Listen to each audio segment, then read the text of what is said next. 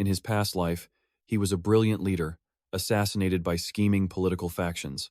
But after he died, he was reincarnated as a goblin named Gem. But his luck was awful. He was the lowest, most pathetic species in the entire goblin race. Every single day, Gem had to grind away from dawn until dusk, but it was never, ever enough. If you missed your quota, you were guaranteed a brutal beatdown from the guards. Meanwhile, the high and mighty nobles kicked back, living fat off their suffering. As someone from a modern world, he knew this kind of injustice was completely unacceptable. Because of their weak bodies, he and his little sister were constantly bullied by the other goblins. And the worst of the bunch, the one who always shook them down the most, was a punk named Jack. Sure enough, Jack and his cronies showed up again looking for a shakedown. But this time, Gem was perfectly calm and used logic to talk him down. He pointed out that shaking them down was barely worth it, especially after paying protection money to the higher-ups. So why not hunt monsters instead? Big risk, big reward. The simple-minded goblins actually thought this made a lot of sense. And just like that, Gem became their master strategist. He immediately laid out a ridiculously detailed plan. Deep in the mines lived a giant, blind centipede that hunted using only sound. Their pathetic weapons couldn't get through its thick armor. The goal was to lure the monster into an acid pit and find a way to push it in. They would scatter bones along the path, throwing them one by one to guide it. But someone had to be bait to lead it right to the pit. The treacherous Jack immediately plotted to use Gem as the lure, but his sister Groza stepped forward to protect Gem. "He's still injured. I'll do it." Of course, Gem would never let his sister face that danger. He confidently took the job as bait and told Jack, "You need to help me block the entrance when I get back." He knew perfectly well this snake would try to double-cross him. But Jack was still just an amateur, and Gem could read him like an open book. Meanwhile, the monster was inside, showing off its terrifying set of massive, gleaming fangs. A single bite from those things would mean instant death or a lifetime of being crippled. Gem started giving orders when the monster gets close. "Throw the bones." Saw would be in charge of herding it. Saw scoffed at the command. "Why me?" The goblin next to him slapped his back. "You're always bragging about your speed, so go prove it. Don't move until the signal. We'll lure it to the acid pit, and Jack will help me trap it. Understand?" Even Jack had to admit it. For a weakling, the plan was actually pretty solid. And with that, a little while later, the whole crew got down to business. Saw peeked out from behind a rock to watch the centipede, but it suddenly charged right at him, sending the kid scrambling for his life. After a desperate sprint to a bone pile, Saw grabbed a skull and chucked it towards the monster. He was so scared he squeezed his eyes shut, just waiting for the end. But after a few moments, nothing happened. Turns out the centipede heard the noise and changed direction without even touching him. At the same time, the others stood guard on their side. Gem raised a hand, signaling the centipede was getting close. Jack just sneered, thinking he'd kill Gem right after and take all the credit. Then, Gem started tapping a bone on the ground. The sound made even Jack glance nervously into the dark cavern. And in just seconds, the monster centipede locked onto the sound, growling as it charged towards them.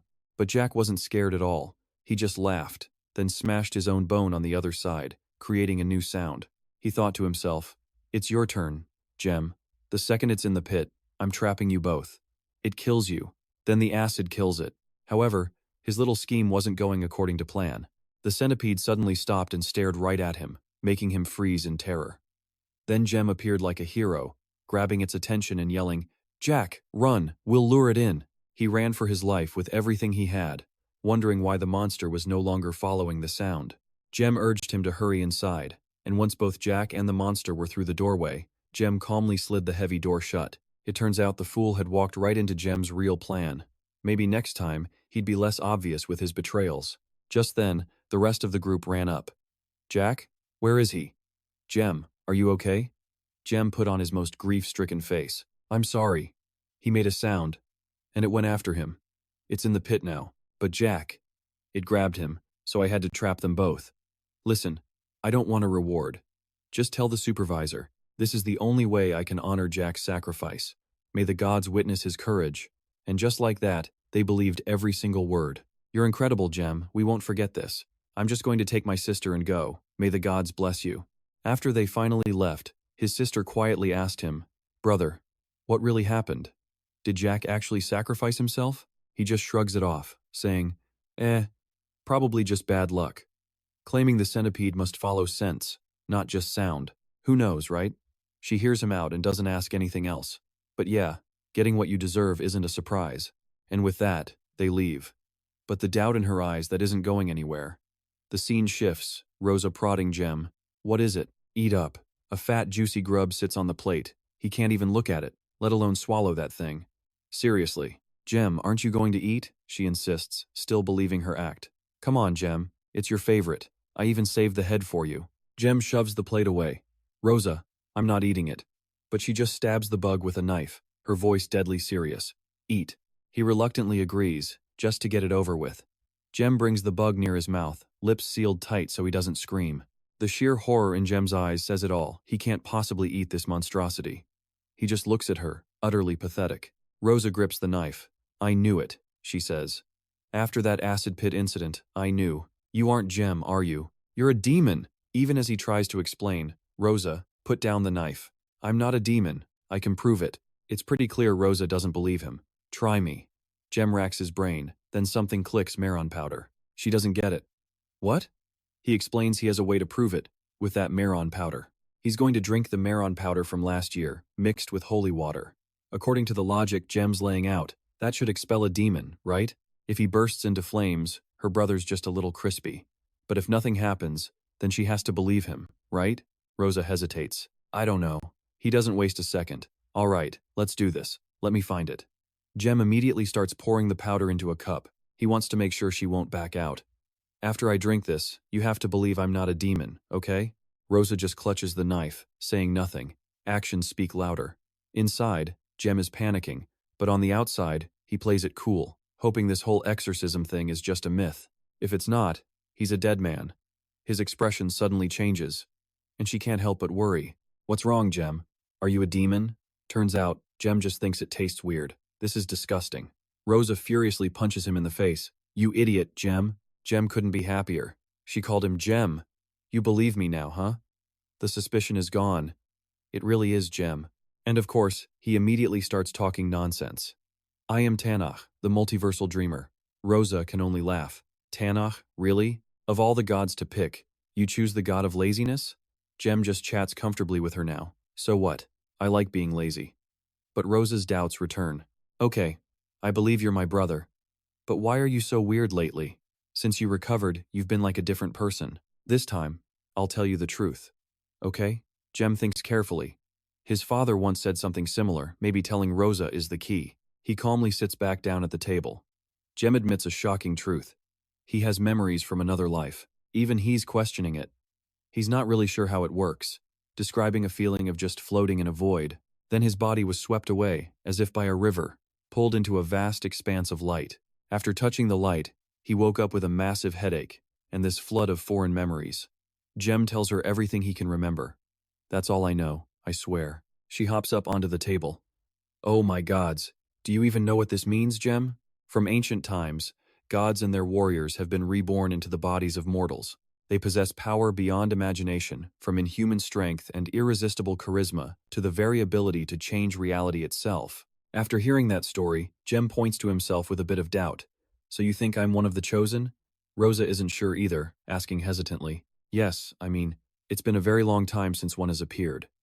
Do you have any special abilities? He rests his chin on his hand, listing off everything that comes to mind. You mean like running faster than an arrow, being stronger than a herd of horses, or leaping across a chasm in one step? After hearing that, she nods. Yep, that's the stuff. Rosa asks excitedly, so, do you have them? Jem just shakes his head, giving a firm and final, no. After that answer, she hesitates for a second, then says, whatever, maybe you're just a lost soul. Rosa explains that lost souls are people born with a second memory, but none of the powers. Very few of them ever achieve fame, unless they inherit the memories of great leaders or legendary artisans. After understanding what a lost soul is, his voice drops with a hint of sadness. So, I really am a lost soul. Sorry to disappoint you. Hearing that, her expression darkens, and she says with a tired voice, no, thank the gods. We don't need another chosen one. Rosa looks worried and signals for him to be quiet. But please, don't tell anyone about this. If the supervisors find out you hold the secret to a treasure, do you know what will happen? His face turns dead serious as he replies, I'd be tortured, killed, or experimented on, right? Hearing those horrifying words, she quickly covers her ears, screaming in fear. Stop! I don't want to hear it. Seeing Groza's fearful expression, Jem simply crosses his arms and says with confidence, "If I really did get some kind of special power, please don't ever reveal it. Don't worry, I'm not an idiot. I'm quite fond of keeping all my fingers and toes." She sets a plate on the table, her voice laced with anxiety. "If anyone saw you use your powers, I don't know what would happen." Hearing this, Jem imagines what would happen if someone discovered his secret. He'd have to make them disappear. Instantly, but just the thought of it feels wrong, and a cold sweat breaks out on his face. A bit flustered, Jem admits, "Yeah, I don't know either." He walks over to her side, his voice softening. "This is why I didn't want to tell you. I didn't want to make you even more worried." His words seem to calm her down a bit. "I understand." Groza then changes the subject, asking, "So, whose memories do you have? You act like a noble, but you don't have that arrogant attitude." The question makes Jem recall his past, his eyes filled with a sad, regretful look. "No, I wasn't a noble. These memories belong to a different life. In another society, he was a rebel, someone who fought to make his world a better place." Wiping her hands with a cloth, she asks again, "What happened to him?" He almost lets the truth slip, but catches himself. Ah, he made a mistake. Jem remembers it all too well. He was assassinated by nobles who opposed everything he was trying to do. After hearing his story, Groza's mood darkens slightly. "I see." Then she suddenly asks about something else entirely. "Hey, you're not planning to do anything against the blue shirts, are you?" Jem just scoffs at her question. "How stupid do you think I am?" The moment he says it, she gives him a look filled with pure judgment. Seeing that expression, he quickly looks away, embarrassed. "Okay, fair point." Jem then starts explaining why he won't be fighting the blue shirts. "But no, I'm not some warrior with weapons or armor. I don't have an army or mages under my command either. So, I don't think I'll be overthrowing anyone." A little confused, she latches onto one word. "Mages? What are those?" He explains it gently. "They're people who use magic, sort of like sorcerers, but it's more methodical, less spiritual, and more focused on magical energy." Groza's face fills with astonishment at his explanation. "You talk as if you know all about magic." It's then she realizes something isn't right. "Wait a minute, you can't use magic, can you?" He simply points to himself, turning the question right back at her. "Do you sense any magic from me?" The question throws her off, and based on what she's felt before, Groza starts to stammer, a little confused. "No, I don't think so."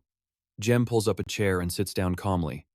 "Then don't jump to conclusions. If I could use magic, wouldn't you have sensed it by now? That's the reason they keep us around, isn't it? The Boge tribe can sense magic thanks to our bloodline. It makes us useful, but also easily replaceable." Hearing that, she can only agree. That's true. But then, Groza calls his name, her voice suddenly filled with worry. Her face darkens, her voice dropping low. "Promise me one thing, okay?" He's completely thrown by her sudden seriousness and has no idea what's happening, asking with a confused look. "What?" She looks at him with sincere eyes, her voice pleading. "Please, don't change anymore, okay?" He suddenly reaches out a hand. "Come here." Then, out of nowhere, Jem pulls Groza into a sudden hug. She's completely stunned, with no idea what's happening. He holds her tight, his voice gentle and firm. "I promise, no matter what happens, I will always be your brother." The scene shifts. Rose petals drift through the air as Vaughn suddenly jolts awake in a hospital bed. He shields his eyes from the sunlight, looking around in a complete daze, his voice full of disbelief. "Huh? Where is this?" Brutus sees that Vaughn is awake and rushes over to stop him from moving. Hey, don't move too much. You have a chest wound. Your condition is still critical." Now fully conscious, Vaughn stares at the man before him and utters a name in disbelief. "Brutus?" Hearing he's still recognized, Brutus flashes a proud smile. The one and only. Vaughn still can't figure out what happened, putting a hand to his head as he wonders to himself, "Was it all just a dream?" Brutus asks curiously, "What did you dream about?"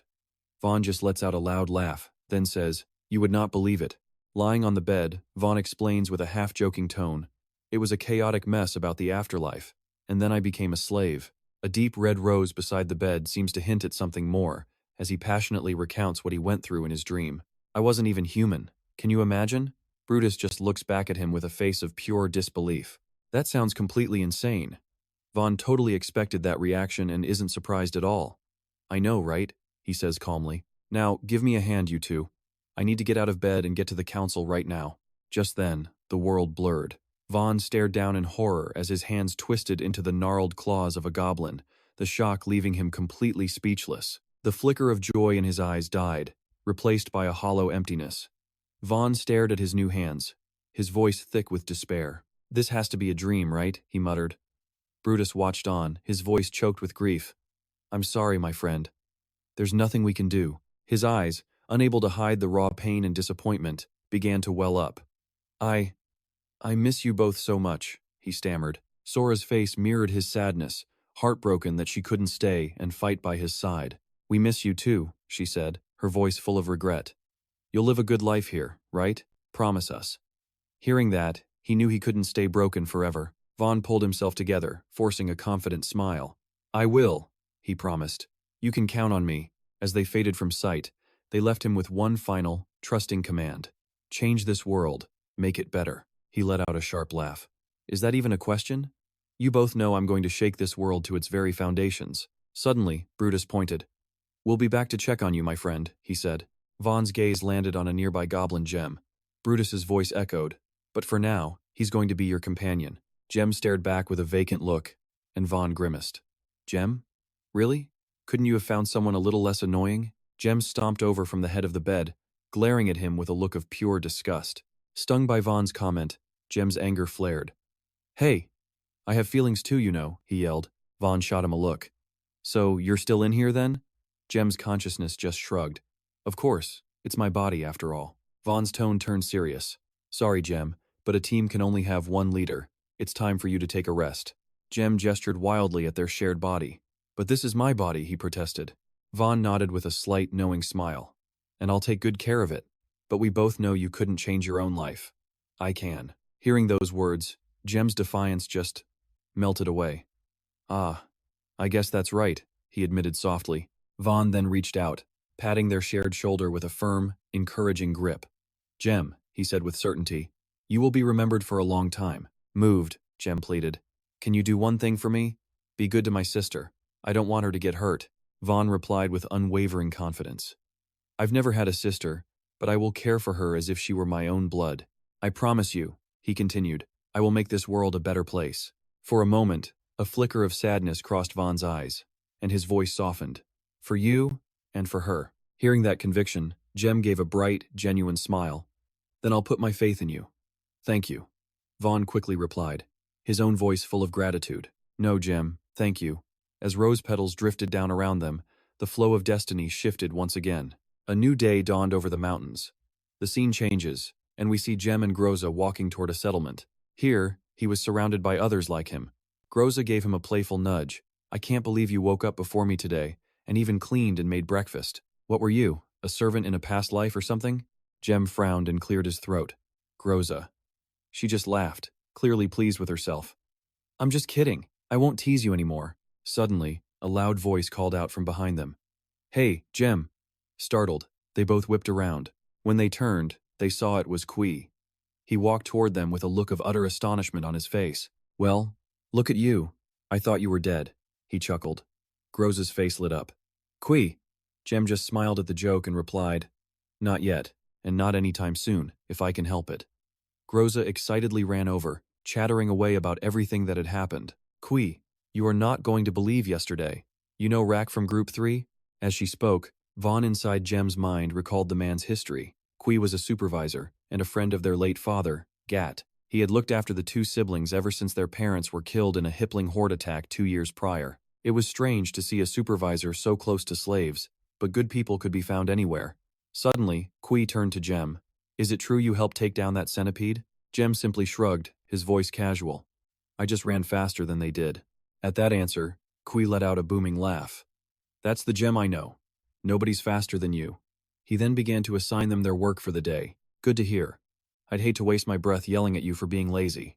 There's a lot to get done today. Groza, you're on mushroom farm duty. And as for you, Gem," they both stood at attention, awaiting their assignments. The scene shifts to a long line of slave-class goblins, all holding tools, preparing to head deep underground to mine for minerals. Meanwhile, Kiki was busy whispering some vile new scheme. He claimed to have no points, but then offered up his sister with a twisted grin. He sneered, saying they accepted all kinds of payment. But then, the tables turned. Jack violently grabbed Kiki by the throat, slamming his head into the ground so hard the man coughed up blood. His eyes blazed with fury, his voice a low, terrifying growl. I already said it. No women. Terrified, Kiki stammered an apology. Jack cut him off. You're with us. You don't buy from them, and you don't sell to them. Hem stepped forward, trying to intervene. Jack, let him go. If he's hurt, the supervisors will start asking questions. Hearing this, Jack said nothing. He just shot him a look so cold, so sharp, it basically screamed for him to shut his mouth. The moment Hem saw that look, he froze, his own eyes filling with a new sense of caution. Jack finally released Kiki, who knelt on the ground, spitting up puddles of blood with a face twisted in agony. Jack turned away, tossing one last threat over his shoulder. Next time, I'll throw you to the ghouls. Hem sat beside Kiki, explaining softly. Sorry about that. The boss is touchy about women. His dad died young, and his mom had to take on side jobs to support the family. Kiki's curiosity was piqued. Is she dead now? Hem's mind drifted back. Yeah, he muttered. She got sick. It was curable, but it cost points. The boss scraped everything together, but all her old clients just turned away. He glanced over at the green goblins. Not one of those greenskins would ever admit to having fun with a gray. Hem saw the deep resentment on Jack's face and gave a final warning. The boss is still bitter about it. Remember that. He walked over to Jack, hesitating for a moment. Boss, you've got to stop this. If you don't get a grip, we'll lose more guys to VG. Jack turned back, his focus now on Kiki. Did you tell him the rules? Hem confirmed it immediately. Yes. I told all of them they can steal and run all they want, but they are not to touch the women. Hem then tried to explain why there were still guys like Kiki around. They know the rules. But they're men, right? There's not enough blood to feed both their heads at the same time. But Jack wasn't listening. He was resolute. I don't need that filth in my crew. Let VG deal with him. Hem quickly jumped in to defend Kiki. Boss, come on, let it go. Without men, we don't have a crew, and we're already falling behind VG. Just then, Jack spotted Vess, his gaze dripping with contempt. Look, it's your favorite pet bug. He was back. And it looked like Vess was already having problems with the other guys. Hem watched, surprised, as Vess stood up to protect the weaker ones. Huh. Where'd this bug find a backbone? Hem was still confused by it all. I've never understood why you hate that kid so much. Jack said nothing, but his eyes held an unspoken story. Seeing Vess stand up for someone else stirred up some complicated feelings inside him. His mind flashed back to when Vess was just a little kid, getting pushed around by others. He remembered Vess's terrified, sobbing face. As the bullies closed in, the kid just squeezed his eyes shut, clutching his food, bracing for a beating. But Vess waited and waited, and nothing happened. Mustering his courage, he peeked one eye open, his face flooding with shock. A younger Jack had already dealt with the pathetic bullies in the blink of an eye. Jack offered a hand to help him up, saving Vess from his tormentors that day. But after that incident, something happened that taught Jack a hard lesson that no good deed goes unpunished. That was the lesson he learned the day he helped Vess. The story continues, with Jack recalling a past where he and Vess were as close as brothers. According to Jack, Vess was nothing like him, but they were family all the same. Over the years, the two of them grew up together. Whatever Jack had, he made sure Vess had too. But one day, everything came to an end. An army of gray goblins appeared in his tail. During the annual expedition into the deep levels to hunt ghouls and other beasts, Jack and Vess were on the front lines with VG and his men. The goblins expected Jack's crew to be nothing but cannon fodder, but he had trained his men to keep themselves alive. They faced down monstrous spiders, fighting as one to claim a glorious, hard-won victory. Deeper inside, he and Vess discovered a blinding light. It was like an entire forest was growing inside the vast cave. The gray goblin army advanced slowly into the cavern. When they made camp, they split into scouting parties. Jack's group was sent to the farthest end. Gon went to a nearby lake, and VG headed for the other side of the cave. Despite the obvious worry, Vess's face was lit with excitement at being on the front lines. Knowing Jack's route was the most dangerous, Vess had begged to go with Gon instead. Wanting to keep Vess safe, Jack agreed to let him go. He just wanted the kid to be safe, so he agreed instantly. But just as he predicted, his own team was ambushed by a horde of ghouls, forcing them to fight for their lives. After that last brutal attack, everyone was on edge wounded, and their senses were stretched to the breaking point. Then, Jack saw something so horrific his face went pale with shock. Go's entire team had been massacred. And Vess? He was completely gone. One of his men spotted something behind a bush. Moving in to investigate, Jack saw a small, lone footprint. Instantly, he was off, leading his men through the mud, chasing the tracks. He didn't care who had taken him. He just wanted his brother back. But when he finally arrived, he saw a gray goblin with a frame just like Vess. Heartbreak hit him hard. He couldn't believe his own eyes. Jack cautiously approached, but before he could even check the wounds, his sharp senses screamed something was flying right at him. With zero wasted motion, he snatched the spear out of the air. His eyes blazed with fury as he snapped the weapon clean in two. On the other side, VG signaled his men to surround them. They were outnumbered 2-1, but Jack's soldiers were warriors. VG's were not. For Jack, one swing of his axe was enough to shatter these small fry goblins like twigs. Suddenly, his gaze shifted. VG and his main force charged forward, but Jack met their charge with pure rage, his eyes wide and fearless. But then a sharp, stabbing pain erupted from his side. Jack collapsed to the ground, a fresh wound already bleeding out. His eyes were filled with nothing but pure, unfiltered shock. Jack slowly looked up, unable to believe the person who backstabbed him was Vess. He thought to himself, I was so stupid, so blind. The goblin army formed a shield wall, but one of them suddenly leaped high into the air, spear ready.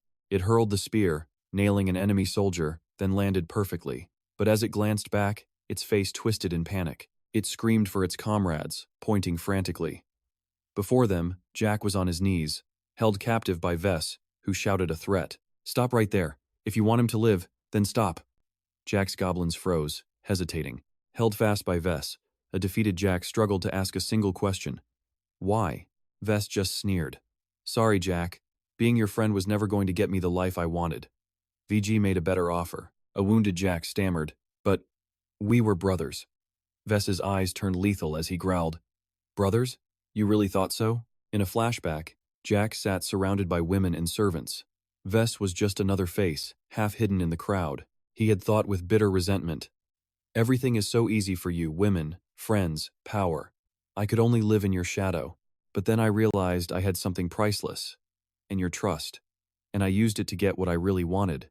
The memory shifts to Vess negotiating with VG, who aims his weapon at him before the scene snaps back to the present. Vess taunted him with a cruel smile. Don't worry. I'll tell your sister you died a hero, saving everyone. He leaned in close. She'll be so grateful, you know? And she has such a beautiful body. In that instant, the world turned black and white. Only Jack's silhouette remained, his axe held tight. A crazed laugh escaped Jack's lips. Sensing the dangerous shift, Vess instinctively took a step back. VG scoffed from behind. Only a fool gloats before his enemy is dead. Stop this nonsense and finish him. Vess nervously wrung his hands. I thought, you'd prefer to deliver the final blow yourself, my lord, he stammered. VG just ignored him, continuing his speech. A warrior dying at the hands of a traitor. It sounds like an epic poem, don't you think? Vess hesitated, then quickly agreed. Of course, my lord. He raised his dagger for the final strike. Goodbye, Jack. Don't worry. I'll be a good friend and treasure everything you've left behind. But suddenly, Jack's hand shot up, grabbing the hilt. He swung it, revealing a hidden axe head, and sliced both of Vess's hands clean off. His eyes burned with pure brutality, his voice thick with rage. I'll deal with you later. He then lunged at two goblins, who screamed, Boss, what do we do? A murderous aura exploded from Jack as he unleashed a frenzied, bloody rampage. The enemy elders could only watch in horror. With VG having fled, his men were being torn apart, dissolving like dust before Jack's crew. Soon after, Jack dragged the now handless Vess to a secluded spot, forcing him to listen to his non-stop rambling. Jack, my friend, please forgive me. I was forced. If I refused, they would have killed everyone I cared about. Jack's reply was ice cold. Then you should have killed yourself. He dropped him, saying, Goodbye, Vess. Do better in your next life. Vess was utterly confused. What? What do you mean? Just then, a chilling animal cry echoed nearby, making his blood run cold. One by one, mutated beasts crawled out from the darkness. Jack turned his back and walked away, ignoring Vess's desperate cries for help. Jack, help me. I'm sorry, I beg you. But Jack just thought, mercy is expensive. That's the lesson Vess taught me. Meanwhile, back with Jem's crew, Hemon sees Jack return and immediately grows agitated, demanding to know if their leader should intervene. He insists they can't let the trash from VG run wild on their home turf. Hearing this, Jack shot back, annoyed. Whatever. Some people just have to learn to stand on their own the hard way. Everyone turned their backs, leaving Jem alone with two of VG's goons. Vic stood aside, observing the scene. You can't just turn a rat into a swarm of bees. Van, sighing beside him, finally asked, They're just kids, aren't they? They think a few pretty words can change the world. Should we help him? Vic turned away, his face blank. Forget it. Let him wise up, or die. Whichever comes first. Van thought it over, then sided with Jack. Let the goons rough him up first. Then they could swoop in and play the hero. One of VG's henchmen held up a sharpened stone, his voice dripping with amusement. Now's your chance to beg for it, weakling. Do that, and we'll make this quick for you, maybe. Jem's face was grim as he growled back at them. So what if we're weak? The thug was so surprised he actually stumbled back. Jem's voice rose with defiance. Does that mean we have to kneel in the mud and let you stomp all over us? The crowd fell silent, captivated by his words. To abuse our loved ones, to turn our lives into a living nightmare. He powerfully raised a hand toward the people. No, I refuse to live like that. When I was close to death, my life flashed before my eyes. You know what I saw? The fat goon, hiding behind the skinny one, asked curiously, What? What did you see? Jem's answer was firm. Nothing. I saw absolutely nothing. He calmly recounted. I saw a life that wasn't even worth a glob of spit on the ground. A life of endless labor, getting zero in return each day. Living like a slave isn't living. It's hell. And that hell just stretches on until we die. And then I realized something. Since I'm already in hell, why shouldn't I fight back? What do I have to lose? Jem turned to the crowd, his voice booming. What do we have to lose? Are we weak? Yes. Are we cowards sometimes? Yes, that too. But if we fight together, we can achieve the impossible. So brothers, sisters, I am asking you to lend me your strength, and I will lend you mine. I will be your sword and your shield, and together, we will win back our dignity. His words ignited a fire in the crowd. They began to chant his name. Jem, Jem! One of them suddenly screamed a warning to Jem.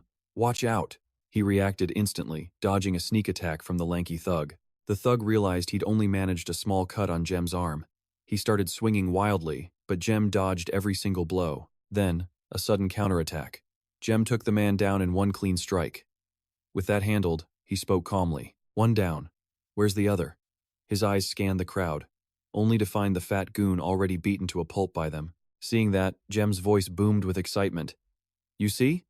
My brothers! VG is nothing. He and his men are few, but we are countless. Follow me, and I swear on my life he will never threaten us again. A sudden clap echoed, drawing Jem's attention to Jack. He met Jem's gaze and said seriously, Jem, we need to talk. The scene shifts to Goza, her small hand pulling back the curtain that concealed Jem. She stepped inside, closing it behind her. Goza's voice was loud with worry. What have you done? Jem played innocent, asking, Done what? Goza lost her patience. Don't play dumb with me, everyone's talking about it. Why would you be foolish enough to kill VG's men? Jem calmly bandaged his arm as he answered. Oh, that? It was necessary. Goza was baffled. Why?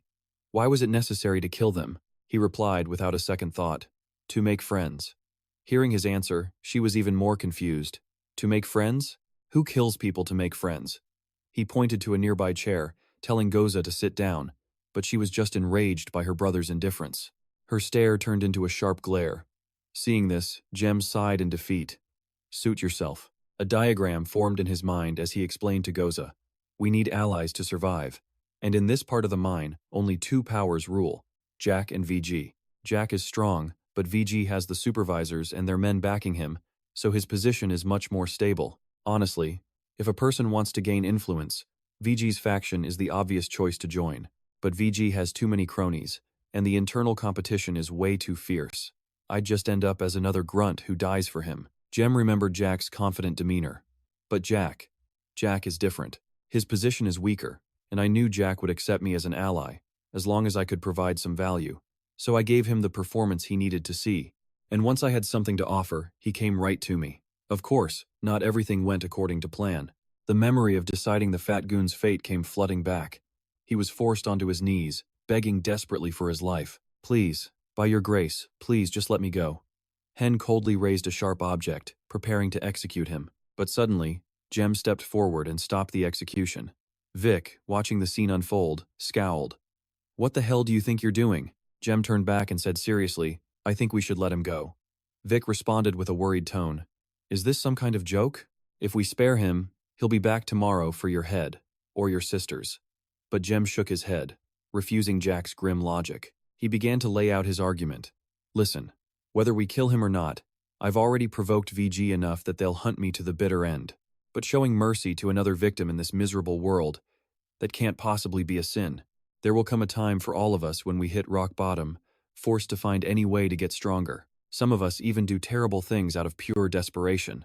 Jem turned to the large man and said with confidence, I believe every monster deserves at least one chance to atone for their sins, because even when we sink into darkness, we can still swim back to the light. He clapped the man's shoulder, asking him, Can you still swim, friend? The big man groaned, hesitating as he glanced over at his fallen comrades. The fear of sharing their fate slowly turned into resolve, and he declared with a firm voice, I can swim. I can swim. Jem continued trying to persuade Jack. I know this isn't easy for you, but we have to prove we are different from VG, and what stronger message is there than this? Jem's words made Jack frown, deep in thought. Facing Jack's doubtful stare, Jem showed no signs of backing down. Hem, who had witnessed the whole exchange, laughed with interest. You're playing a dangerous game, kid. I like it. This made Jem pause before replying, Thanks. Realizing he hadn't introduced himself, Hem grinned. The name's Hem. Just Hem. That's what the brave folks call me. And you are very brave. Hearing this, Jem quickly thanked him and turned back to his friend. Please, Jack. Can you let him go? Hem backed Jem up, speaking directly to Jack. I think we should listen to this kid, boss. He's got guts. Jack thought for a moment, then sighed in defeat. His arm rose high as he gave the order. Fine, get out of here. The big man scrambled to his feet and ran for his life. At the mouth of the cave, he stopped, turning back to Jem. Thank you, friend. After saying his piece, he turned and left. Jem boasted proudly to Jack. See? There's still hope. Annoyed, Jack just looked away, muttering, You're insane. Behind them, some of the others began to whisper, unable to believe they'd just let the man go. See? I told you so, Jem said with a wink, ignoring them. Or maybe, Jack replied with a frown, this place has just survived on fear for too long. Maybe. Suddenly, a sharp voice cut through the air. Are you two finished with your little play? Those appeared, his serious presence causing an immediate panic. Someone shouted out, It's the supervisor! Jack looked like a mouse caught by a cat, stammering nervously, supervisor. Jem, on the other hand, was delighted, calling out his name. Those. He stepped forward to shake his hand, and Those spoke first. Hello, Jem. How is Goa? Jem replied, She's fine. I'll tell her you asked about her. We're finished here. Those then turned to the crowd and roared in anger. All right, you lazy bunch. The show is over. Get back to work, and if you fall behind schedule again, you'll feel the whip. Seeing this, Jack whispered to Jem, He's not angry? Jem glanced at him and replied calmly, He's a family friend. But he will be if we stand here any longer. Do you have a place where we can talk? And here, the flashback ends, with Jem continuing his story for Goa. He explained that Those finally realized the times were changing, and decided to side with him instead of against him. He offered to protect me from VG and help me establish my own faction, Goa asked curiously. And what does he get in return? Jem answered with a careless shrug. I agreed to become his vassal and manage the buffer zone between his territory and VG's. Hearing this, Goa asked helplessly, So, you're a new gang leader? Jem asked. Isn't that what you wanted? Goa simply replied, I didn't want this. Jem calmly confirmed her suspicion. That's right. I can't protect the people I love without power, and I'm not strong enough to do it alone. I need others to support me. He finished his sentence by pointing at Goa, adding, including you, Goa. Hearing that, she asked with suspicion in her eyes, Is my brother still a part of you?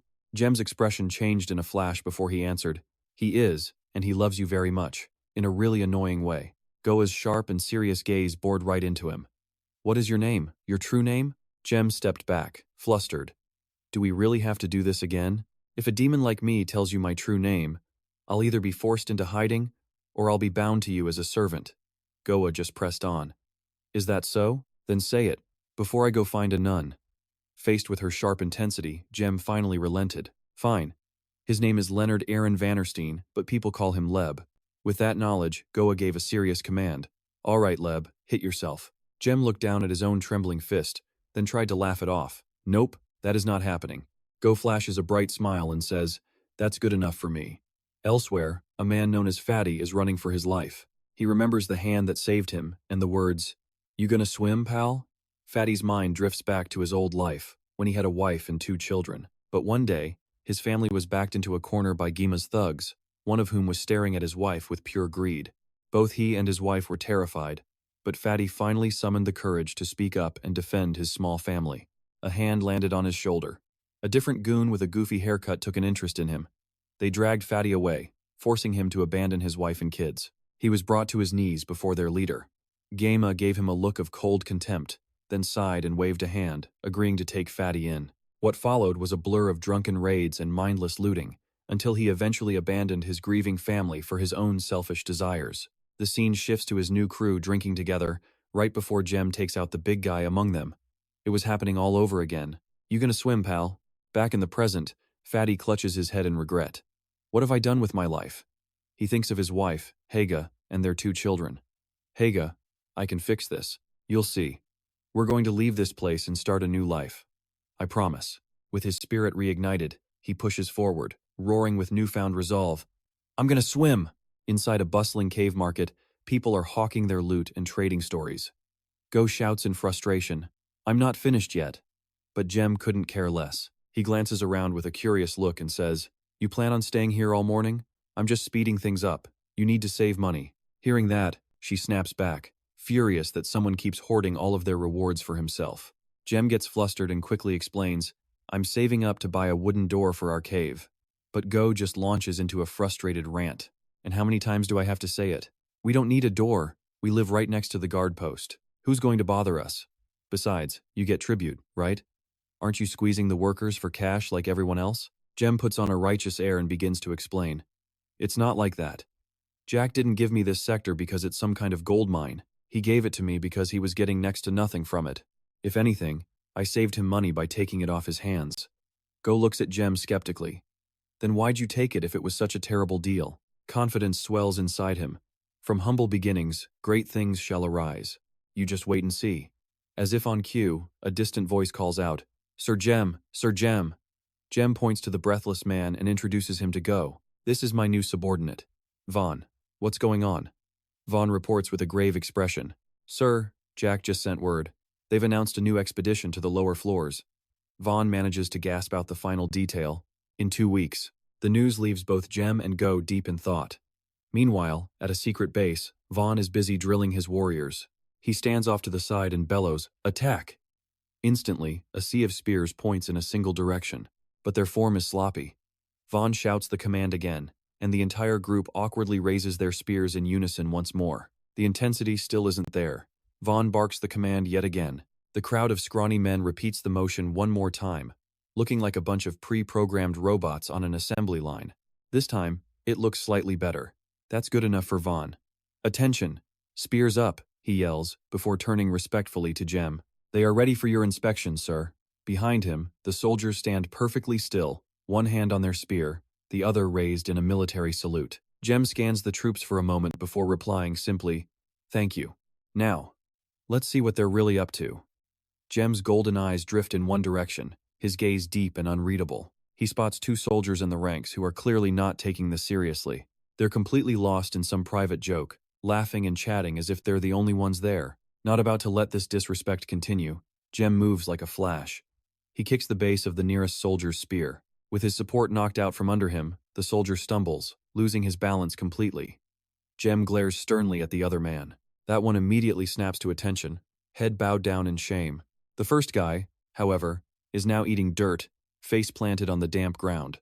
These are weapons, not toys. When you stand at attention, your eyes are forward and your mouths are shut. Understood? With that, he turns to Vaughn to give their punishment. 40 push-ups each, assign someone to supervise them, and have the rest of the new recruits start combat practice. Vaughn flinches, reflexively snapping back without a second thought. "Yes, sir." The soldiers split into 2 groups, facing each other to begin their training exercise. Jem sits off to one side, watching them clash. The results are surprisingly decent. He concludes they've grasped the simple tactics he taught them, but that good feeling was tragically short-lived. Jem finally had to admit the harsh truth. His men were just miners, not soldiers, so it was no surprise the goblins crushed them so easily. His soldiers knew some basic tactics, but that was nothing compared to the goblins' raw power. When facing them, their only real move was to turn and run for their lives, hoping to preserve their numbers. Jem leaned forward, resting his chin in his hand with a heavy sigh before he continued speaking. The expedition's guide was injured, which bought them some time, but it wasn't nearly enough. Vaughn's face darkened as he stayed completely silent. He clearly understood Jem's mood, letting out a sigh of his own. After a moment, Vaughn finally broke the silence. He seemed a little timid, like a new recruit approaching his commander for the first time. "Sir, I've never fought, but I've seen soldiers fight those monsters. Wouldn't we be better off with ranged weapons?" Jem watched the new recruits train, answering without even looking back. "Maybe, but the right wood for bows is incredibly hard to find. The greedy upper class and those hateful goblins are monopolizing that specific resource." Vaughn was panicked by how calm Jem sounded, discussing military strategy like he was talking about the weather. He glanced around nervously before whispering, "Sir, please, don't speak so loudly." Jem understood why Vaughn was worried, but he was so deep in despair that he couldn't bring himself to care about keeping secrets. And besides, what did it matter if someone overheard? It's not like he had any real solutions to the problem anyway. He propped his chin up again with another long sigh. "I'm not an idiot, Vaughn," Jem said. "I'm just feeling hopeless. Seriously, there was nothing he wouldn't trade for a single decent pulse rifle right now." Vaughn made a suggestion. "Why not use slings and javelins?" Jem immediately sat up straight, his weary posture gone. He crossed his arms, pointing out the obvious flaws in that idea. Most rocks are too weak to pierce a monster's hide, and infantry can't carry that many javelins. However, he added thoughtfully, "what if we got creative and put something else into the slings?" For a second, Vaughn couldn't quite figure out what Jem meant by that. He asked, "Put something else in them? What could we possibly do?" Jem simply replied, "You'd be surprised." He laid out his plan. You could fill projectiles with all kinds of surprises, paralyzing poison, sleeping powder. You could even fill them with oil and light our enemies on fire. It was a perfect plan, if they could actually make it work. But a harsh dose of reality slapped him right back down. Jem slumped back into his desperate mood, sighing in frustration. "Unfortunately," he said, "all of that costs money, and I already spent every coin we had on wooden armor and helmets for the men." Vaughn replied with a burst of energy, "The warriors really appreciate it, sir." "I know," Jem answered, chin in his hand again. "If only we had metal ammunition for the slings, it would be so much more effective." Vaughn immediately asked him, "Would bullets made of lead be effective?" "Absolutely," Jem replied. "A good lead bullet can punch right through a helmet, but while we can get the ore, we have no one to forge it." And with that one statement, Vaughn opened up a brand new path forward. "Actually, sir, I think I know someone who can." Jem's eyes went wide as he stared at Vaughn, jumping to his feet. "You can do that?" Vaughn quickly explained. "He's an exile my father saved a long time ago. I can ask him to help us, but I'm sure he won't do it for free." After a brief pause, Vaughn added, "The only thing I'm certain of is that it won't be too expensive. A real plan. A flicker of hope." Jem felt his energy return as he stood up, putting his hands on his hips. "All right, that's good enough. Let's go meet him right now." Vaughn shuffled his feet awkwardly. "Well, about that, sir. He doesn't want anyone to know he's here besides my family and a few others. If I bring you to see him, I'll get in a lot of trouble." Just like that, Jem's newfound excitement completely vanished. He sat back down. "So that's how the situation is? I guess he's too proud to let anyone see how far he's fallen." Vaughn immediately apologized. "I'm so sorry about this, sir." But Jem had no intention of blaming him. "It's fine, Vaughn. Go negotiate a deal with him. These lead bullets will be a massive turning point for us." Vaughn snapped a sharp salute, standing at attention. "Yes, sir." With that, he turned and left immediately. At that very moment, the two soldiers from before finally completed their punishment. They dragged themselves over, completely out of breath, but managed to report, "We've finished our push-ups, Sir Jem." Jem turned to the two soldiers. "Good. I have a new mission for you two. Do you know where the acid pits are located in the Forbidden Caves?" Though they seemed confused, two guards dutifully respond with a tired, "Yes, sir." Hearing their lack of enthusiasm, Jem rallies them. "Come on, go grab a few more guys and get some rope. We're about to take a little trip." Jem stands before a dead monster, its massive mouth filled with countless sharp, spike-like teeth. The two soldiers and Vaughn are absolutely terrified at the sight, their faces turning pale as they stumble back. One of them just stammers out, "What? What is this thing?" they ask, their fear growing with every second, showing no signs of fading. Seeing their panic, Jem calmly reassures them, "It's already dead. Don't worry about it." The soldier tasked with moving the beast asks where to put it. Jem just points and says, "Over there." Standing by the wall, Vaughn curiously asks what it is. Jem replies, "An old friend we're about to put to good use." "Do you have the samples I asked for?" Before Vaughn can even answer, Jem is already holding the product custom lead ammunition crafted by one of their own. After inspecting a piece for a moment, Jem gives his assessment. Not bad. The weight and shape are pretty good. Vaughn adds. He's very proud of his work, sir. Jem nods, already aware. I can see that from these detailed patterns. Jem then makes a request to Vaughn. Hand me a slingshot, and we'll give this a test run. With the sling in hand, Jem loads one of the ornate pellets into the center pouch. He begins whipping it around with immense force, the cord blurring like a fan blade. His target is the dead monster. After building enough momentum, Jem snaps his wrist and lets the shot fly. The pellet tears through the air at incredible speed, slamming right into the monster's face, where it embeds itself deep. How is it, sir? Vaughn asks. Jem stares intently at the projectile he just fired, then says, I think we need a few more tests. Jem then orders Vaughn to distribute the rest of the ammo, announcing that whoever sinks their shot the deepest gets 10 points. Hearing the prize of 10 points, Vaughn points to himself and stammers, barely getting his words out. Can I try too, sir? I used to be the best rock slinger in the whole neighborhood when I was a kid. Jem doesn't object. All right then, show them how it's done. Once again, Jem shifts into the role of an observer. He says with conviction that in a better future, even a clumsy kid could use a slingshot to hunt for food. This could be a huge turning point. Pumped with confidence, Vaughn gives it his all. But his shot doesn't quite hit the mark. Jem just offers some encouragement. Better luck next time, Vaughn. Just keep practicing. Vaughn replies with a dejected tone. Yes, sir, he says, his voice filled with disappointment. But before he can get too down, Jem calls out to him. Vaughn looks up at Jem without a word, clearly ready to listen and follow whatever command comes next. Jem gives his instructions. Tell the craftsman we need more ammo as much as possible, but have him skip the decorative patterns. We just don't have time for that, he finishes. At this, Vaughn's face finally lights up again. Yes, sir, he says cheerfully, immediately dashing off. Seeing Vaughn leave so happy, Rosa, who was standing beside Jem, couldn't help but remark, looks like someone had a pretty good day. Jem completely changes the subject, saying, It'd be better if you'd let me buy a wooden door for our place. Rosa throws up her hands, her expression souring. How many times do I have to say it? We can't afford a new door. She then holds her head in her hands, completely distressed. Do you have any idea what happened to me today? The supervisor told me to take it easy because I was working too hard for points. Jem scratches his head, confused. Rosa grabs him by the collar, yelling, It's awful. It's just awful. Go on. Just work yourself to death. I told you to take care of your health. After venting all her frustration from the day, Rosa lets go of his shirt and turns her back to him. Jem tries to soothe her. Look, Rosa, I know it's hard with you carrying all the weight, but this is all for our future. She finally turns back and says, Whatever. When they get home, Jem tries to speak first. Hey, let me cook. You just rest, I can at least do that. But before he can finish, a strange smell stops them both. Rosa is the first to react. What is that smell? A second later, her eyes land on something that makes her scream in pure terror. Only then does Jem see what's in front of them. Rosa turns away, unable to look. She cries out before doubling over and throwing up everything in her stomach. Jem stands beside her, rubbing her back. Well, he says calmly. Looks like we might be getting that door after all. The scene shifts to a memory from his childhood.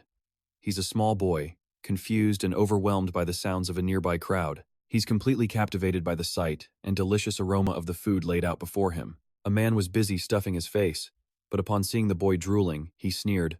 Look at the hungry child. Another man sitting nearby quickly added, What has he done to deserve food? Let him find it himself. Then, the boy's stepfather stepped forward. He grabbed the boy by the collar, threw him aside, and snarled, Get out and find some scraps. Make your own place in this world. VG thought to himself that as a child, life seemed to be nothing but misery. His stepfather was the neighborhood's gang leader. When the man looked at him, he only saw the boy's mother, his own failures, and every person who hated his real father took their anger out on him. And just like that, they left a young VG to wander the streets, forced to scavenge for food all on his own. After some time, when he was old enough, his parents sold him to a fighting arena to pay off their gambling debts. Every single night, VG had to shut everything out and fight with all his might against other youths just to survive. He lived day after day, soaked in blood, becoming so terrifying that another child once dropped to his knees, trembling and begging for his life. Please have mercy, please. But VG just stood there, breathing heavily, his breath coming in ragged gasps. He frowned, thinking that he had no mercy to give. Sparing the boy's life would mean his own death. Any compassion left inside VG had withered away. He brought his sword down without pity, killing the child before falling into a dark silence. In the place where he lived, rat fights were a normal, everyday thing. The local kids would entertain themselves by forcing starving rats to fight to the death over scraps. Just like him, the weak were forced to battle for the amusement of the strong. But one night, he witnessed something that changed his perspective completely. One of the boys was poking a motionless rat with a small stick, yelling aggressively, "Get up and fight!" Suddenly, another rat, driven by vengeance, leaped out and bit the boy's hand. The kid screamed in terror, yelling, "Get away from me!" Recovering quickly, the boy regained the upper hand, knocking the rat down and stomping the life out of it. VG watched it all unfold from a distance, his eyes wide. A thought ignited in his mind. Seeing that small animal fight back, he had a sudden realization. If even a creature like that couldn't accept a life of slavery, then how could he? It knew it couldn't win, but it fought anyway. It died as a rat, not a slave. VG's hands slowly clenched into fists. He thought to himself, if a simple rat possessed that much courage and determination, why couldn't he? A fire of resolve began to burn in VG's eyes as he reminded himself of that moment. That was the day he finally cast off his chains, and from then on, he would live by only one law, and that law would be his own. Sometime later, he cleanly poisoned his own parents without anyone noticing. VG stared blankly at their bodies. He thought grimly that if his parents had been smarter, they might have avoided this end. He didn't feel a shred of remorse for his actions. He coldly reflected on how carefully he had prepared everything. They were never going to wake up again. They had taught him the rules of survival in this world. So, in turn, he took everything they ever had. VG raised a blood-stained axe, his face a mask of pure indifference. He would take their power, their lives, and even the skin off their bones. Standing on a high platform, he gazed down at the kids below him and shouted, "Tonight, you all witnessed the death of this old pig. Now tell me, who do you want to serve?" A sudden sound cut through his memory, pulling him back to the present. VG lowered the flute from his hand, turning silently toward the man who had called out his name. The man was terrified, quickly trying to explain himself. "My apologies, boss." But VG just said, "Speak, Osman." Osman rushed to deliver his report. "Boss, it's true. Jelma is the traitor." Hearing this, VG simply turned his head slightly and nodded. "I understand." He walked toward some nearby clay statues, picking one up and staring at it intently before whispering to himself, "What a shame." His mind drifted back. When he first took his father's place, he found himself surrounded by a circle of old, scheming men. In order to survive, he needed comrades around him, men who shared the same burning ambition that he did. VG remembered choosing Gelma with total confidence. He was the very first of 10,000 men that VG would select as his retainers. They were abandoned children of nobles, just like him, outcasts who all shared the same desperate hunger for a future. Afterward, he and his new underlings stormed a place where a group of goblins had gathered to drink, planning to ambush them. While the creatures were lost in a drunken stupor, VG's crew kicked the door in, aggressively rushing inside to capture them all. He had been certain then that together they would secure his position and guarantee all of their futures. In that moment, Gelma had led the charge, slaughtering the goblins blocking their path, which had earned him VG's genuine praise. He had told him, "You are like a son to me, Gelma. The firstborn son I ever chose." Back in the present, Osman trembled with the sting of betrayal, asking, "Why would he do it? I just don't understand." VG raised a hand to calm him. "Don't deceive yourself. When I chose you and Haimo as my right and left hands, his ambition left him with only two options: obey or rebel." VG turned and placed the clay statue back where it belonged. He let out a sigh, thinking it was only natural. He'd taught them from the start that this world was unfair, chaotic, and cruel. His goal was for them all to achieve greatness, unbound by laws, morals, or even the gods themselves. But in the end, you always reap what you sow. Oswan finally regained his composure, looking hesitantly at VG before asking, "So what are we going to do with him, boss?" VG just smirked, his voice cold. "Don't worry, the arena is being built as we speak. We just have to wait for the outcome." Os jolted at his words, quickly asking, "Is that why you had us send those heads to Gem?" VG simply nodded. "Indeed. But boss," Oswan pressed, confused, using Pog's family's heads. "Isn't that going too far?" VG rubbed his chin. "For a deserter? Not really." He explained that men like Pog don't hesitate to commit any crime for personal gain, but the moment they hit their limit, they think they can just walk away from their past. A grim laugh escaped him as he continued. "I never told them to assault or kidnap women. They did that on their own, but when their conscience bites, they blame me." One challenged him, "But you didn't stop them either, did you, boss?" VG just shook his head. No, not exactly. If I spent all my time babysitting them, we never would have grown this strong. And in the end, it served a purpose. He paused for a moment before continuing. His sons are dead. At least this way, his life will have some meaning. A memory seemed to surface, and VG broke into a rare smile. Fortunately, Bolo managed to rescue his wife and daughter from POG's clutches. I made sure they were taken somewhere safe. It was the least we could do. He looked up at Os-1, his voice dropping to a low command. Contact Gelma.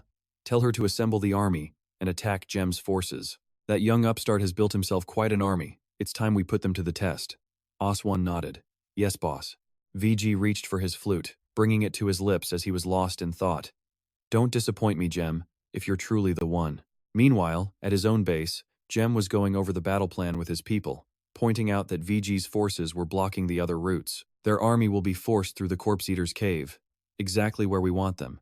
He then turned to Vaughn. Are the barricades ready? Vaughn answered immediately. The men say they'll be ready by morning, sir, even if it kills them. Jem's gaze turned ice cold, his voice a sharp warning. And what happens if they're not ready when Gelma's army arrives? Vaughn answered quickly, Yes, sir, I'll remind them. He then hesitated, his expression uneasy. Sir, I'm worried. The men are terrified. We're badly outnumbered, and most of them have never even seen a real battle. But Jem cut him off, his confidence unwavering. But what? Listen to me. Since ancient times, generals have always sought the blessings of the gods. It seems some things are universal, even superstitions. The scene shifts to a misty cave entrance, shrouded in thick fog. As Jem stepped inside, he called out, Hello? Is anyone here? Suddenly, two cloaked goblins appeared behind him. You finally come, Jem stated his purpose. I'm here to see the priestess, Kataga. One of the goblins replied, All who seek an audience must first be cleansed. The creature pointed toward another cave entrance. Go inside. Jem followed their direction and found an old goblin woman seated within. I am here, she croaked, to serve the soul-cleansing Meron water. You must drink it twice. Jem remembered the last time he'd drunk the foul water, and he couldn't help but shudder. Meron water, huh? Fantastic. I hope it works better this time. Where do I get it? The old woman replied, The gods will provide. You must fill your cup with the Meron water from each hanging stone. As Jem watched the water drip down, the old woman observed, You seem to be in quite a hurry. Jem sat down as well. I'm about to enter a battle. I can't afford to miss it. His answer seemed to puzzle the old goblin. Strange, she mused. Most soldiers run from a fight. Jem simply replied, Perhaps I'm not like most soldiers. The air in the cave grew tense. Why is this battle so important to you? The old woman asked pointedly. He answered, I doubt you would understand. But the old goblin woman simply spoke her mind. This is the temple of JJ, the goddess of war. Who could possibly understand better? Jem's expression showed no fear, only calm acceptance. You're right, he admitted. This battle will decide my future. If I win, I can change this world for the better. If I fail, my men and I will be slaughtered. He raised the cup. Is this enough water? The old woman simply told him to drink. He took one sip, his face turned pale, and he nearly gagged. Ugh, still tastes like a sewer. After a moment of silence, she spoke again. You said you want to make the world better. What exactly are you fighting for? As he placed the cup back under the dripping stone, Jem answered simply, Justice. I want the world to be fair. The old woman leaned in to warn him. Young man, no world is ever truly fair. The world was never fair. Justice for one person often meant injustice for another. Justice for you means injustice for someone else, a never-ending cycle, unless blood is spilled. Jem's eyes were cold, filled with doubt as he challenged the old woman. It's strange for a worshipper of the war god to say such a thing.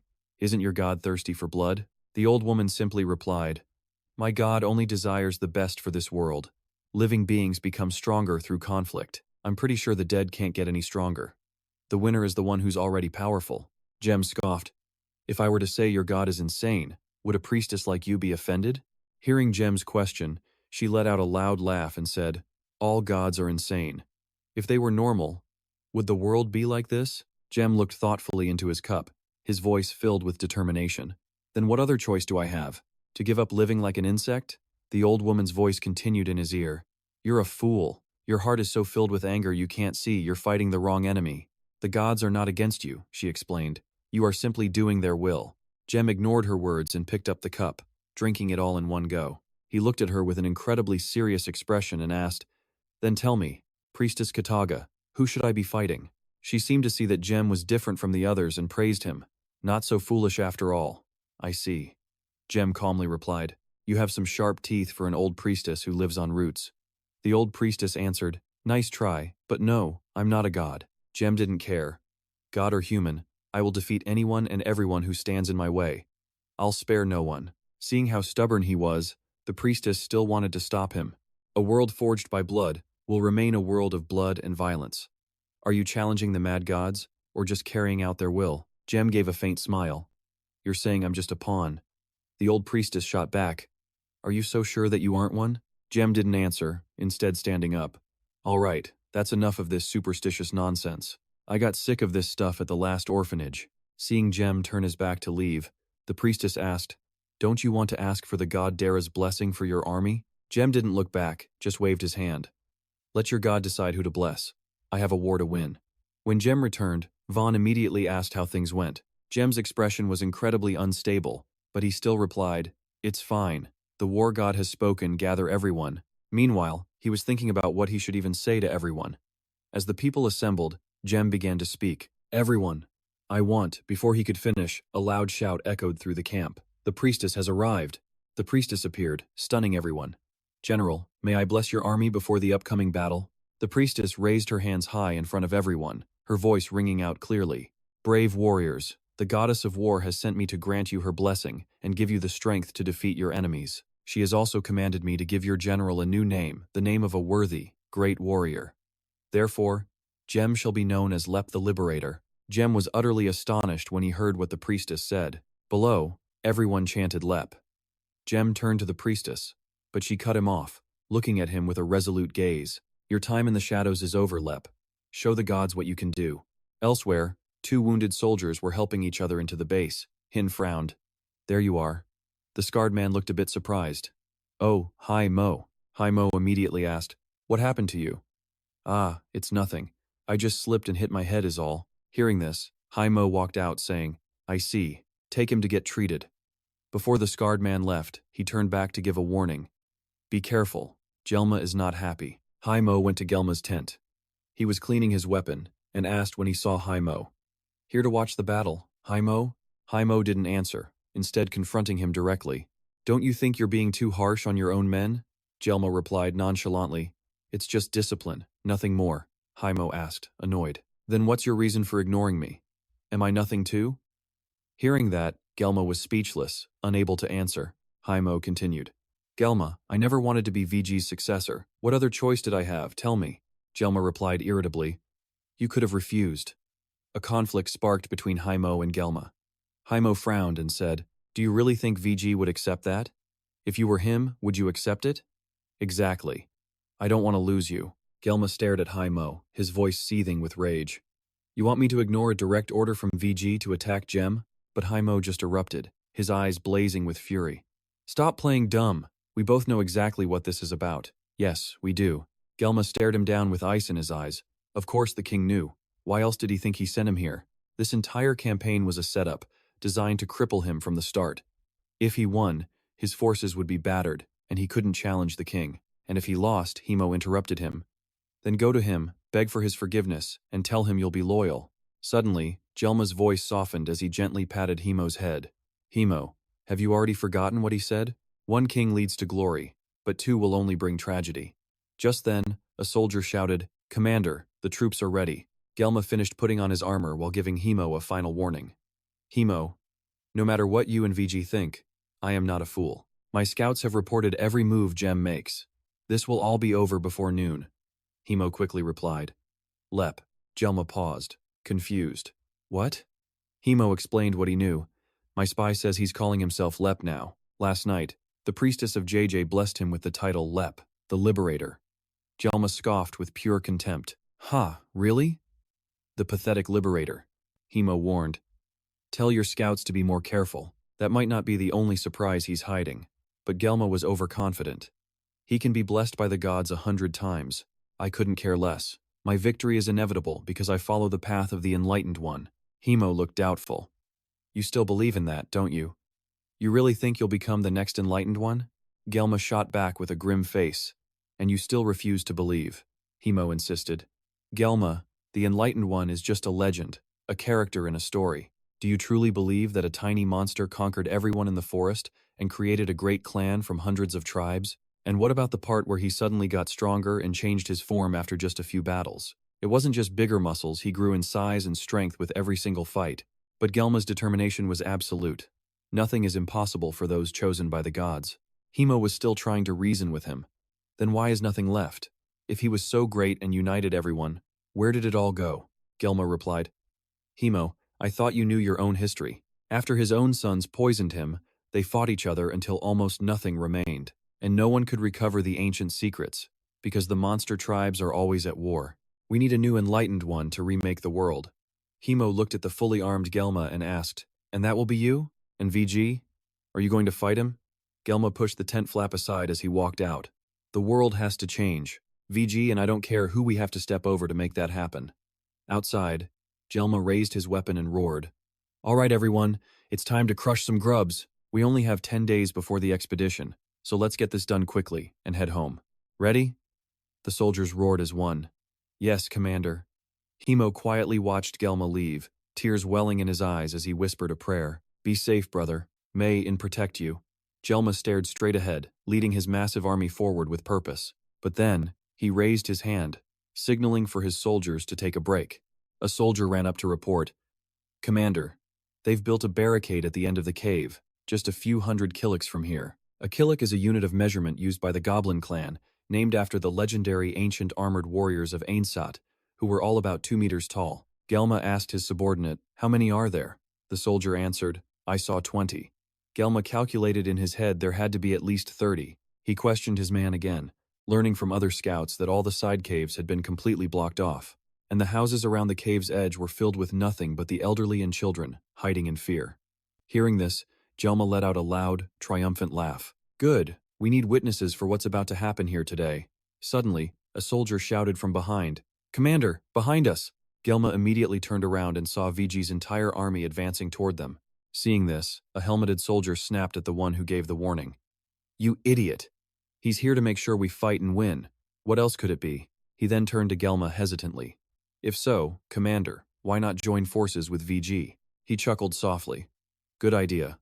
Now find me 300 more armed men, and maybe this fight will be balanced. Seeing them all silent, Gelma shouted, Why the long faces? He came here to watch us win. Do you really think we're going to lose to some nobody and his bunch of ditch diggers? The soldiers exchanged nervous glances, then raised their weapons and roared, No, Commander! Gelma was thrilled by this. Now that's the spirit. Now let's show VG what we can do. Meanwhile, on Jem's side, Vaughn looked across the battlefield and reported the situation. Sir, they've stopped advancing. Jem simply replied, I see that. Vaughn, it seems it's time for negotiations. As Vaughn took Jem's weapon, he asked, Are you really going to go? Jem answered calmly, Why not? It's tradition, isn't it? Vaughn questioned him. Isn't this just a waste of time? I mean, they're going to attack us eventually anyway. Jem gave him a firm look. Vaughn, if you want to lead others, there's one thing you have to remember. A battle is won or lost before it even begins. This is our golden opportunity to improve our chances of winning. He explained as he walked forward, with Vaughn still trying to keep up. How are you going to do that? Jem replied. By making him thirsty for my blood. At that same moment, Gelma was walking toward Jem. He spoke first. So you're Jem? Ha, I thought you'd be someone more impressive, not some short stack. Jem coolly replied, I prefer to be called Compact. Seeing that Jem didn't know his name, Gelma's arrogance grew even more. You don't know who I am? You're even dumber than you look. The name's Gelma, and I'll be the one to end you. But Jem wasn't intimidated at all. He looked back at him with an expression of pure disdain. Gelma, so that's all VG thinks I'm worth? Go back and tell your master to send Oswan, Lucifer, or Hymo next time. With that, Jem turned and waved his hand dismissively. You're not worth my time. Gelma was so furious he gritted his teeth, his hands clenched tight. You pathetic insect. Ah. But then he stopped and burst out laughing. Jem glanced back. Did I say something funny? He gloated. You came here with these childish little games? When I crush the rats you've gathered, I'll ask my new slaves what made you this way. Then I'll have them compose a legendary song about the weak little fool who was crushed beneath my heel. How about it? But suddenly, he was startled. His pupils contracted when he saw the man before him now radiating the aura of a god. Jem simply turned away, saying, "Beg for forgiveness from whatever god you believe in, because you'll get none from me." Jelma returned to his army, wondering, "What did I just see?" He quickly reassured himself. No, it was nothing. Then he shouted, "A huge reward for whoever brings me that brat's head." Gelma's legion charged toward Jem's forces. "Advance!" Jelma roared. "The first man to break the barrier gets 20 merits from me." Suddenly, a hail of bullets flew towards his army, catching him completely off guard. What? What is that? Rows of his soldiers were hit without a chance to react, freezing him in place.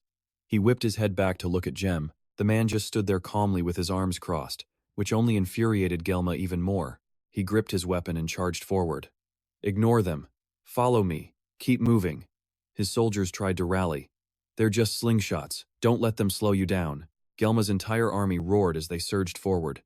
"Crush them all." On Jem's side, they calmly watched from above as the enemy frantically advanced. Vaughn spoke up. "Sir, I think we might have made them angry." Everything seemed to be going exactly according to Jem's plan. He jumped down and told Vaughn, "Good. Vaughn, tell the slingers to retreat when they're out of ammo and to follow the markers. Have the spearmen hold the barricade as long as possible. It's time to prepare for the next phase." Meanwhile, Gelma thought to himself, "Do they really think this pile of scrap metal can stop me?" He then ordered his troops to show no mercy. One of Gelma's soldiers broke through the shield wall of Jem's army, climbing over it with excitement. "Come on, fresh meat, get back here. It's dinner time." Suddenly, he looked down and saw a rope at his feet. He picked it up, wondering, "Huh? What's this?" Seeing this, Jem immediately ordered his troops to fall back. Gelma was still observing the battle, completely unaware when his subordinate reported, "Commander, VG is watching us." Jelma ignored his subordinate's words, still full of himself, and turned to his father. "Enjoy the show. Your turn will be coming soon enough, father." All of a sudden, a massive fire erupted, swallowing all of his soldiers in a sea of flames. Only then did he realize what had happened, screaming in despair. A soldier panicked. "What should we do, Commander?" A wall of fire now consumed the entire landscape before them. Oss suddenly spoke up. "They've lost their advantage." Haimo, beside him, immediately countered, "They'll get it back." Oss, he sent men to get water and blankets from the houses. "It's only a matter of time before they break the line." Lu stood there, his voice full of mockery. "How pathetic. Use your axes, you fools. Don't let the enemy escape." Oss then pointed forward and said, "No one is escaping, Lu. Look." After looking in the direction his companion was pointing, Lu's eyes widened in surprise. Haimo also looked, a similar shock on his face. An army was charging toward them from the distance, and behind them, a raging fire was closing in fast. One of the onlookers shouted, "It's Jack's army." Oz stood there, muttering, "Jack will crush him if he dares to run." Lu just snickered beside him. "This is nothing more than a rat pit." "Hey, anyone want to make a bet? I'll put 20 on the little guy." Haimo, seemingly unable to tolerate his antics, yelled out, "That's disgusting. This is our brother's life on the line, and you're betting on it like a fool?" Lu didn't seem to care at all. He just chuckled. "You're the one who doesn't trust our brother." Haimo then added, "I need a few more bonus points." 20 on Gelma. Haimo, not to be outdone, quickly shot back. "All right, 20 from me too." Luke Joe finished his mental math with a satisfied smirk. "Perfect. They're starting to move again." On the other side of the field, a subordinate reported to Gelma, "Commander, we've stripped the houses for supplies." He prodded the fire with a poker as he gave his orders. "Good. Use them for shields and barriers. That'll save us ammo." One of the men spoke urgently. "We need to create something that can break through their defense." But Gelma was already filled with a surging confidence that victory was his. He roared at his men, "Pathetic. Is all we're doing just playing a game of hide and seek?" Meanwhile, Jem was getting a report from his own man. "What are our numbers?" Vaughn, standing right behind him, didn't hesitate with his report. "It looks like 2 dead, 5 wounded, sir." After processing the situation, Jem spoke. "Understood. It seems we've lost a quarter of our forces in the attack. It's not a fair fight yet, but this is manageable." Vaughn looked at him, slightly confused. "Sir, what about Jack?" A smirk played on Jem's lips. "Tell them to worry about what's in front, not what's behind. Jack is only a problem if we fail, and we won't fail, right, Vaughn?" "No, Commander, we will not." Jem's face was pure confidence. "Good man. Keep the signal horn ready." Down below, the enemy's shield units began a rapid, coordinated charge toward the fortress walls. The bullets fired down from above were completely useless, powerfully ricocheting off the advancing shield wall. Jelma, safely behind cover, directed his soldiers, "Hold those shields steady." Just then, a subordinate called out, "Commander, Look at the enemy. They're breaking. He looked up to see a wave of defenders scattering in chaos, and a grotesque smile spread across his face. Gelma's voice grew more zealous. The rats are doing what they do best. We'll just clean them up later. All around him, his soldiers began to chant, "Faster, brothers, faster." The shield-bearers pushed forward with even more determination. But on the other side, Vaughn grew anxious. "Sir, our men are fleeing." Jem just watched for a moment, his expression unreadable. "I see them." "Vaughn, do you know the difference between a good leader and a great leader?" Vaughn answered, clearly confused. "No, sir." Jem stated plainly. "A good leader always tries to fix his past mistakes, but a great leader knows he must look in every direction, not just backward or forward." Below them, the battle raged on fiercely. Gelma, however, was completely lost in the thrill of the advance, his guard totally down. Suddenly, a scream rang out, stopping him in his tracks. What was that? The shield wall lurched to a halt, making him slam right into it. He looked down at his injured leg, his face twisting in a pained grimace. Gelma picked up a trap spike from the ground. So that's why his soldiers fled. It was a diversion. A sudden blast echoed across the battlefield, making Gelma freeze. The signal horn. The soldier beside him clutched his head in panic. "Commander, we're in trouble." Gelma threw the spike away, his patience gone. "I know that, you idiot. I have eyes." His subordinate frantically tried to explain. "No, Commander, it's the huts. There's another army hiding in those huts." Through the sudden downpour of arrows, a small figure darted through the night, slipping inside the protective shield formation. By now, the enemy forces were using their large wooden shields to form a protective cage around those trapped inside. Arrows rained down relentlessly on the makeshift cage from all sides. Nearby, VG's eyes glinted with deep calculation. Luke Gia laughed, completely delighted. "It seems my money is safe after all." Haimo stood there, absolutely stunned. "Gelma is trapped. Father, let me take some men in to rescue them." But Luke Gio's eyes filled with contempt. That is his battle to fight. "Haimo, let him rot in there." Haimo stood his ground, his voice sharp with rage and disbelief. "He's our brother." "Luke G, how can you say that?" Oz suddenly shouted, cutting in. "That's enough." He then turned to face VG. "Commander, your decision." The killing intent in VG's eyes was impossible to hide. Down below, Gelma was still being pushed into a corner. Where did that brat get an army like this? A voice suddenly cut through his desperate screams. "Hey, isn't that Pog's wife?" The question made Gelma whip his head around as his subordinate pointed. "Over there, that weird girl with the red armband. And that's Can's father, and Mon's sister." Gelma muttered. "I know almost all of them." On another front, Hen was speaking around a mouthful of food. "I thought the kid was crazy when he told us to gather the families of everyone Gelma ever double-crossed. But damn, there are so many. Turns out a swarm of angry ants really can kill a giant." Jack cut in, his expression grim. "The giant isn't dead yet." Hen seemed utterly unconcerned. "You think so?" Jack's eyes were deadly serious. "There is nothing more dangerous than a cornered beast." Suddenly, a shout pierced the air. "Commander, it's Jem." A lone figure emerged from the distance, striding forward with absolute, unwavering confidence.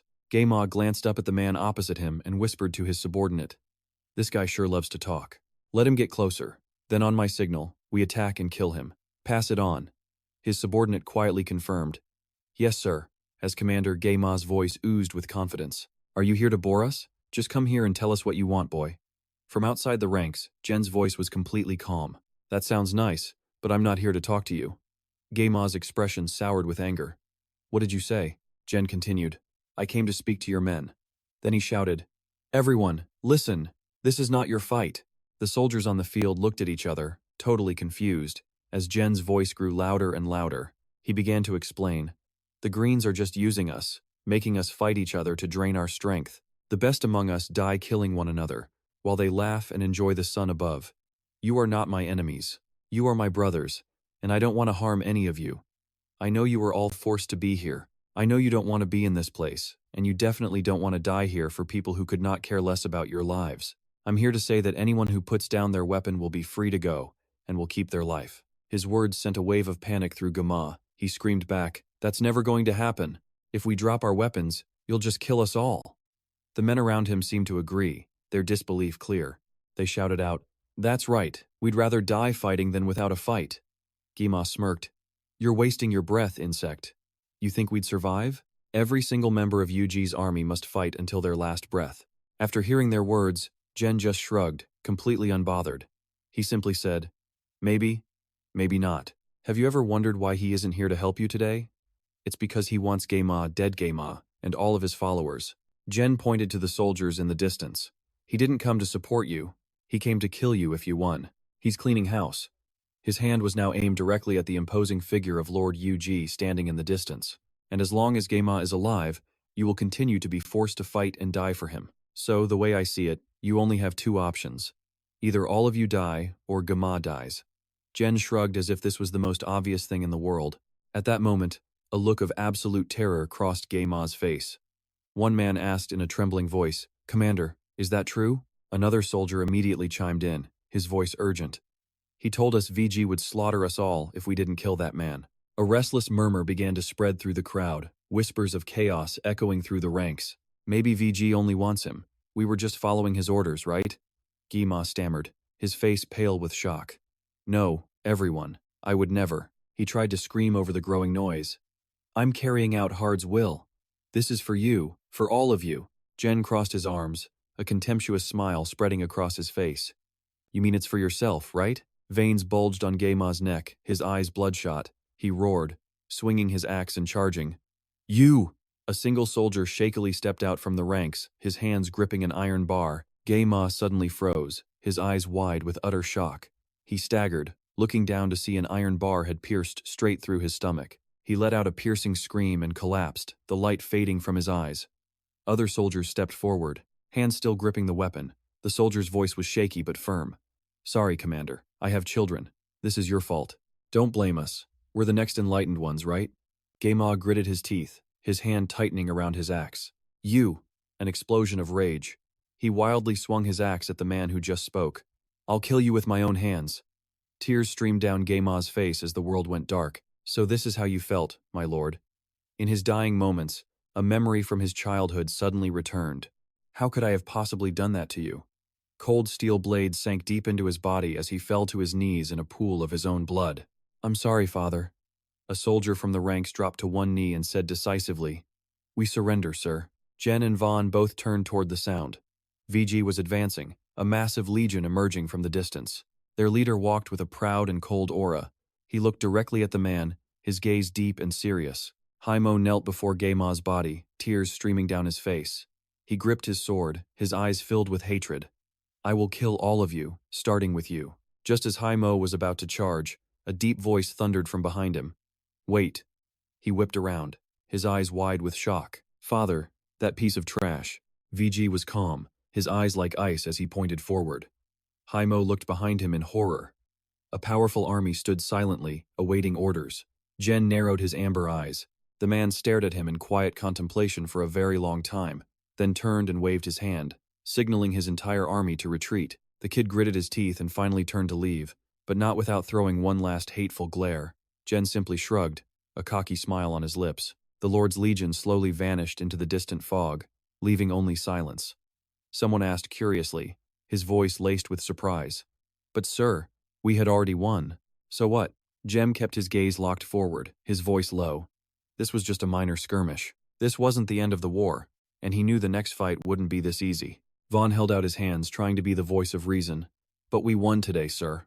That has to count for something, right?" Jem just smirked. "You're right. It does. Bring out the wine for everyone. They've more than earned it." With a sharp salute, the soldier's voice rang out, "Yes, Commander." But just as the celebration was about to begin, another voice cut through the noise. "Commander, we've got a problem."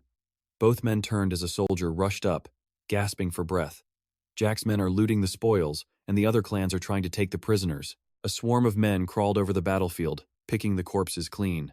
Jem stormed forward, his command echoing like thunder. "Stop what you are doing, immediately." One of the looters just sneered without looking up. "Get lost, kid. We're just cleaning up your mess." Jem tilted his head, his hand settling on the hilt of his spear as his voice turned serious. "This is my mess to clean, so take your men and leave until Jack and I have an agreement." The sound of heavy footsteps approached from the distance. The other man simply gathered his loot. "Wick, show this little punk who's actually in charge around here." The man with the dagger grinned, his eyes hungry. "Looks like you earned quite a few merits today, huh? Hand them over, before this gets ugly." As more footsteps echoed, Jem let out a tired sigh. He raised his spear in a clear warning. "You really don't want to do this." Wick just smiled, reaching for his club. "Fine by me. I'll just take them off your corpse." Before he could finish his sentence, a fist smashed into Wick's face. Jem's eyes widened in shock as Wick hit the ground. Hemin charged forward, furious. "What in the hell do the three of you think you're doing?" The other men trembled as Li Ni tried to explain. "We were just..." Hemin's face contorted with rage, veins bulging. "You were what? Planning on licking the entire arena clean? Is that what you want to tell me?" The men shook their heads, cold sweat pouring down their faces as they screamed in terror. "No, Hemin's voice dripped with menace. "Or maybe you want night watch outside the wolf dens."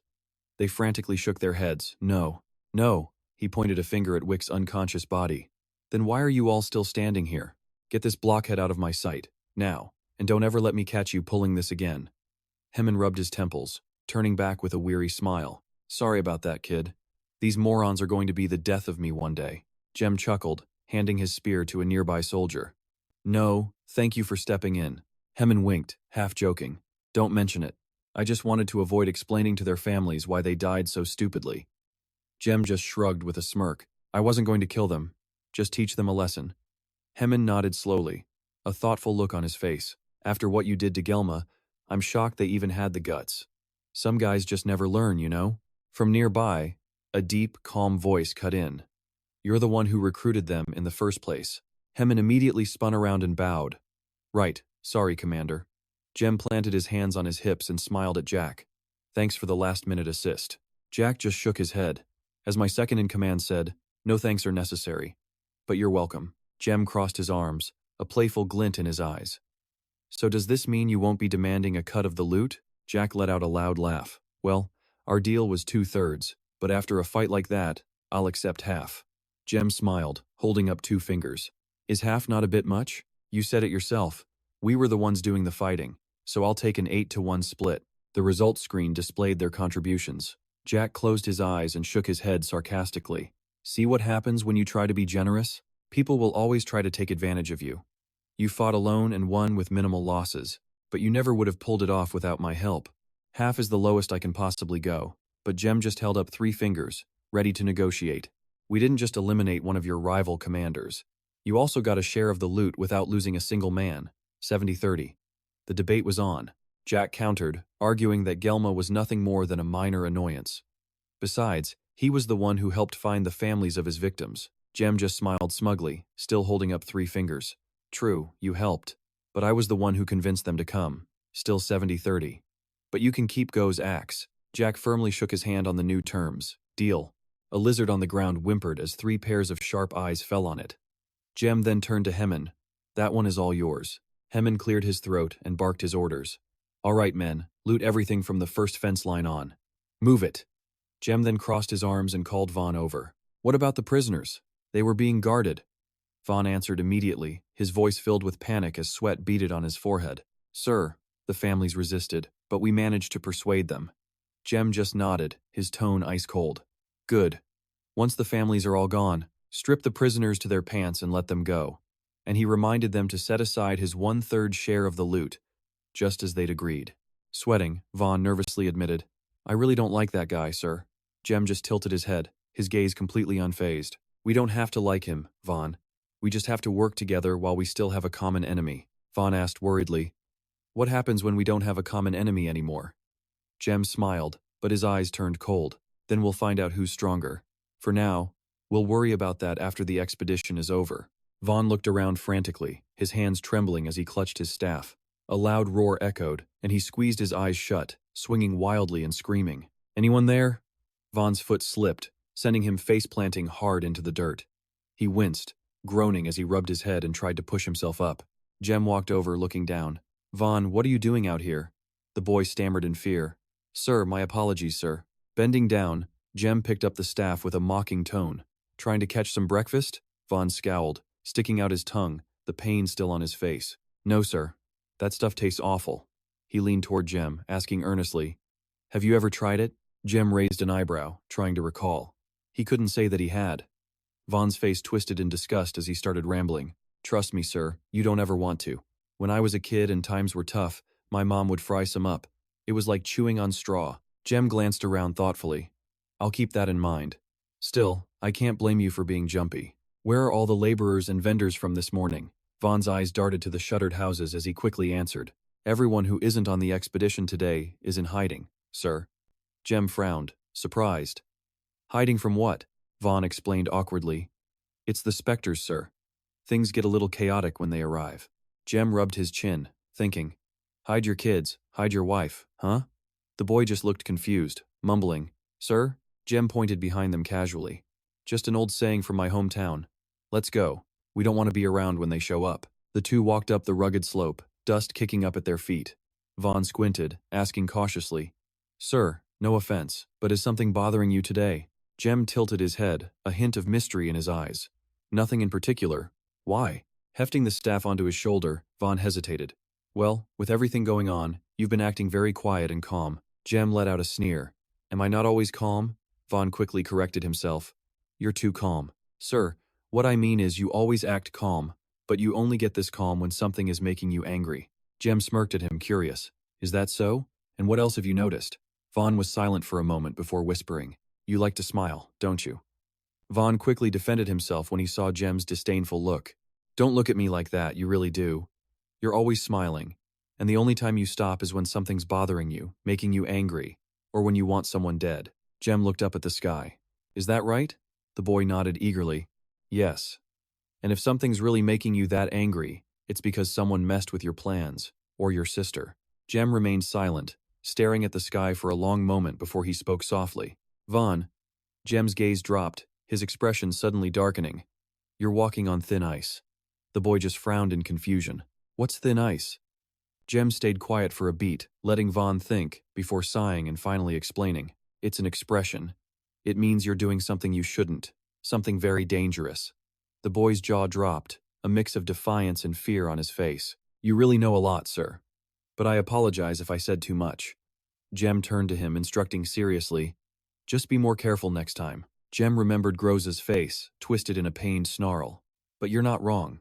There is a problem with my sister. He recalled Groza's furious expression, frustration welling up inside him.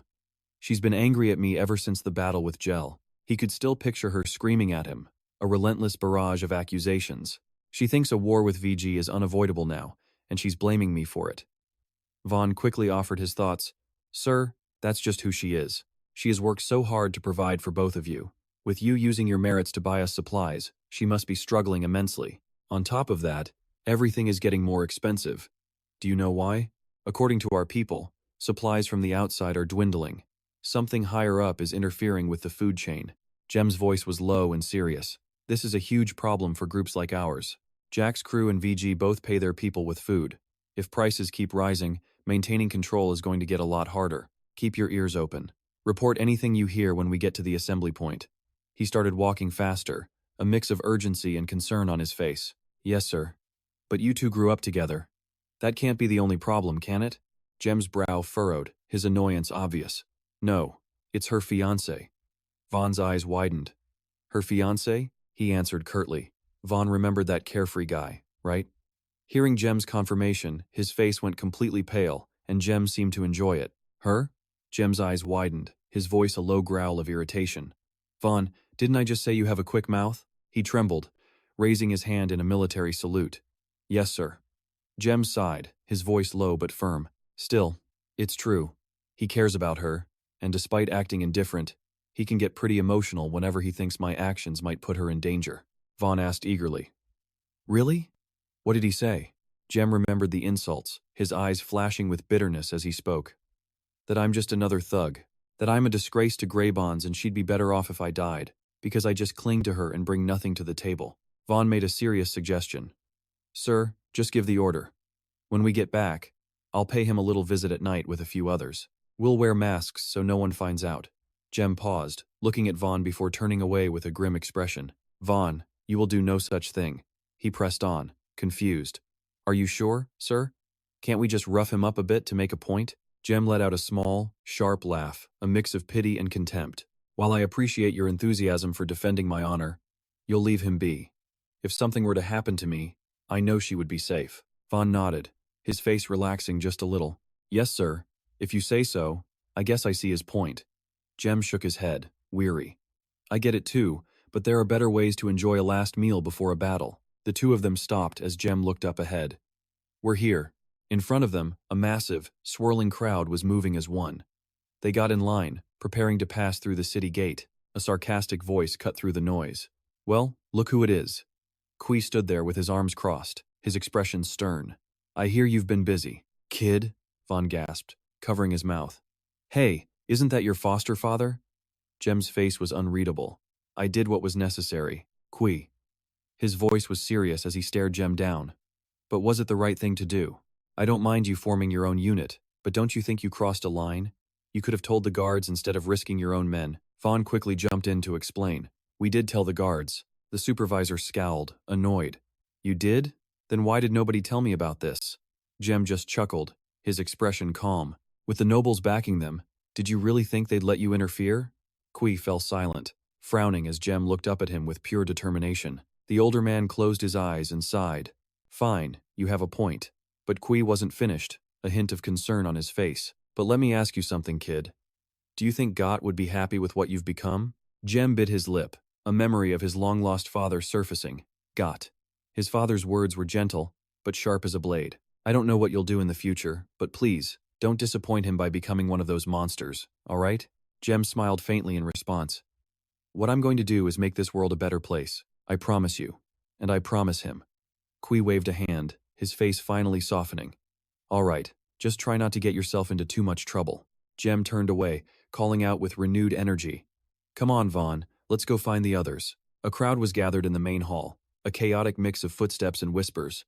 Jem and Vaughn walked in, their sharp presence cutting through the sea of people. Jem's sharp eyes scanned the room, instantly catching a small, out-of-place detail. A man was trying to hawk his wares, his voice trying to draw in anyone he could. Another man stepped up to them, his attitude threatening. "Go sell your garbage somewhere else. Or better yet, shove it down your throat." A new guy chimed in with a lazy, mocking voice. "Hey, El forgot his canteen and we're trying to find him one. That price is good." Jem shot him a look that could kill. "Use your head, rookie. That's a Parasa flask. Their shells are too soft they'll rot in a matter of days. You need to find an Opasa for yourself?" The rookie patted the flask at his hip, answering smugly.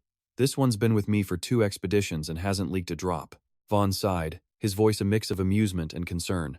"They'll be dead within a week for sure." The other man waved to the group, casually agreeing. "Yep, but it won't be from a lack of water. See those soldiers?" Jem pointed, his expression suddenly serious. "They're over there." Ahead of them was a packed crowd, a roiling sea of bodies. A woman with her hands on her hips asked, "Do you see the commander and Vaughn?" The person she was talking to scratched their head, looking embarrassed. "They're going to be late. They live on the far side, near the supervisor's block." Just then, someone came rushing through the crowd, his voice laced with panic. "Vaughn, we have a problem. VG's crew is starting trouble with Jack's men." Jem's face fills with worry. "How bad is it?" The scout gasps back, "Real bad. Most of Jack's people aren't even here yet." He snaps out an order. "Gather everyone who's here. Jack stood with us, and we owe him this." He frantically pointed at the ground, sheer panic on his face. What were they supposed to do about the commander? They were supposed to meet him right here. Suddenly, both of them snapped their heads in another direction, their gaze instantly hardening. Elsewhere, another man gasped, his finger trembling as he pointed. "Gods, sir, do you see that? That goblin has a 3-headed fox, 3 of them." Jem snapped quietly. "Vaughn, do you ever pay attention to your surroundings?" the subordinate asked, completely baffled. "Why, sir? This is a neutral zone. VG and the other gang leaders wouldn't dare harm us here." Jem just frowned, letting out a heavy sigh. "Tell that to the people who are currently tailing us." Vaughn glanced around nervously, his posture shrinking as he whispered, "Someone's following us?" Jem smacked him on the head, his voice a stern lesson. "Stop looking. If we let them know we've spotted them, they might attack." "They've been on our trail since we entered the gate." Vaughn asked quietly, "Why haven't they attacked yet?" Jem's analysis was cold. Either they're waiting for us to get into a position they want, or we're already walking right into their trap. Vaughn grimaced as the imminent danger settled in. "That sounds incredibly bad, doesn't it?" "Possibly. What do you think we should do?" Vaughn, flustered, pointed to himself. "Sir, are you asking me?" Jem tilted his head, his sharp eyes scanning the area. "You're my subordinate, Vaughn. Your job isn't just to follow orders, but to think. I need to know that if I'm not around, the soldiers will be in good hands." Jem gave a cocky smile. "So get me out of this situation. I'll follow your command." Vaughn was completely thrown, his mind reeling from the sudden responsibility. "My command? Jem's low voice clarified the situation. 4 behind us, 3 to the right, 3 more to the left. It's a standard pack hunting tactic. There could be more ahead. Vaughn was visibly shaking, completely overwhelmed. That many? Sir, what are we going to do? Jem shot him a look. Calm down, Vaughn. Breathe deep and think. Pretend it's a training exercise. He took a ragged breath, trying to calm himself down. Relax, relax. I need to relax. Vaughn's ears tuned into the sounds of the crowd, every nerve on high alert. He turned his head. Sir, please follow me. Vaughn pulled Jem into the bustling crowd, the two of them weaving through the sea of people like ships in a storm. He leaned against someone's luggage, earning an annoyed shout of "Hey!" before they finally pushed through the other side, breathing a sigh of relief. Vaughn tilted his head, his voice low. Any sign of them, sir? Jem glanced back over his shoulder, calm as ever. No, they've pulled back. They won't risk attacking us mixed in with the Goblin porters. Good thinking, Jem praised. Vaughn quickly scanned their new surroundings. Thank you, sir. Everything is going according to plan, right? Jem gave a slight, sharp nod. I think so. We can make a break for it once we're close to where the soldiers are waiting. Vaughn reported. It's just ahead. Sir, I see the rock where we told them to meet us. But as they approached, Jem's eyes narrowed with suspicion. Where were they? I don't see them. Vaughn's face fell. Sir, they're surrounded. 2 men with swords slung over their shoulders stood on the rock. One of them sneered. If you're looking for your men, they're not here to help you. You vermin. We have some unfinished business, you and I. His eyes burned with hatred, a glare aimed right at them. The two stood back to back, drawing their weapons as the ambush closed in around them, their eyes blazing with defiance.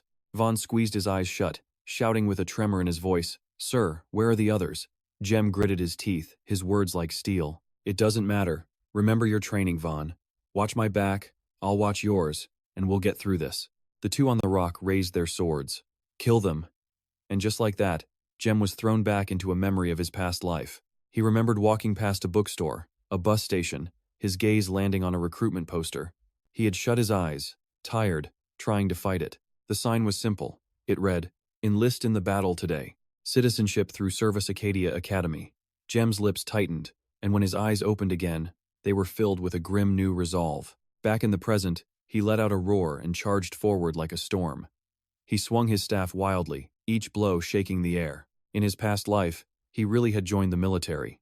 He became a soldier forged in the crucible of war, training relentlessly day and night, his sweat mixing with pure determination. He trained until the punching bags were torn to shreds, the sound of his fists echoing in the empty room. But when Jem paused for breath and looked back, there was nothing behind him but cold, empty space. In reality, he snapped a kick into an oncoming attacker's face. He then spun, slicing his spear across another enemy's throat. Jem gasped for air, glancing over his shoulder to assess the situation. The kid's hands tremble, barely holding back the axe of 2 attackers. He narrows his eyes, locking onto another enemy charging like a wild beast with a dagger. In his past life, Jem was a soldier armored up, gun in hand, walking onto battlefields. The instinct to survive is etched into his very being. He was always moving, always supporting his team, pushing through enemy fire to wipe them out. Bullets tore through the sky, the air filled with non-stop gunfire, impacts, and roars from every direction. One memory is burned into his mind, surrounded by enemies on a dark, snowy night. At that moment, Vaughn drops to one knee, face covered in blood and grime.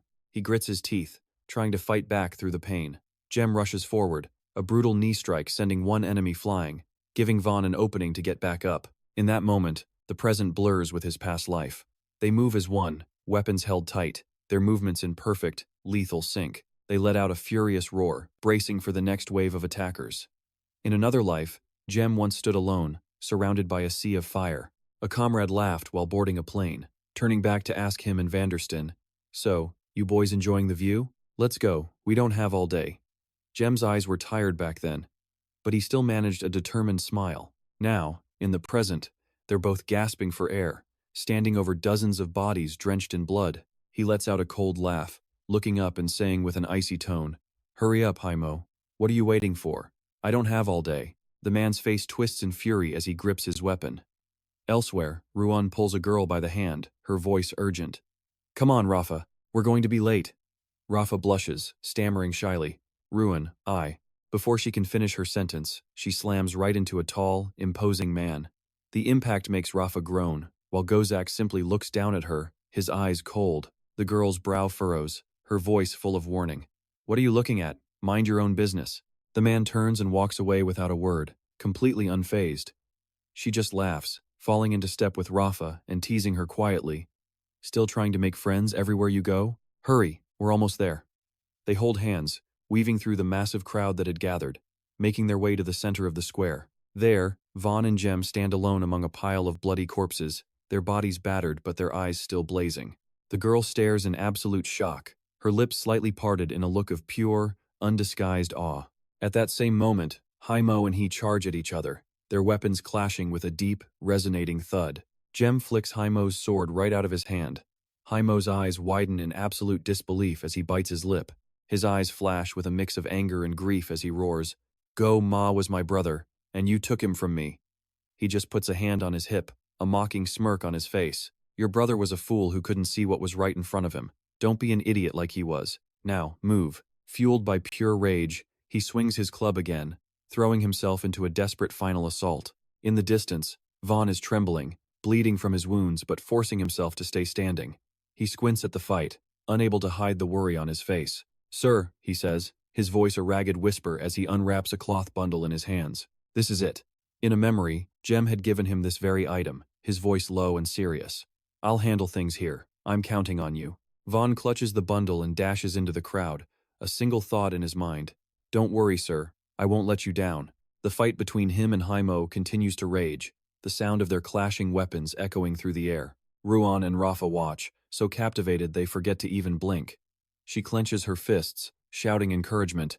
"Amazing! Beat him! He's so cool!" The girl tilts her head, her eyes wide with confusion. "Really? Isn't the guy with the longsword more your type?" Ruan bursts out laughing, her voice full of pride. "That's exactly who I'm talking about." Rafa just pouts in response. "I knew that." Gozak's voice cuts in. "Your feelings are quite twisted." She glares back at him. "Oh yeah? And what do you know?" He crosses his arms nonchalantly, more than some harem bodyguard. Ruan gets furious, pointing a finger right in his face. "Are you looking to die?" Rafa immediately tries to calm her down. "Ruan, enough." Then she turns to Gozak. "Why do you think he's going to win? He's just some poor miner. He can't even afford a full set of clothes." Gozak lets out a cold smirk. "That's what happens when you're around gold for too long. You start judging everything by the coin." As they argue, Vaughn tilts his head, frowning slightly. "Rafa, did you hear that?"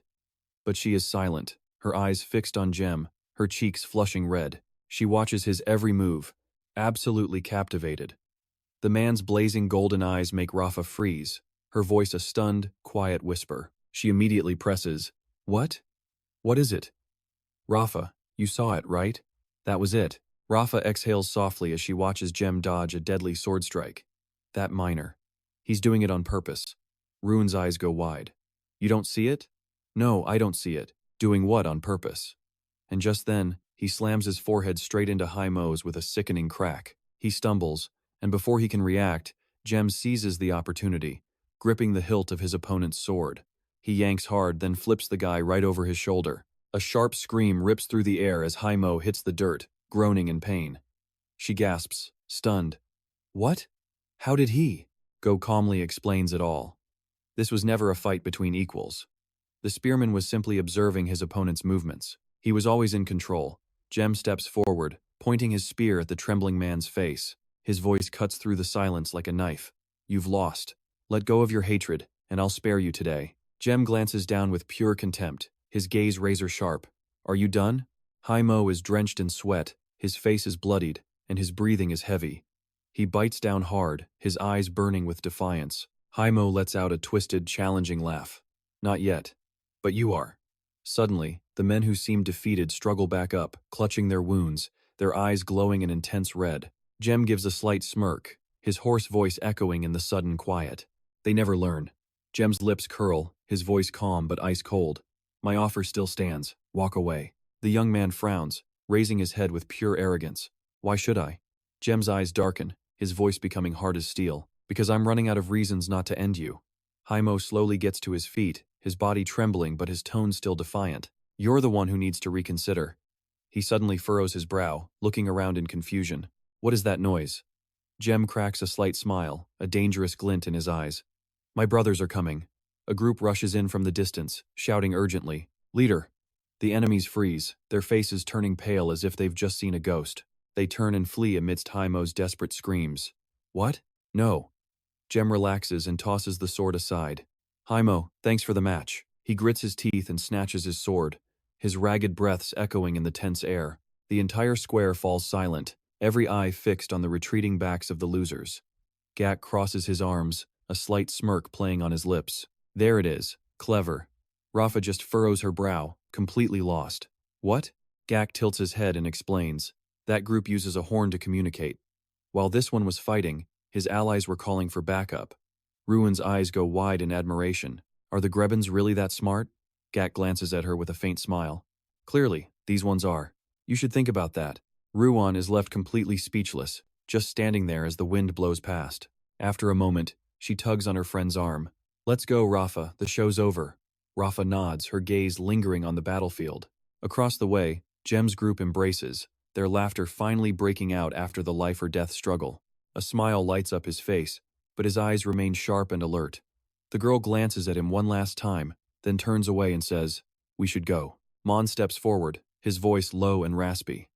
I sent a few men after him. Jem waves a hand, calling them back. Causing trouble with this crowd here could bring disaster on all of us. Vaughn rests his chin on his hand, thinking. Is that why you didn't kill him, sir? Sir? Jem smirks, his tone half joking, half serious. Yeah, let's just go with that. He then looks up. Jem, why didn't you meet us here? The man sighs, rubbing his neck wearily. Some guys from VG were messing with Jack's group, so we went to help. It wasn't a big deal in the end. Jem rests his chin on his hand, a thoughtful look in his eyes. Something doesn't feel right. I think something happened. Jack holds up the horn in his hand. When we heard Vaughn's call, we got back as fast as we could. He squints sarcastically. You didn't leave Jack to deal with that mess, did you? The man shakes his head. No. When Jack and Hem arrived, the VG guys backed off. Jem cracks a smile, tilting his head slightly. So that's good then? His eyes suddenly lock with Goza's, and the atmosphere turns serious. Jem quietly asks, Can I help you with something? The man smiles. I am Gozak. I wanted to commend you on your victory today. I've been in many campaigns, and I've never seen anyone fight as skillfully as you did. I would like to discuss your combat style. Jem tilts his head slightly, a spark of curiosity in his eyes. Many campaigns, you say? The man nods. Yes, across many different lands. Jem smiles, giving a clear command. Vaughn, go find us some mushroom wine. We shouldn't be rude to our guest. They both laugh and shake hands firmly, as Jem says, He and I have a lot to talk about. In the first days of the age, Zom, the Allfather, fought an enemy from the void. He fell in battle, and the world plunged into chaos. But from a single drop of his blood, a new god was born. JJ, the one who gathered the shattered fragments of Jom. It was she who forced the Smith god to reforge them, and she who was named the greatest general after Trom was reborn. She reclaimed the lands from the one who came from the void and his minions, Bunu explains, speaking as the goddess of war. Just as she once walked into hell itself to reclaim the soul of Jom, we will march into hell to reclaim our inheritance. You may have heard this expedition is to destroy the Hipplins, and that's true, but it's not the whole truth. The truth is, there are ancient treasures lying right under their feet, treasures others in the past were just too afraid to claim for themselves. He clenches his fist, his determination hardening. You are the lucky ones, the chosen few for today.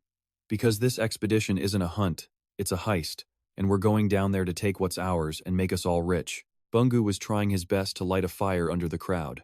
He raised his hand high, declaring that whether they were Bog, Berg, Dark, or Goblins, every single one of them would become a part of history. Follow me, we will fight, we will conquer, Bungu roared to the masses, and we will be victorious. He made the declaration, In the name of the expedition, begin.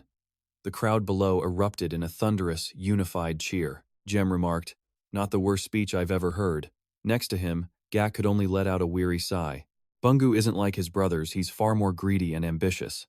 Jem's face was ice cold as he spoke. He's the son of the Jira tribe's chieftain. The other man gave a firm nod. That's right. This whole expedition is Bungu's chance to prove he's stronger than his brothers. Jem rubbed his chin thoughtfully. I see. Gak, do you have any idea what his real target is? The man immediately broke out in a cold sweat. I don't know what you mean, Jem said slowly, his eyes narrowing. A prince doesn't just lead an expedition that's double the usual size, hiring mercenaries from different races without a very clear objective in mind. And since we're going down, not up, Something tells me he's after something important down there. At this point, Goes was also putting the pieces together. I get it. Once again, your words cut right to the truth. Lep, I'll go have a chat with my contacts. His eyes glinted with purpose. Me too. The sooner we figure out Bungu's goal, the better our chances of survival. Haimo suddenly collapsed to the ground. Sir. Vera shot him a look of pure rage. Get out of my sight before I kill you. The man quickly turned and scrambled away. Vera tilted his head and gave an order. OS, from now on, Haimo is under your command. If he wants to lead again, let him earn it. OS tried to defend him. Chief, he was only trying to do what was right for Gia. But the leader just roared with fury. And what if he had succeeded? What if Bungu found out? How many heads would the Jira prince demand? And how many more of our people would we lose? I understand how he feels. OS, I feel it too, but now is not the right time for this. OS was silent for a long moment, then asked, when is the time? Chief, what exactly are we waiting for? Vera gave Haimo a long, cold stare, then cracked a sickly, cunning smile. The floors run deep, and so many things are lurking in the darkness. OS said, be patient, our time will come. Now, moving on to a new segment, Professor Goza's useful class on Goblinid identification. Hello everyone, Professor Goza here. Some of you have been asking about Goblinid society, and I am here to shed some light on it. In the world where LP and I live, there are a few major races, and that includes Goblinids like ourselves. Goblinids all trace their origins back to the Ansat Empire, and they split into different tribes after the empire fell. The Dark are the most advanced of the goblins. They were merchants, warriors, and sailors until they were eventually conquered by humans. The DK are a warrior race of knights and mercenaries, famous for their and while they are Goblinids, they were never part of the Ansat Empire. The Goblin tribe is the most common among all Goblinids. They spend most of their time fighting with their neighbors and among themselves. The strongest Goblin tribe is the Jira, the same one that conquered the Bogey. The Berg are famous for being incredible hunters and trackers, but you better watch out, because their tempers are as foul as their stinking breath. Luckily for everyone else, their numbers are small. At the very bottom of Goblinid society are the Bogey, but even among them, there are divisions. The Blue Bogey are the aristocrats of their society, acting as the middlemen between the Goblin lords and the other Bogey. Many have blue skin thanks to their Goblin blood, but they're different from goblins. They have a smaller build, and their hands are angled sideways instead of pointing up. And then there are us, the Greybon Bogey, the lowest of the low. Our ancestors were once great mages, but now we're forced to work in the mines and caves, doing the jobs that not even other Bogey want. Our people have been enslaved by the Jira for generations, eventually becoming their dedicated servant class. Thank you all for commenting and asking questions about us. I hope this class helped you understand Goblinid society a bit better. Feel free to ask more questions in the comments down below. On the table was a single plate, and inside were a few things that looked a lot like level 1 dried leaves. San and Vara stood completely still, their eyes wide with shock and confusion, as if they still hadn't processed what just happened. He scowled and turned his head away, his eyes flashing with clear disgust and annoyance. San's hand slowly reached out, his fingertips gently touching the plate on the table. She didn't bother paying him any mind, simply pushing the curtain aside and stepping out. The moment she stepped out, Vara stopped dead. Vaughn was standing there with his back to her, and without saying a word, she marched over and grabbed him by the collar. Vaughn jumped, whipping around to see Vara, and the smile on his face instantly twisted. He was then dragged away by Vara without a hint of mercy. She dragged him all the way to a cave where the potent scent of herbs hung thick in the air, clinging to every rock. Using hand signals, she asked Vaughn if the worm and the mushroom leaf could somehow be turned into actual meat. He holds up 2 mushrooms to explain, one pointed like a roof, the other round like a moon. Nearby, San and his group sit around a table, enjoying their meal. After eating, the group gets up, adjusts their gear, and falls into a neat line, marching straight ahead. Level 2. Deep inside a gloomy cave, Gun suddenly stops, his hand trembling as he points forward. Panic fills his eyes. Just the thought of Vara sends a chill down his spine. Startled, Vaughn immediately dives behind a large rock, his heart pounding. He sneaks away, hiding behind a giant mushroom to think things over by himself. Vaughn freezes, his ears picking up a faint noise from the darkness. Turning around, he sees her dragging the corpse of a dead beast. After a few quick slices, the beast is cut into chunks. He plops down on the ground, frowning at the meat and pointing at it with a confused look. In the end, they stand over a boiling pot, dropping all the meat inside to cook. Through the rising steam, the two of them share a smile. When the meat's ready, they each take a bite, and their eyes light up instantly. The scene shifts again. A group of people in armor, carrying weapons, silently ascends a rocky slope. Level 3. Right after eating, Vaughn sends a clear warning. Eat the wrong rat meat, and it's game over. Poison. The words are barely out when they both jump up, chasing after a scurrying rat. But after a few steps, they stop dead in their tracks. That one rat brought friends a whole swarm that now has them surrounded. He sighs, glances at her covered in filth, and points off to the side. Vaughn stands at a distance, silently keeping watch while Vara bathes. Afterwards, she looks completely refreshed. She walks along, all smiles. Then, out of nowhere, Vara smacks Vaughn's back so hard he almost collapses. He gets furious, pointing right at her. He's had enough of her nearly beating him to death with every hit. She gets just as mad, yanking her hand away and turning. They storm off in opposite directions. The scene shifts. A group walks silently in the wind. Level 4. Vara sits at a table, obviously in a bad mood, causing Dak and Sand to exchange confused whispers. Her cheeks suddenly flush as she pictures his face. Vara bites her lip, remembering her own impulsive actions from before. Her gaze lowers, her expression going quiet as if touched by some nameless sadness. In another corner, Vaughn leans against a rock, arms crossed.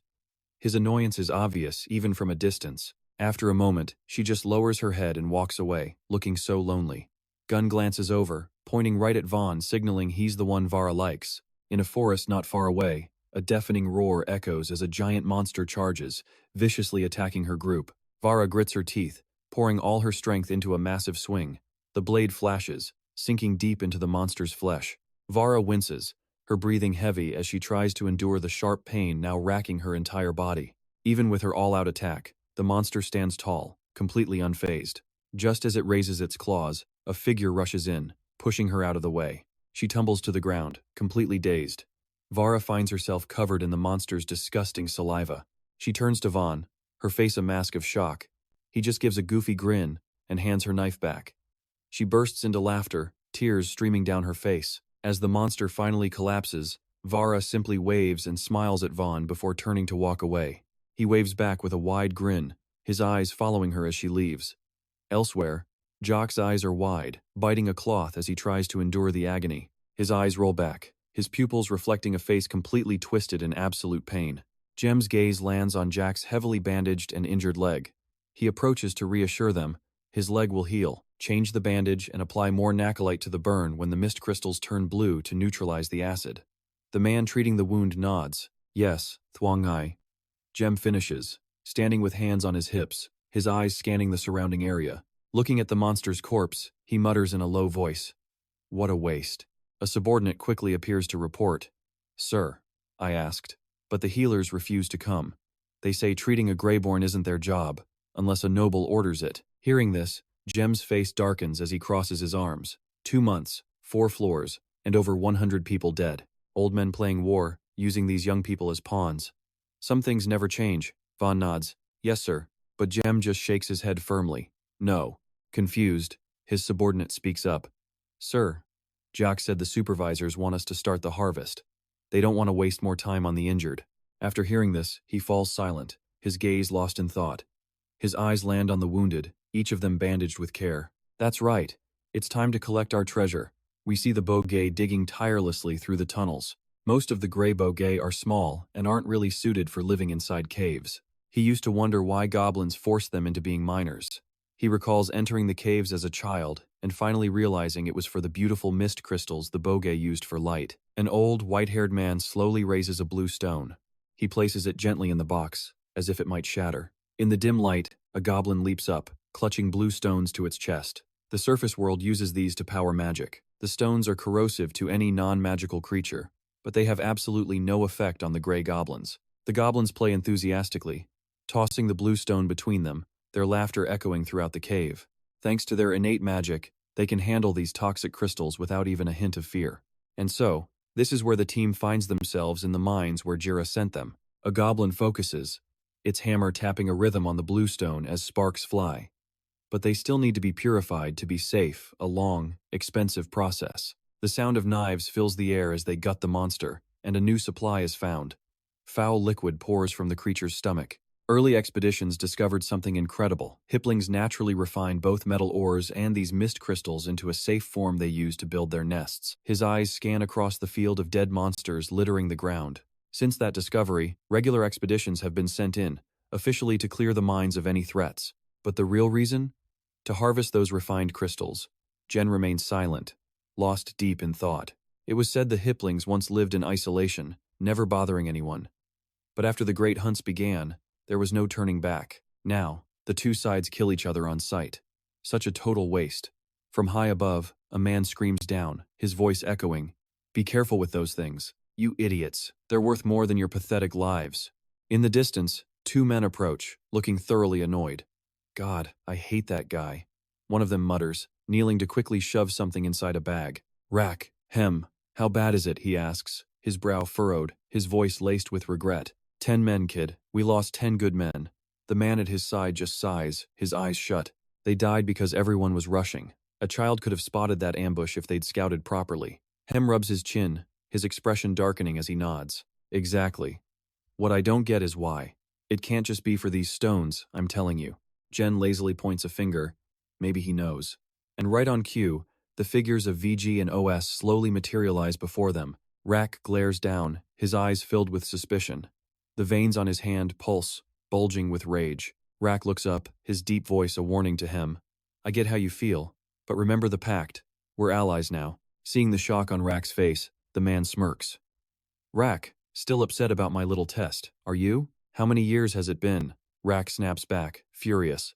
"A test? You turned my own brother against me. I had to kill him because of you."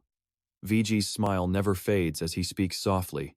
"Rack, you still don't understand. If I hadn't given him that chance, someone else would have. It's no surprise your own men are always betraying you." The moment he finishes, Rack explodes forward, aiming a savage kick at his face, but his own men instantly restrain him. "Boss, don't. He's right, Rack, it's not worth it. He's just trying to provoke you. If you attack him, Bungu will have you executed." Rack scoffs, his glare dripping with contempt as he shoves them away. "Fine." Then Rack turns, walking away decisively. "I'm checking on the soldiers. You take care of the kid." Watching him go, VG laughs out loud, his voice dripping with mockery. "Find me whenever you want, Rack. You're always welcome." Rack doesn't even turn around, just raises a middle finger at VG. Only then does Jen finally step forward. "So, besides trying to get us all killed, is there another reason you're here?" VG leans in, whispering into his ear. "As a matter of fact, there is. My sources finally uncovered the reason for this rushed expedition." Jen is suspicious. "What reason?" After a long pause, he finally explains. "A war between the siblings, all for the right to become the next leader." "I don't need your sources to tell me that." VG pauses, closing his eyes before he continues. "Of course not. But did your sources tell you how Bungu plans on winning that war? The real reason for this breakneck pace? And your sources know?" VG tilts his head back. "It wasn't easy. It took a lot of time, and even more money. But yes, they found it." Jen is immediately suspicious. Why is he telling him this? He knows the location of a legendary magic weapon. Meanwhile, walking beside Vaughn, Gunn just will not shut up. "So, when are you going to tell us why the boss was so pissed?" Vaughn winces, rubbing his aching temples. "Gunn, I told you already. I wasn't there." Jen is the one who knows what happened. "You want to know why he's mad? Go ask him yourself." Gunn nudges his elbow, a sly grin on his face. "Come on, man. You're his favorite. You've got to know something. We're just worried about him, you know?" Vaughn can't hold it in and just bursts out laughing. "Is that so?" Gunn pouts, stammering, at a loss for words. Yeah." Vaughn cuts him off, shaking his head knowingly. "I knew it." Gunn just shrugs. He shrugged it off, acting like he didn't care. But he admitted he was worried their leader would get mad at the elves, dragging everyone into trouble. Mon, standing right behind them, jumped into the conversation. "That's hilarious. Is that really what you're worried about right now? From what we've all seen, he's the one who ends every single fight." He raised an eyebrow, his face twisting with clear annoyance. "Hey, mind your own business." Gunn shot back, turning with a wicked grin. "So he's keeping secrets from you? You poor, pathetic thing. The bosses prefer a grumpy old man like Jem over a little kid like you any day." Before Gunn could react, Mon snatched 2 tufts of his hair. "Shut your mouth. The last thing we need is you spreading more rumors." Gunn shoved his hand away, raising an eyebrow with pure confidence. "Don't you worry." Then he blew a mocking kiss right at him. "I'm sure that little girlfriend of yours will comfort you when you're crying all over her beautiful lap later." But in the middle of their squabble, a powerful force slammed into Gunn from behind. He spun around, completely startled. Looking up, Gun saw Roga standing over him with an ice-cold expression. "You gray elves. Can you ever just shut up? This is a scouting mission, not a berry-picking trip." Vaughn stepped forward, forcing a laugh to try and break the tension. "Look, Roga, I'm sorry. He just likes to run his mouth. He doesn't mean anything by it." Roga just narrowed his eyes, his voice a low growl. "If this entire group gets spotted because you people can't keep quiet, I will personally feed you to the hiplings." As soon as Roga walked off, a new voice called out from behind them. "Don't let him get to you, kid. Burgers like Roga are just born grumpy." Ban and Gauze stepped up together. "You know that feeling of an itch you just can't scratch?" "Yeah. That's what being a burger is like all the time. Then again, if I had to smell Ban all day, I'd be cranky too." The old man shot them a warning look and cleared his throat. "Hey." The recon unit moves ahead. The team pressed on into a forest of jagged quartz and bright pink grass. The group stood in a heavy silence until he finally spoke up, shattering the tense atmosphere. "Vaughn, I have to admit, this 5th floor is way more beautiful than I imagined. It's hard to believe this world is underground." The scene ahead looked like something from a fairy tale. He stared, completely mystified. "What in the world are those things?" Mon was focused on some black, leaf-like things rolling on the ground. "Harry Spo. This floor is full of them. Jem told me all about them." Gun rubbed his stomach, eyeing them with a hungry look. "So, can you eat them?" Mon gave him a look. "You can try, but they say they'll trample anything that gets near their herd." Gun immediately dropped the idea. "Yeah, better not to touch him." Vaughn turned to the older man curiously. "Sir Gozak, how much further until we meet back up with the main company?" The old man glanced behind them while pointing ahead.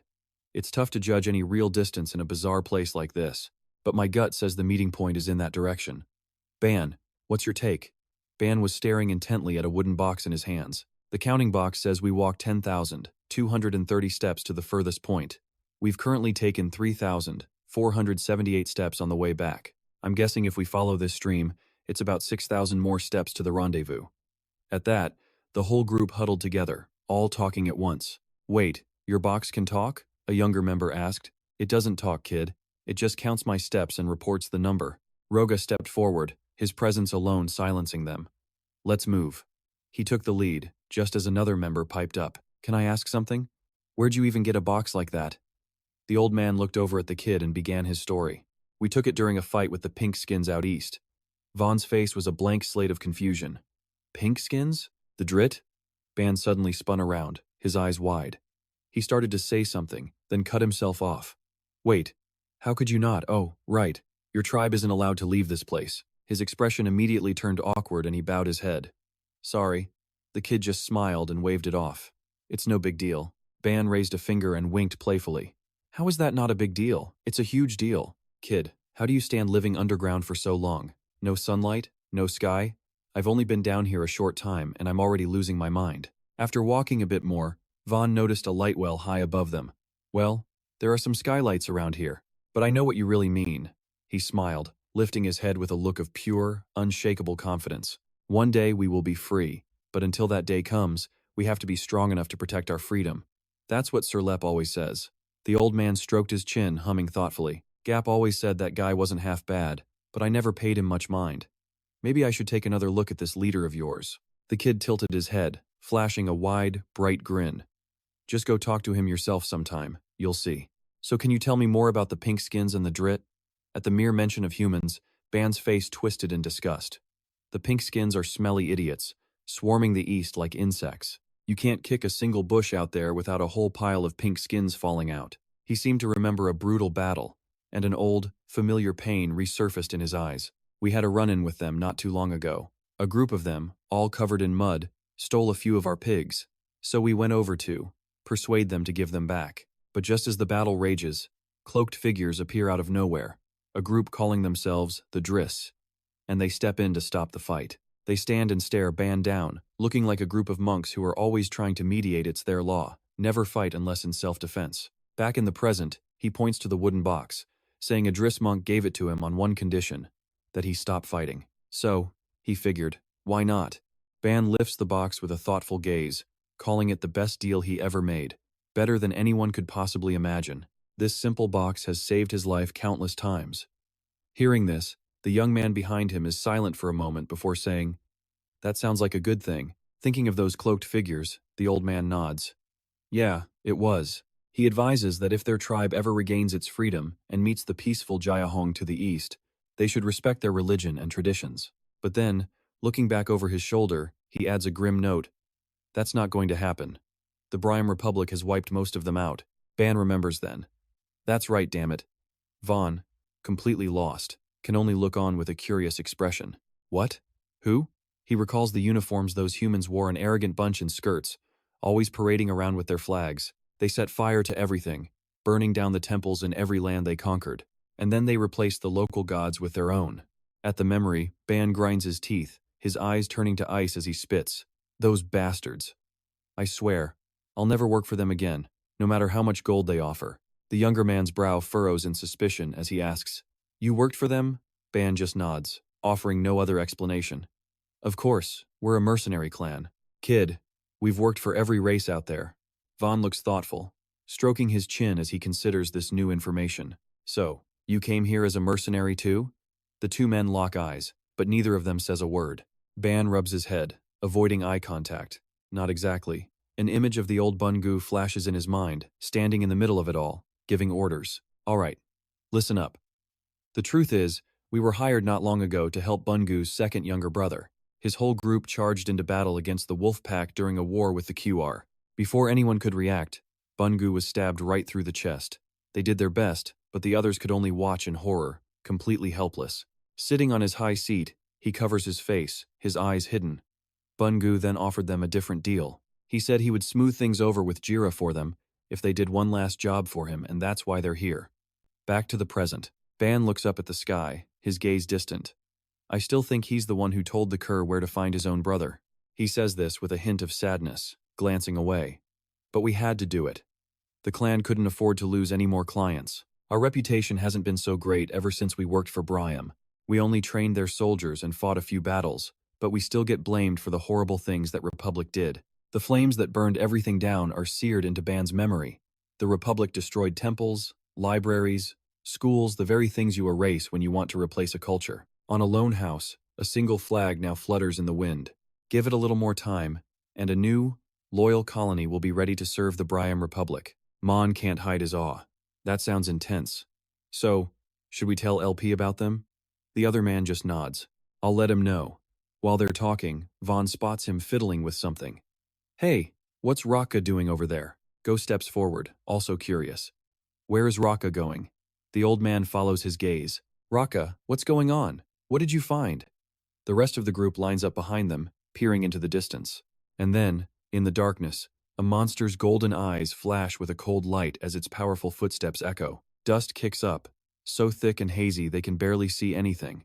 They just stand and watch as the insects march forward in perfect, terrifying order. Gun's face goes pale, his jaw dropping as he stutters, Insects, an entire army of them.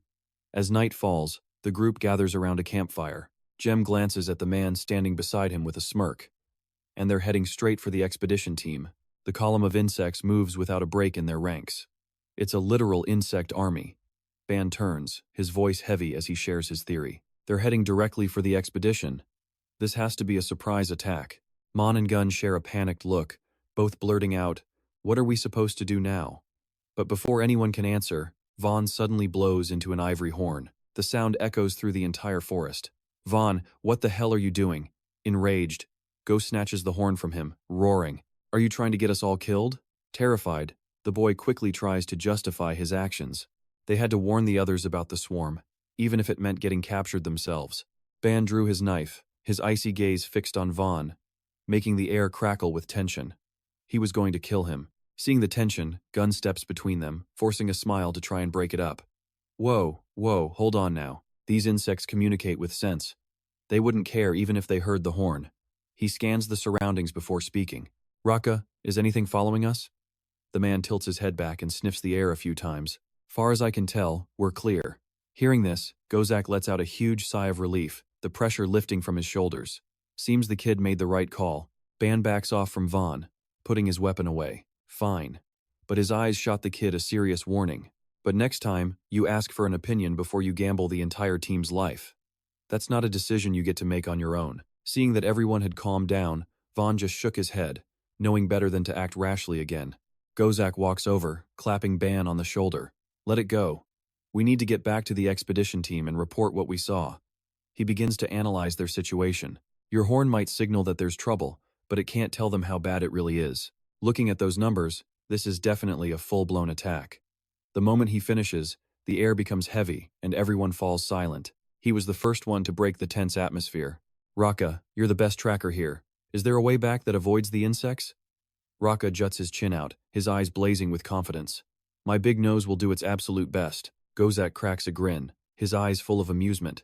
If that big nose of yours gets us home safe, I'll buy you all the mushroom wine you can drink. Raka glances back over his shoulder, giving a sly wink. It's a deal. Raka took the lead again, guiding the group on their retreat. After a long journey, the team finally stopped. Ban bent over, gasping for breath. Behind him, the rest of the squad collapsed to the ground, utterly exhausted, some leaning on their knees, all out of breath and drenched in sweat. Gunn winced, his face a mask of complaint. I think I'm gonna die. Vaughn, equally tired, replies. Rest for a bit, then we have to keep going. Gunn suddenly realized his mistake, his eyes flooding with regret. Vaughn, I'm sorry. The kid just raises an eyebrow, not paying Gunn's words much mind. What is it now? Gunn plops down on the ground, his hands clenched tightly, face tense. I shouldn't have convinced you to join Lay's crew. The moment he heard that, Vaughn couldn't help but burst out laughing. Don't worry about that. His smile held absolutely no blame. If it wasn't for you, I never would have had the courage to stand up to my parents, and I'd still have ended up in this expedition, but with absolutely no training. To be honest, I probably owe you my life. Gunn finally starts to relax, the tension on his face easing up. You're right. He then shoots Vaughn a mischievous glance. So next time the insects are chasing us, could you maybe run a little slower? A wave of laughter erupts, breaking the heavy mood. In the back, Mon just facepalms, completely done with them. Gozak watches them carefully before turning to Vaughn. We still haven't heard any reply to your horn. Hearing that, Vaughn grows quiet, admitting he doesn't know what that means. Me neither. Either the other groups are out of range, or they're unable to answer. Ban suspects this might not be the only insect group, and that the others could have been wiped out. He tightens his grip on the rope over his shoulder, thinking out loud. If they were really attacked, it would have made a lot of noise, but I haven't heard anything. Gunn stands up, a hopeful look on his face. So there's still a chance, right? Vaughn doesn't answer his question, instead shouting, It's better if we keep moving. Let's go. As a few insects crawl out of a nearby cave, Ban's group hides behind a bush, watching them like a bunch of cornered goats. Gunn's ears perk up. What's a goat? The old man is speechless. You don't even know that? It's something even louder than you, if that's even possible. Someone sitting in the corner speaks up curiously. Why are they just standing there? It looks like they're guarding something. Insects aren't smart enough to guard anything. Vaughn shakes his head, then turns to look back at the old man. Who knows why they're there, but this is the only path to the main company before the insects arrive. We have to get past them. Gozak, what do you think? The man thinks for a long moment before looking at the team. We have two options. One of us lures the insects away, or the whole group fights through. What's the call? Vaughn stares at the swarm of insects, rubbing his chin and thinking hard. After a moment, he suddenly speaks up, laying out a plan. I'm the fastest runner here. I'll lure them away. The rest of you go warn the expedition. Hearing his words, Gunn, who's sitting beside him, stares with his jaw wide open. Vaughn, you know I was joking about you running slower than me, right? Vaughn doesn't deny it, just nods. I know. Gunn is completely stunned, confusion written all over his face. Then why? Vaughn cuts him off, his voice filled with determination. I just don't want to watch my friend die before I do. Mon couldn't stay quiet, jumping in to try and find another way. Vaughn, the insects are faster than us. There's no way you can escape them. If anyone's going to be bait, it should be the mercenaries. Ban immediately agrees with that idea. He's right. Gozak and I can handle one of them. But Vaughn was unswayed, holding firm to his plan. But not three of them. If they win, they'll just come for the rest of you next. The insects hunt by smell. The only way is to lure them far enough for everyone to get through the tunnel before they circle back. Vaughn stood tall, his gaze firm, leaving no room for argument. He would be the one to do it. The group marched on through a forest of giant mushrooms. Some chatted happily, but others strained under the heavy weight of a palanquin. Ruin grumbled in annoyance to Rafa. I'm covered in bug bites, and they won't stop itching. Hearing this, Rafa kindly began to scratch her back. Ugh, I hate this armor. Better? Ruin's face softened with relief as she spoke gently. That's the spot. But then she looked ahead and couldn't help but shudder. Couldn't they make these things a little more practical? I mean, look at them. Who decided armored chests were a good idea? Rafa could only reply helplessly. If you want something pretty, you could always go up there and serve him instead. Seeing a mage feeding Bungu grapes, she used it to tease Ruin. Maybe he'd notice you if you showed him your charm. Ruin stuck her tongue out in disgust. No thanks, I'll take the bug bites. At that, Rafa gave her a wink. See, Ruin? Problem solved. Ruin smiled at her friend. That's exactly why I like you. Rafa always managed to find the bright side. But right now, she just scanned the grim landscape. Things will be a lot brighter once we're out of this forest. Ruin, however, looked skeptical, saying, I wouldn't count on that. I heard the 6th floor is even worse. At that, Rafa's optimism finally cracked, her face twisting in disgust. Of course it is. That's just what we need, right? More death and misery. But just then, Duin pointed back playfully. Hey, at least the guy you like is with us. She was referring to Jem, who walked behind them with a resolute look. Rafa, completely flustered by the direct hit, insisted, He is not someone I like. Ruin just smirked knowingly. Oh, really? Is that why you bring him up every chance you get? Hearing that, she tried to explain herself. I said he's a good warrior. That doesn't mean I like him or trust him. Ruan shook her head, a little confused. I don't get what you have against him. From what we've seen, his people are disciplined, and they've been pretty decent to us. Rafa confided in her, still looking embarrassed. You mean, a little too decent? I just always get this feeling that something's off about him. He has the aura of a corrupt elder, more like a merchant than a warrior. Ruin clearly didn't understand, bluntly shooting back. He is not a merchant. You've seen how he fights. Rafa thought for a moment. I have, but that makes even less sense. Who's that good with both words and a spear? Ruin had just proved her own point. Like I said, you're obsessed. Why not just go talk to him? Rafa blushed and avoided her gaze. I wouldn't know what to say. Hearing that, Ruan put a hand on her shoulder with a look of complete understanding. Rafa, have you ever told me about the time you herded pigs back home? And about that cute farmer boy? Suddenly, Rafa's eyes went wide as she stared ahead in absolute shock. Ruan was startled by her reaction. What is it? Rafa was completely tense. There's something up ahead. All of a sudden, a signal cry echoed from the front. Gun hun, gun hun. The column erupted into chaos as everyone took defensive positions. It's an attack. Everyone forward. Rafa gave the order bravely. Everyone, be ready to protect our lord. But a glance to the side made her freeze, seeing a soldier sniffing the air frantically. What is it? The soldier kept sniffing, then answered her. Something smells. Wrong. He screamed in panic. Spiders?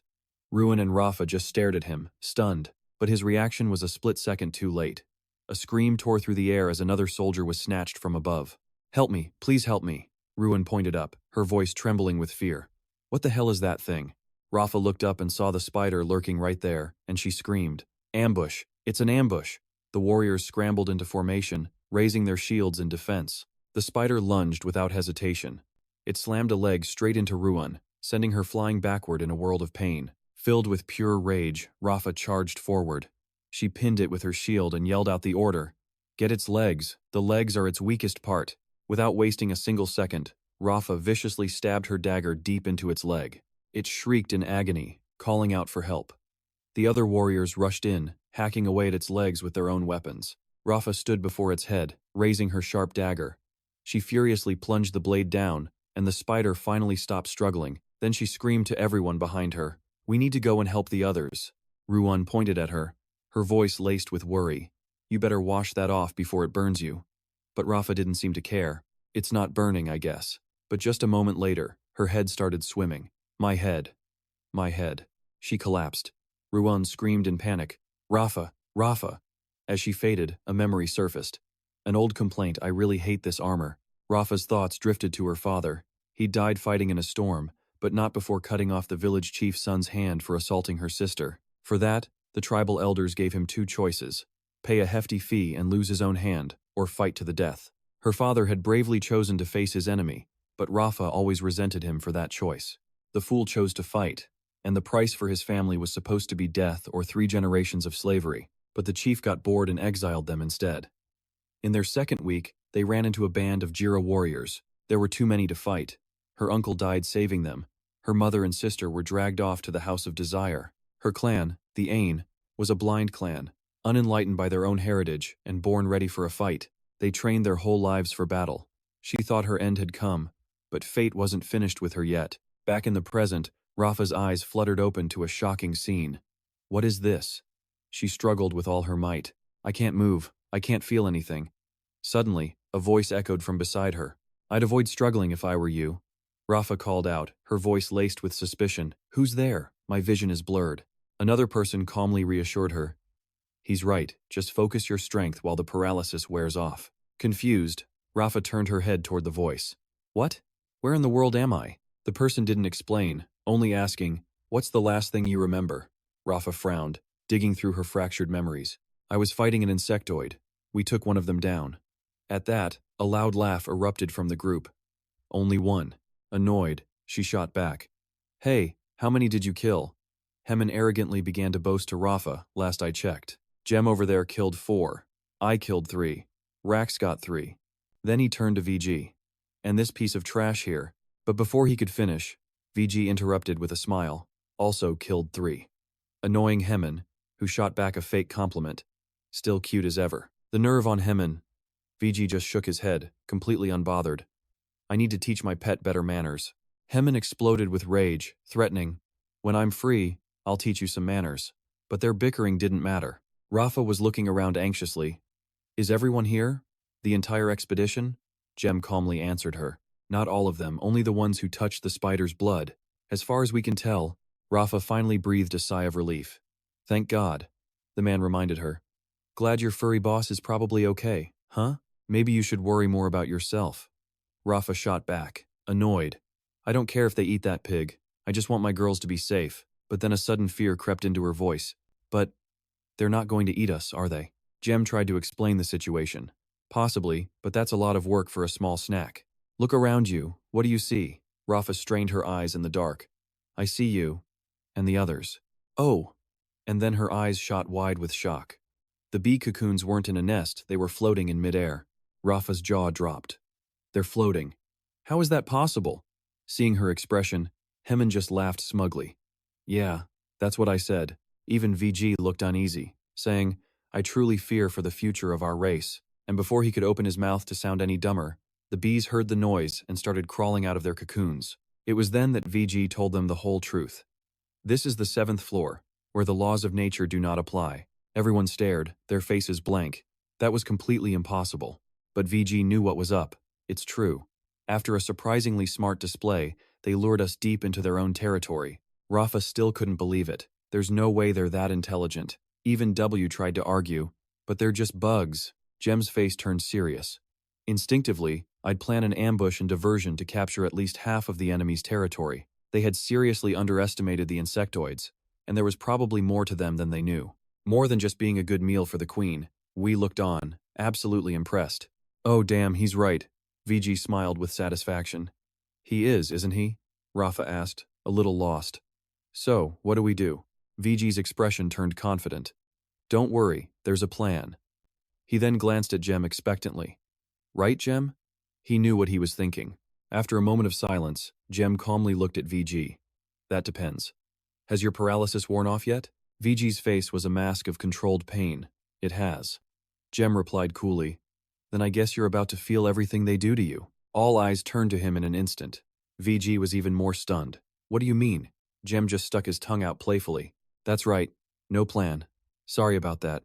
Hemin, despite the dire situation, just managed to smile. Looks like we're all in this together. Jem looked at him, disgusted by that pathetic, resigned expression. He tried to be optimistic with VG. But VG, at least you can settle one last thing before the swarm finds us? He asked, genuinely curious. One last thing, Jem explained without missing a beat. From what I've heard, I think you'll enjoy taking a crack at Hemgan. A smug look spread across his face. After all, Hemgan was the one who abandoned him for a pack of bandits. But that's not all, Jem added. Hemgan, you should have heard the things his little cronies were saying about you. At those words, Hem froze, while VG's face twisted into pure rage. He then let out a furious roar. Hem didn't hesitate, spitting right in VG's face. VG's temper exploded as he threatened, I won't need a weapon for what I'm about to do. The two just kept screaming at each other. The noise drew the spiders below, and the horde quickly began crawling up toward them. Seizing the moment, Jem called out to Rafa, whose attention was also on the two idiots fighting. Rafa then gave her instructions. I'll get us out. Keep your eyes open for any other threats that pop up. Rafa was completely stunned. I thought you said. Jem just looked at her and explained, I needed a distraction. And just like that, he sliced through the spider webs, leaving Rafa in total disbelief. One clean cut from the sharp knife was all it took. Jem then quickly moved over to Rafa and helped free her. They both immediately started sliding down. Jem landed on his feet, light and steady. Rafa, not so experienced, hit the ground with a thud. Up above, Hem and VG were completely surrounded by spiders, too terrified to even breathe. Rafa, a little embarrassed, said, Sorry, it's still hard to move. Jem reassured her. It's fine.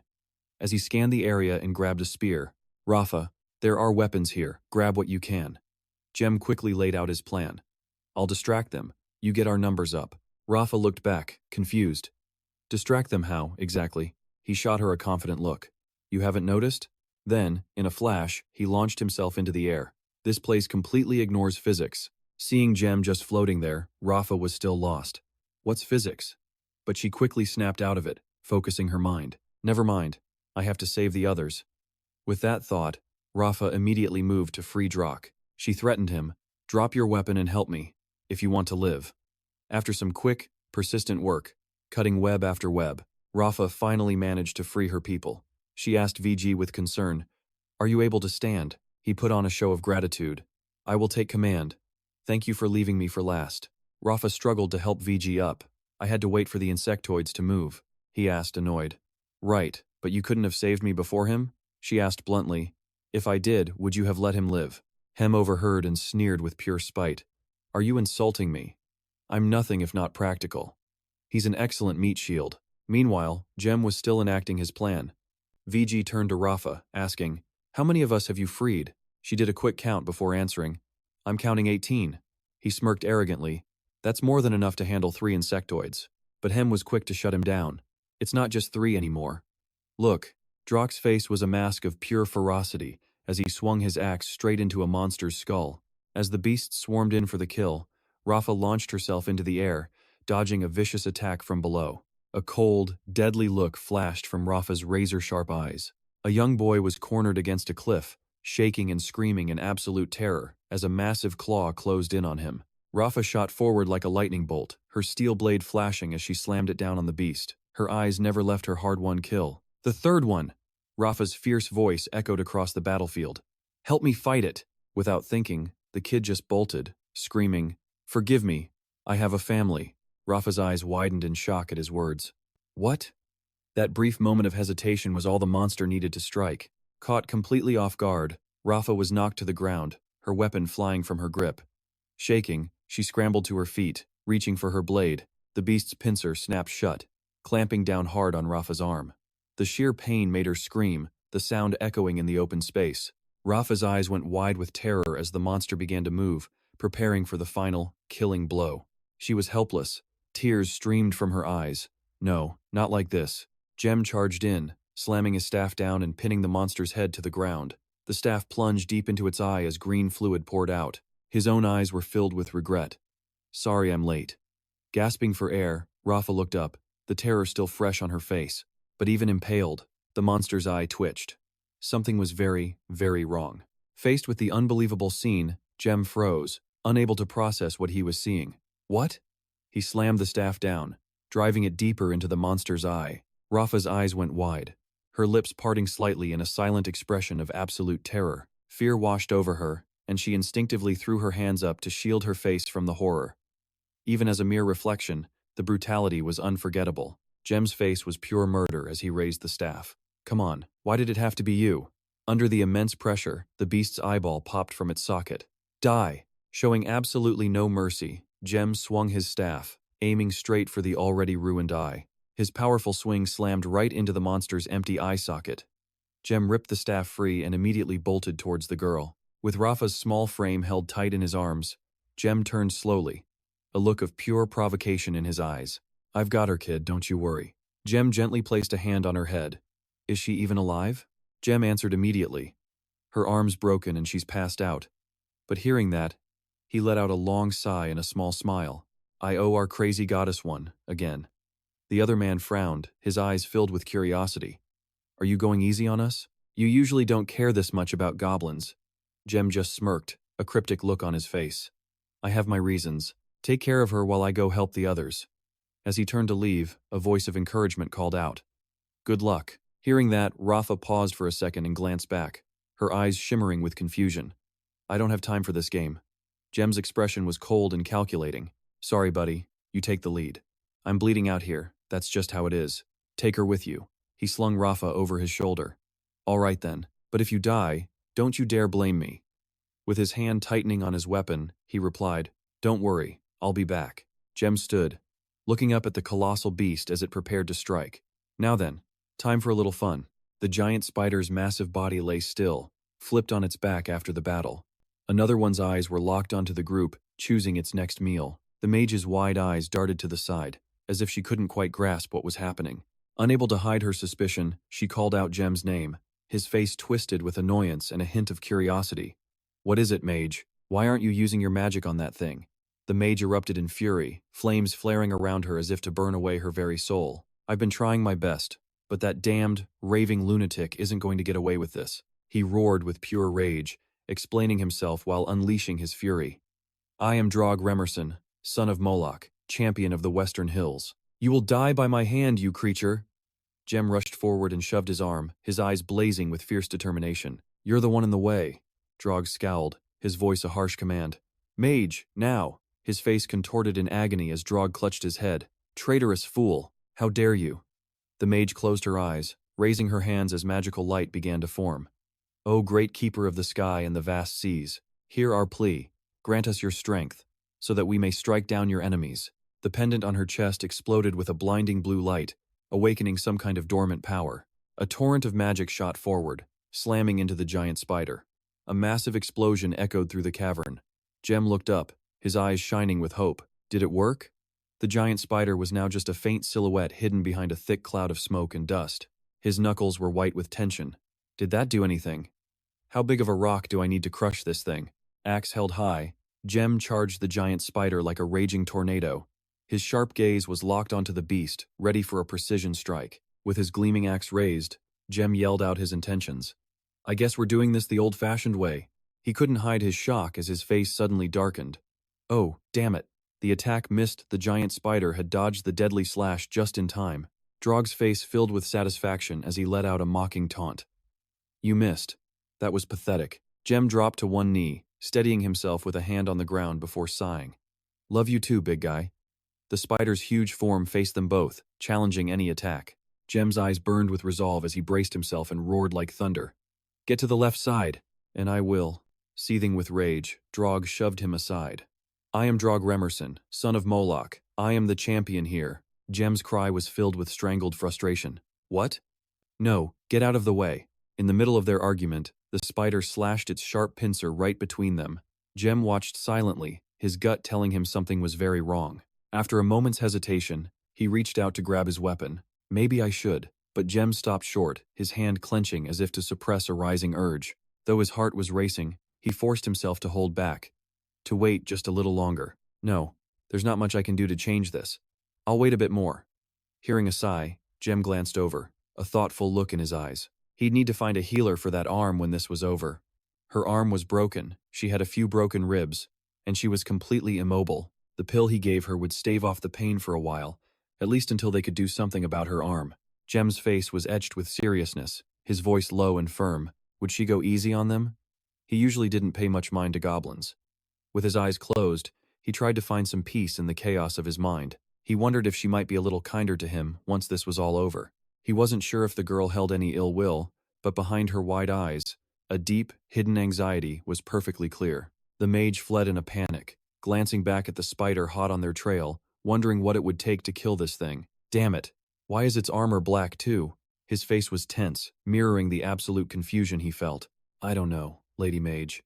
Sweat poured down Drog's face in streams. Ah, I'm Drog Remerson, son of Moloch. Unable to hold back, she screamed, We know! Now shut up and run! Her overlapping voice echoed around them. What are we? After that moment, everything seemed to feel heavier. When it nears the cliff's edge, we jump aside. The fall might just kill it.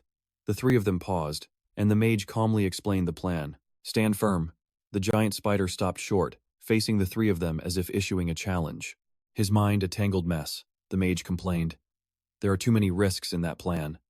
The spider's thunderous roar made the air feel suffocating. Utter shock was written on the faces of the mage and San, who had no idea what was about to happen. Hem's body was now floating in the air. He was completely unconscious, unable to resist at all. As if his body sensed something, his eyes suddenly snapped open. Hem looked around and wondered, "Where am I?" That insectoid attacked me. Lost in his thoughts, a sudden noise echoed nearby. He stopped speaking, his eyes darting toward the sound. On the other side was a giant bug, and facing it was a group of people huddled together in fear at the edge of a cliff. Seeing this, Hem frantically searched around and called out, "Where's my axe?" After searching for a moment and finding no axe, he made a decision. It looked like he would have to improvise. Hem glanced up, observing the terrain, and noticed several rocks floating in the air.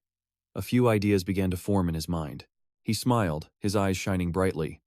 The bug's giant face had two piercing eyes, and saliva dripped from its mouth in long strands. It locked onto its prey and advanced, its eyes glowing as it charged forward. The terrified mage covered her face with her hands, too scared to look. A massive rock crashed down on the bug's head, crushing it on the spot. Hearing the noise, the mage curiously lowered her hands, her eyes slowly opening to see what had happened. Everyone was astonished. The bug's head had been completely flattened by the boulder. A man in armor cried out, "The gods have saved us." The mage used her sharp hearing to listen closely. Then, she instinctively looked up. That's when she saw him, nimbly jumping across the floating rocks. The mage smiled with relief and said, "Yes, I suppose they did." Drog grabbed his hammer, stood on the bug's body, and began shouting as he raised his weapon. Hem walked over, carrying Rafa, looking exhausted. Drog looked at him with contempt, laughing as he said, "Look, the coward has arrived." Suddenly, a hand pushed him from behind. He yelled out as he was shoved forward, stumbling to the ground. Hem sat squarely on the bug's corpse and warned in a low voice, "Watch your mouth, you fool. He and the rearguard just saved us." San chimed in, "It's true. Without them, we'd be in those cocoons waiting to be insect food. You should show some respect. Not an ounce of respect for anyone else." Drog shot back at him. "What the hell do you know about respect?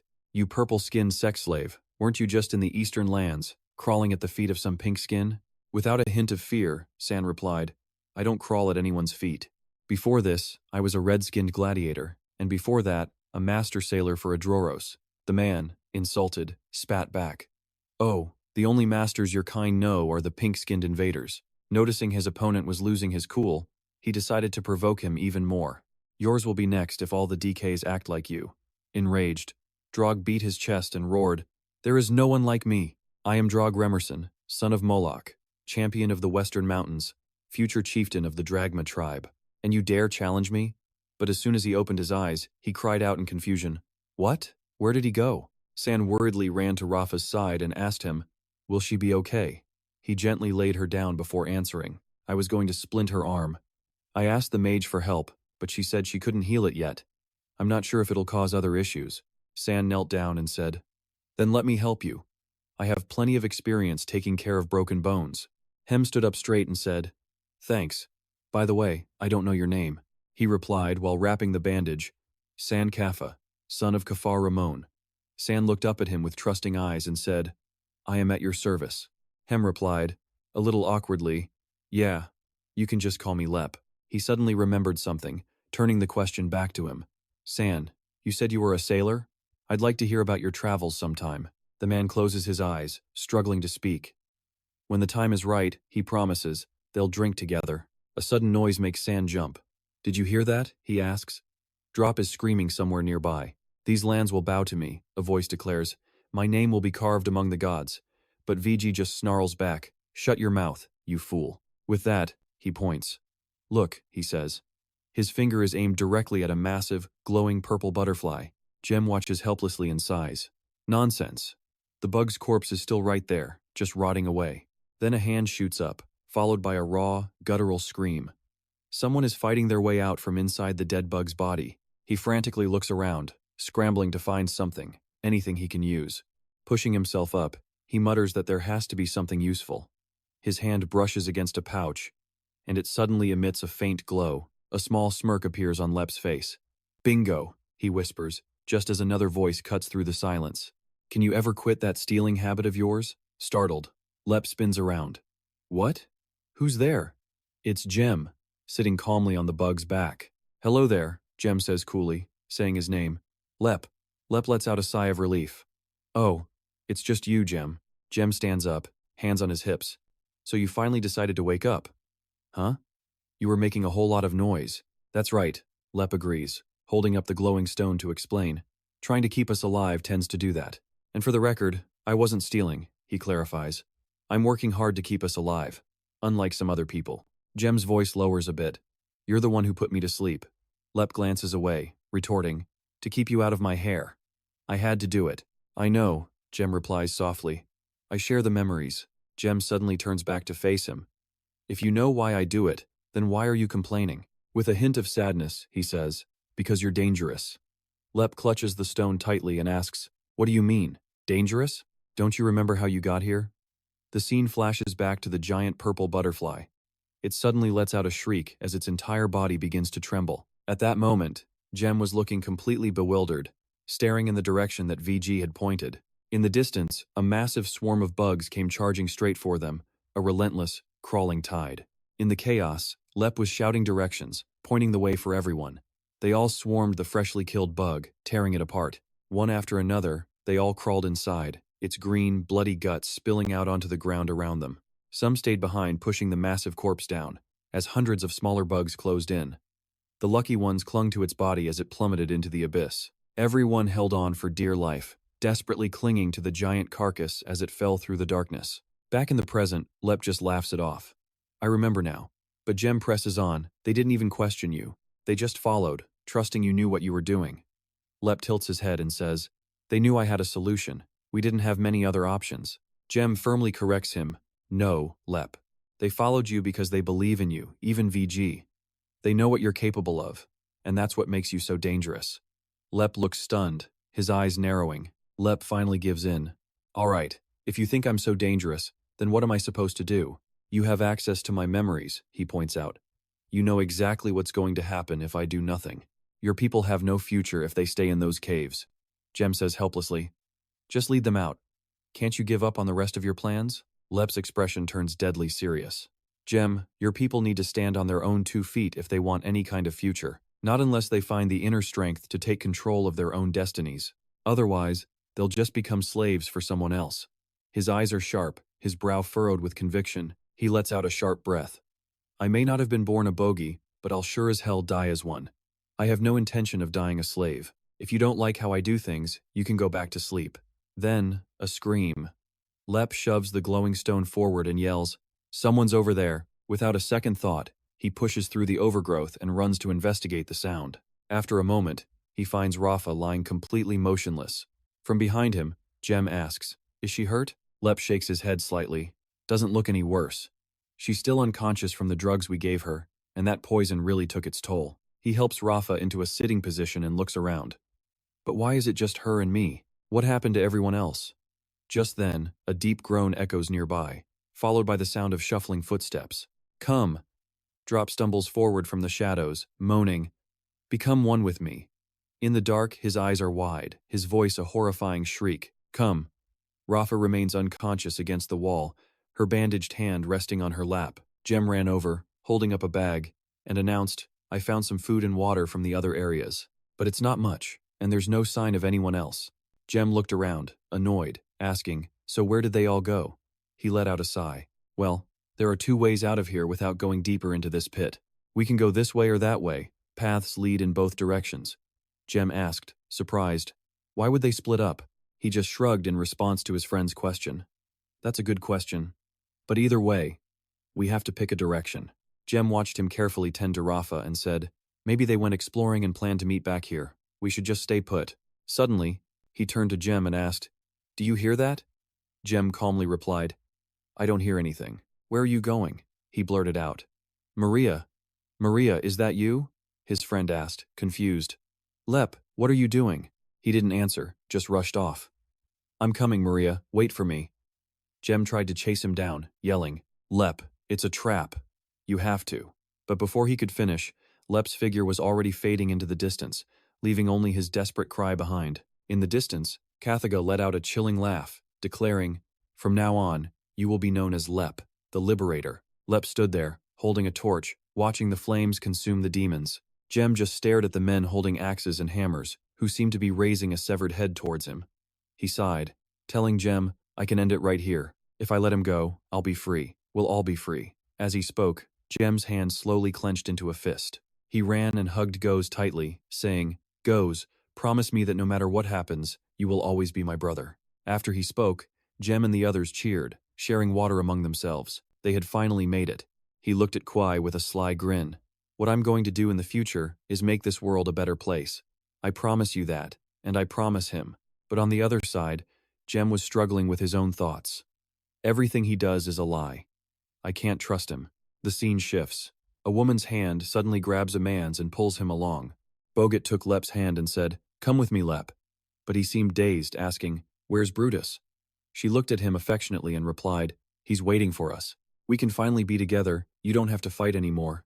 His eyes suddenly filled with sorrow as he asked again, "No more fighting?" But Bogut cupped his face with her hands and explained, "You're done, Lep. It's over. They gave you back to us. They returned you to us. It's time to rest now." Lep stubbornly insisted, "But Bogut, they need me." She looked at him with sympathy and said, "Lep, we need you. We are your family, not them." Bogut pointed behind her. "Look, Brutus is waiting for us." From behind them, Brutus called out too. "Let's go, buddy. What are you waiting for?" She took Lep's hand again, pulling him along. "I'm so happy. Lep, I missed you so much. Just a little further, and we can be together forever." Lep, mesmerized, followed along, repeating, "Yes, together." Then, out of nowhere, Jem appeared, his eyes blazing with fury. He slammed a fist into the man's face, so hard it contorted, roaring with all his might, "Wake up!" Lep's eyes flew open, completely vacant. Behind Jem, Bogut was still urging him on. "Lep, we need you." At that moment, Lep snapped out of it, screaming, "They're not real." Bogut suddenly transformed back into a moaning zombie, calling Lep's name. Then everything faded to black, her silhouette swallowed by the darkness. Jem glanced at him and said, "Let's go." He geared up and began to reason. "I guess we know why the Hipplins don't come here. They're afraid of whatever that thing is." Jem stood with his hands on his hips, asking, "Where are we going?" He answered immediately, "Away from that thing. We might find VG there with the others." He then asked Jem, "VG, why him?" As he hoisted Rafa onto his back, he replied, "That creature uses the people closest to us to set its traps. Who do you think VG cares about the most?" Jem nodded, satisfied. "I get it." The man looked up, questioning. "And Jem?" He showed no expression, simply turning and saying, "Right." Jem smiled back, saying, "Thanks for putting your trust in me." He scratched his chin, thoughtfully replying, "I needed to do my part." He looked at Jem, his eyes shining with newfound trust. "From now on, if I do something wrong, you'll tell me, right? I need you to keep me straight. Deal."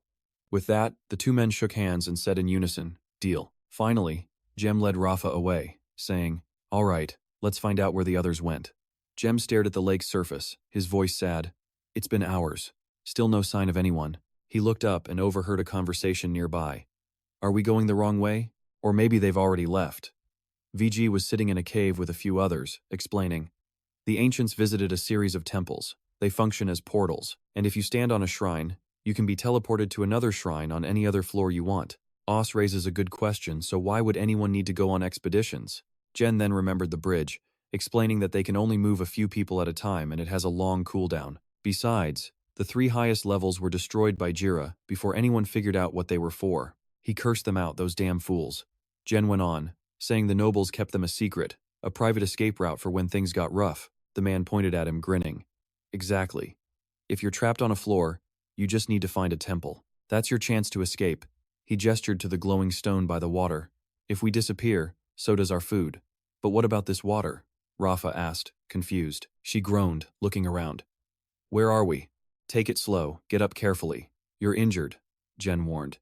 He pointed to the blue stream. "We're on a lower floor now. Somehow, we escaped that attack and wound up here." Rafa stared at the liquid. "Is that water? I'm so thirsty." Jen hesitated for a moment. "Yes, it's water." But she could tell something was wrong. "But what?" "I'm not sure if it's safe to drink," he admitted. Rafa's head dropped with a sigh of disappointment. He gestured to her arm, asking, "How does your arm feel?" She looked down at it. "It's numb." "That's the herb San applied," Jen explained. "It's stopping more damage. We'll find someone who can heal it. Tears filled Rafa's eyes as she turned away. Please, just go. Bungu isn't going to waste money on healing me. If I'm lucky, I'll be thrown in the harem pits. If not, I'd rather just die here.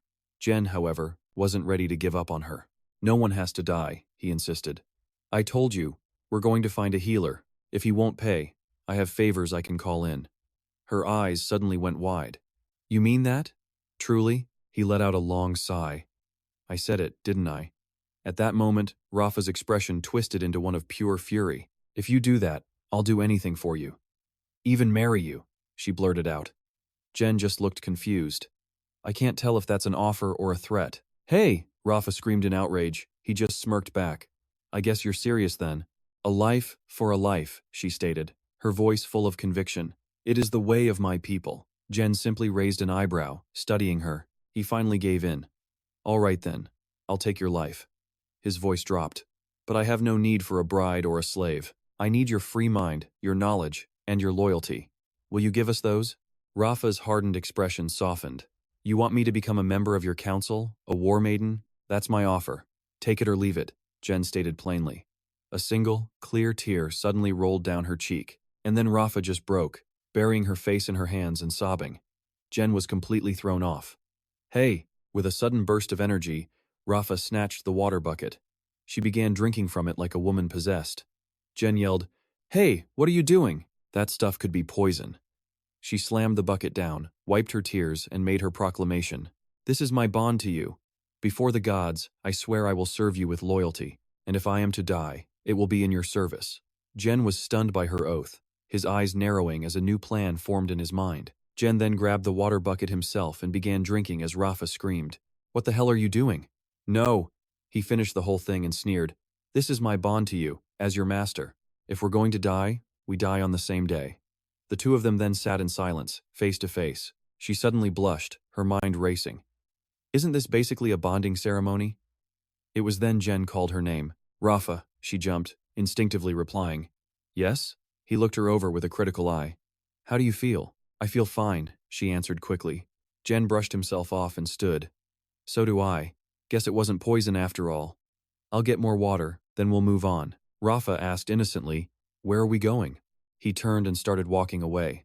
We're going to find some thieves and take their food, and maybe some other useful items.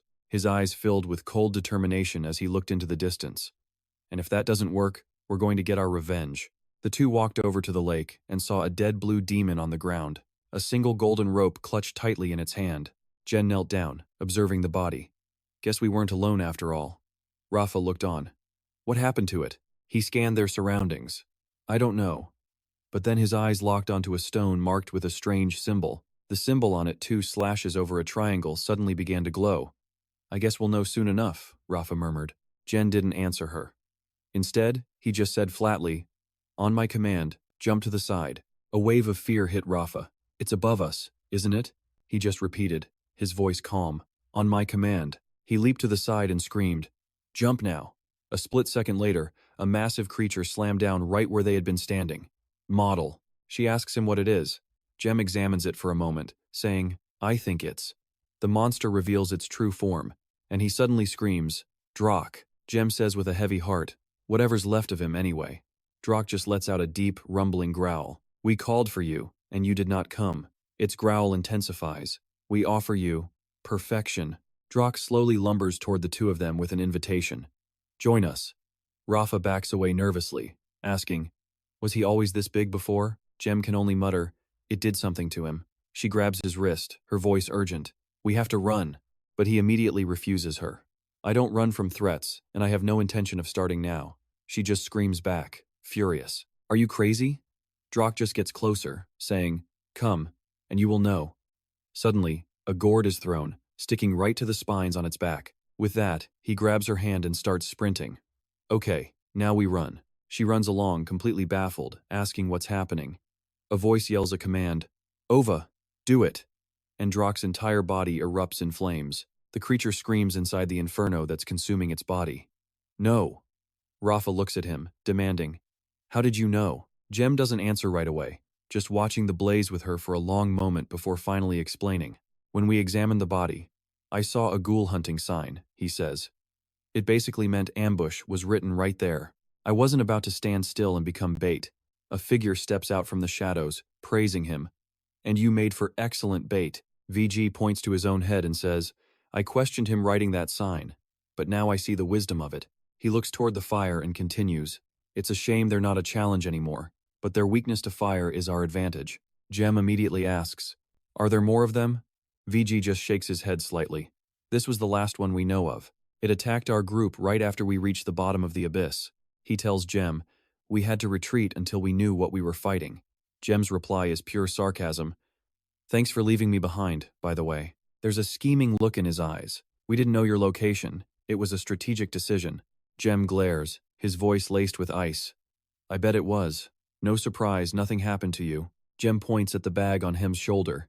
That's my bag. The man just laughs. Sure is, kid, minus a few of your gourds. He checks his bag, admitting, well, they served a good purpose. Hem watches on, saying, we're genuinely glad to see you. Jem glances up suspiciously. The way you say that makes me think it's about more than just seeing me alive. What is going on? VG and Hem exchange a thoughtful look. Suddenly, Rafa shouts, these things are amazing. We found these while we were searching for a shrine.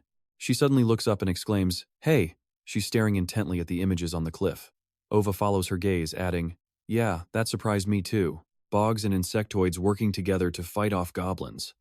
How is something like that even possible? San, standing nearby, adds, art takes many forms. Perhaps it was just their dream.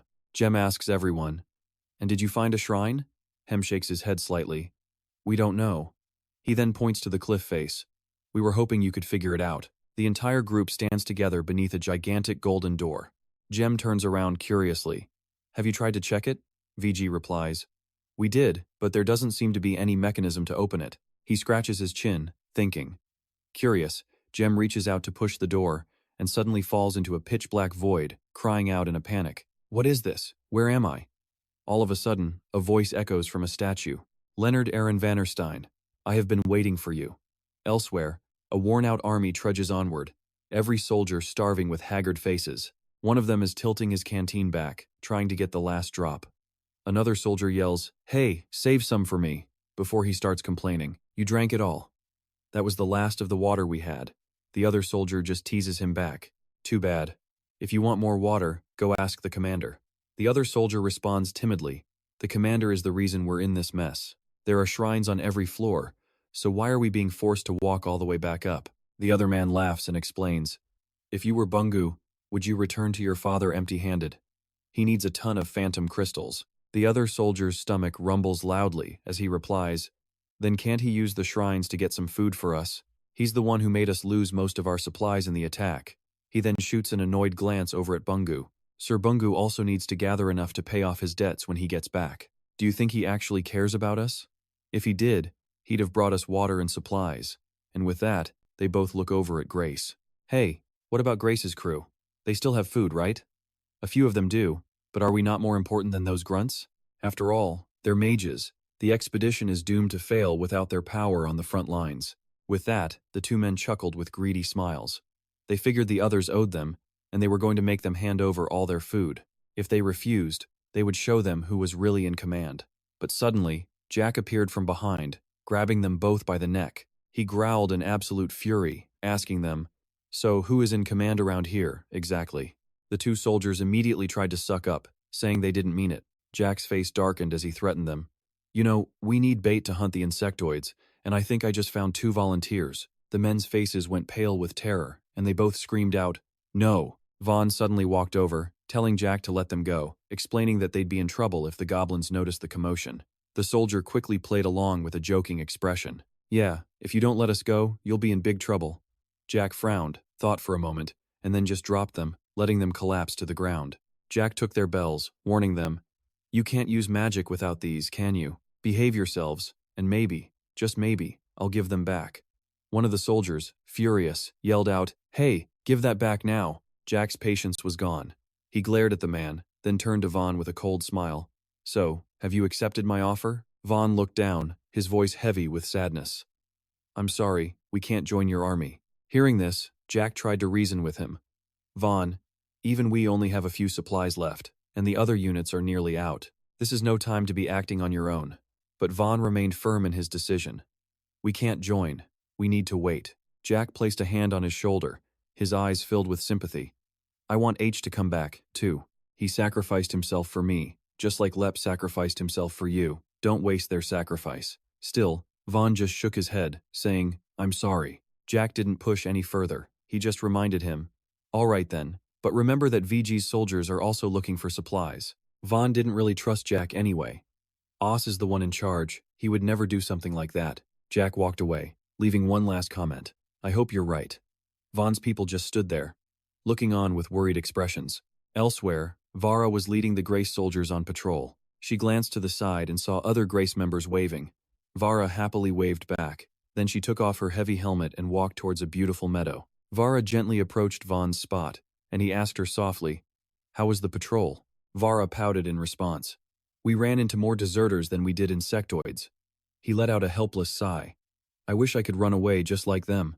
Vara looked at him, her curiosity piqued. If you did, what do you think your Lep would say? Vaughn just lowered his head sadly. He would understand. He always told me to make the wise choice. She smiled and said, He must have had his reasons for choosing you. You need to trust him, and you need to trust yourself. But Vaughn was still in pain, arguing that Jem had more experience than he did. But your subordinates all believe in you. I've heard what they say about you. They trust you. Why else has no one left? Vaughn thought it was for another reason entirely. It's because we have supplies. Once the supplies are gone, they'll leave too. Hearing this, Vara grew a little concerned. Then it'll just be us, left you and me. Suddenly, Vaughn became incredibly sincere. Hey, Vara, I'm sorry about San and the others. I didn't mean for it to happen. Vara looked at him with a warm expression. Vaughn, you are who you are. Don't give up now, or you'll regret it later. After she said that, he smacked himself hard on the head. You're right, I'm acting like a total coward right now. No, I'm trying to control everything, but the pressure is it's too much, you know? Vara, ever the kind soul, offered some advice. My commander always said, don't focus on what you can't control, focus on what you can. Vaughn seemed to have an epiphany. Hey, that's pretty wise. Vara laughed along with him. That's what he's like when he's sober. But he's rarely ever sober. Vaughn thought for a long moment. What he could control. Vara noticed his change in mood. Hey, what's wrong? Vara gently picked a flower and handed it to Vaughn. You looked sad, so I wanted to give you this. All of a sudden, Vaughn shouted out, That's it, that's really it. He spun around and hugged Vara, making her blush deeply. He thanked her, then bolted, leaving her completely stunned. Thank you so much. Vara stood there embarrassed, clenching her fists. You're welcome. Vaughn ran back to his group and immediately sat on the ground, drawing something. He held out his hand, showing some flower seeds. I need everyone to help me find these. Jem crossed his arms, clearly annoyed. This young man, we're on a mission. We're supposed to be hunting insectoids. Even Gunn pouted, a bit frustrated. He's right, Vaughn. We don't have time to find these before we pack up camp. Vaughn was absolutely certain about his idea. There has to be a way. Just then, Vara suggested, Can't you ask the other elves for help? Then she turned to the two men, confused. What's this all about? Kem just looked hesitant as he began to explain. It's not that we don't want their help, Vaughn said calmly, but they won't lift a finger for free. Just ask them. Rem shot back, stunned. Hey, if we do that, they'll demand our supplies as payment. We'll be left with nothing. Vaughn's reply was blunt. We don't have enough supplies to make it back home anyway. Fine. Contact the other commanders and ask for their help. The man shrugged, giving in. It's your call, Commander. So Gunn got to work. He scanned the area, and when no one was looking, used his knife to cut some seedlings while Jay directed the others. They covertly snatched up seeds and supplies. Once the deed was done, Vaughn lit a fire under a massive pan. He spoke with a serious tone. I think everything is ready now. Jem, give me the salt. Dem handed a heavy salt container to Vaughn, warning, Careful, kid, this is heavy. But Vara gasped in horror as he dumped the entire thing into the pan. Vaughn, what are you doing? He simply explained. When I was young, my mother used to save salt. Every time we used it, she'd set a little aside. She would collect everything she could until she had one huge batch. Once the salt was scorching hot, she'd toss in the seeds and dry flour she had prepared. That's how we made fried salt. Vaughn didn't hesitate to offer Vara a taste. Try it. After one bite, she immediately lit up. This is actually delicious. Suddenly, Gunn tapped Vaughn's back awkwardly. V. He answered without thinking. Yeah? When he turned, Gun just pointed fearfully at the starving crowd gathering behind them. You're probably going to have to make more. But Vaughn wasn't worried at all. He just smiled. That's why I told you to grab so much salt. Batch after batch of fried salt was cooked up. Soon, everyone was laughing and talking around the warm pans. Vaughn looked warmly at Vara and said, "Thank you." She blushed a little. "For what? I didn't do anything." Vaughn looked down and let out a long breath. "You reminded me that I needed to be more realistic. I was terrified. You made me feel like I had a lot of help." Vara understood his sincerity. The honor was all mine. But a new voice suddenly cut in. "Am I interrupting something?" Jack appeared behind them with a sly grin. "Congratulations on finding so much food for us." Vaughn stood up, replying humbly, "It's not much, but at least we can cook seeds and things we couldn't without oil or water. I think this will get us home." Jack, clearly impressed, said with a hint of pride, "Lep was right to choose you and me." At this, Vaughn scratched his neck and made an offer. "Look, Jack, I don't like you, and I don't trust you. But today reminded me some things can't be done alone." The two men reached an understanding. "So, how about an alliance? We combine our strength, but only until we get back to Jiao City." Just then, one of the Greys ran up with an urgent message. The commander snapped, "What is it?" But as the man whispered in his ear, Jack's face went pale with fear. Vaughn was instantly on guard. "Huh? Something's wrong." Jack turned away, his voice now ice cold. "It seems our alliance was formed not a moment too soon." His brow furrowed, his expression utterly grave. "Haimo ambushed and killed Oz-1. Vaughn tensed. "That means he's coming for us next." Meanwhile, Haimo was consumed by regret, sobbing with his head in his hands. "It wasn't supposed to be like this. I didn't mean to kill him." He collapsed beside Oz's body, his own bloodied sword pointing toward him. "Why did Oz-1 attack me?" Suddenly, Bob Burt bumped his shoulder, his words of comfort as cold as ice. "Oh, come on now. Why act like it's the end of the world? He wasn't your real brother, anyway." At that, Haimo snapped, grabbing the sword again with tears in his eyes. He roared, the blood-stained tip just inches from Bob's face. "This is all your fault, Bob Burt. If you..." But Bob Burt was perfectly calm. "No. You were the one who agreed to my proposal." His eyes became as sharp as steel. "You were the one who approached me, weren't you, Haimo? You set me up, pretending to be our friend." Bob played the part of a kind soul perfectly, hiding the wolf beneath. "Is kindness and decency a sin, little boy? Many of my peers would deny this. But we are all goblins. And our ancestors were once human." Haimo screamed in absolute fury. "How dare a greenskin say that, especially one who sold his own people to the goblins?" The man just continued, "Have you no shame? We're all just doing what it takes to survive. It doesn't mean we can't help each other." In the end, Haimo couldn't bring himself to strike, collapsing in grief. "You're a fool, and I'm an even bigger fool for listening to you. I'm finished. I deserve whatever happens to me now." Bob Burt looked down on him, his eyes filled with pity. "How foolish. I never thought you'd give up before atoning for your mistakes." The scene then flashes back to Oz ripping through a tent like a wild beast. "I wanted to see you. I'm glad you agreed to meet." But Haimo's eyes quickly darted to the dagger hidden in Oz's hand. "However, I'm also worried your brothers might find out." Without another word, Oz lunged. Haimo managed to grab a weapon, but the opponent was just too strong. He staggered back, completely on the defensive, unable to gain any ground. That's when his eyes locked onto something on the table behind him, a small vial filled with a strange glowing liquid. Oz froze, watching Haimo down the entire potion in one gulp. A second later, overwhelming energy exploded from Haimo's body as he lost control and plunged his blade straight. Haimo bit his lip, tears welling in his eyes as he tried to explain himself. "It was that potion you gave me," he choked out. "I didn't know what I was doing. I just needed him to stop attacking me, that's all." Bob could only offer a helpless shrug. He had warned Haimo that the stuff had serious side effects, but Haimo chose to drink it anyway. Turning away, Bob stated coldly that denying it won't change a thing. What's done is done. He admitted he'd love to give Haimo time to process the shock, but that was a luxury none of them could afford right now. Outside, gray elves were forced to haul carts of gems, living as slaves. The end of the expedition was drawing near. "We need your strength and wisdom now more than ever," Bob urged. With Bungu growing more tyrannical, a gray elf uprising is their only hope, and in the future, Bungu would never be allowed to return to the surface world. His entire bloodline had to be wiped out for good. Haimo gave a bitter, sarcastic laugh. "Do you really take me for an absolute fool?" He stated plainly that it doesn't matter which monster tribe is in charge, the outcome is always the same for his people. "But your tribe, the Greenskins, you will always find a way to rule over us." Bob just slowly shook his head, insisting that was the past. Things were different now.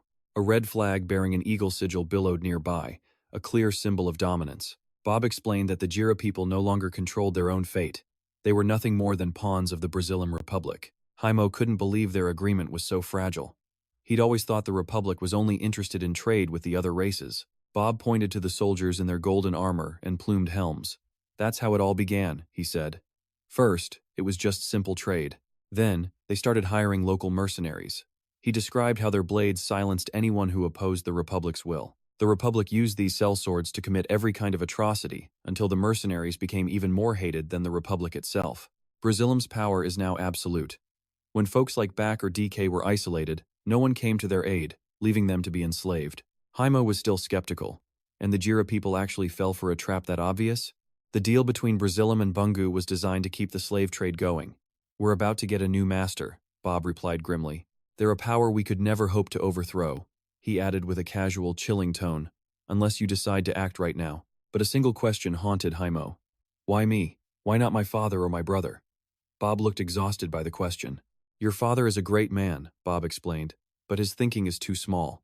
He's the leader of a clan, not a king for a nation. And both of your brothers, Bao and Los, are completely unfit to lead. Haimo's gaze fell on the body of Os, lying still on the ground. As for Os, Bob dismissed him completely.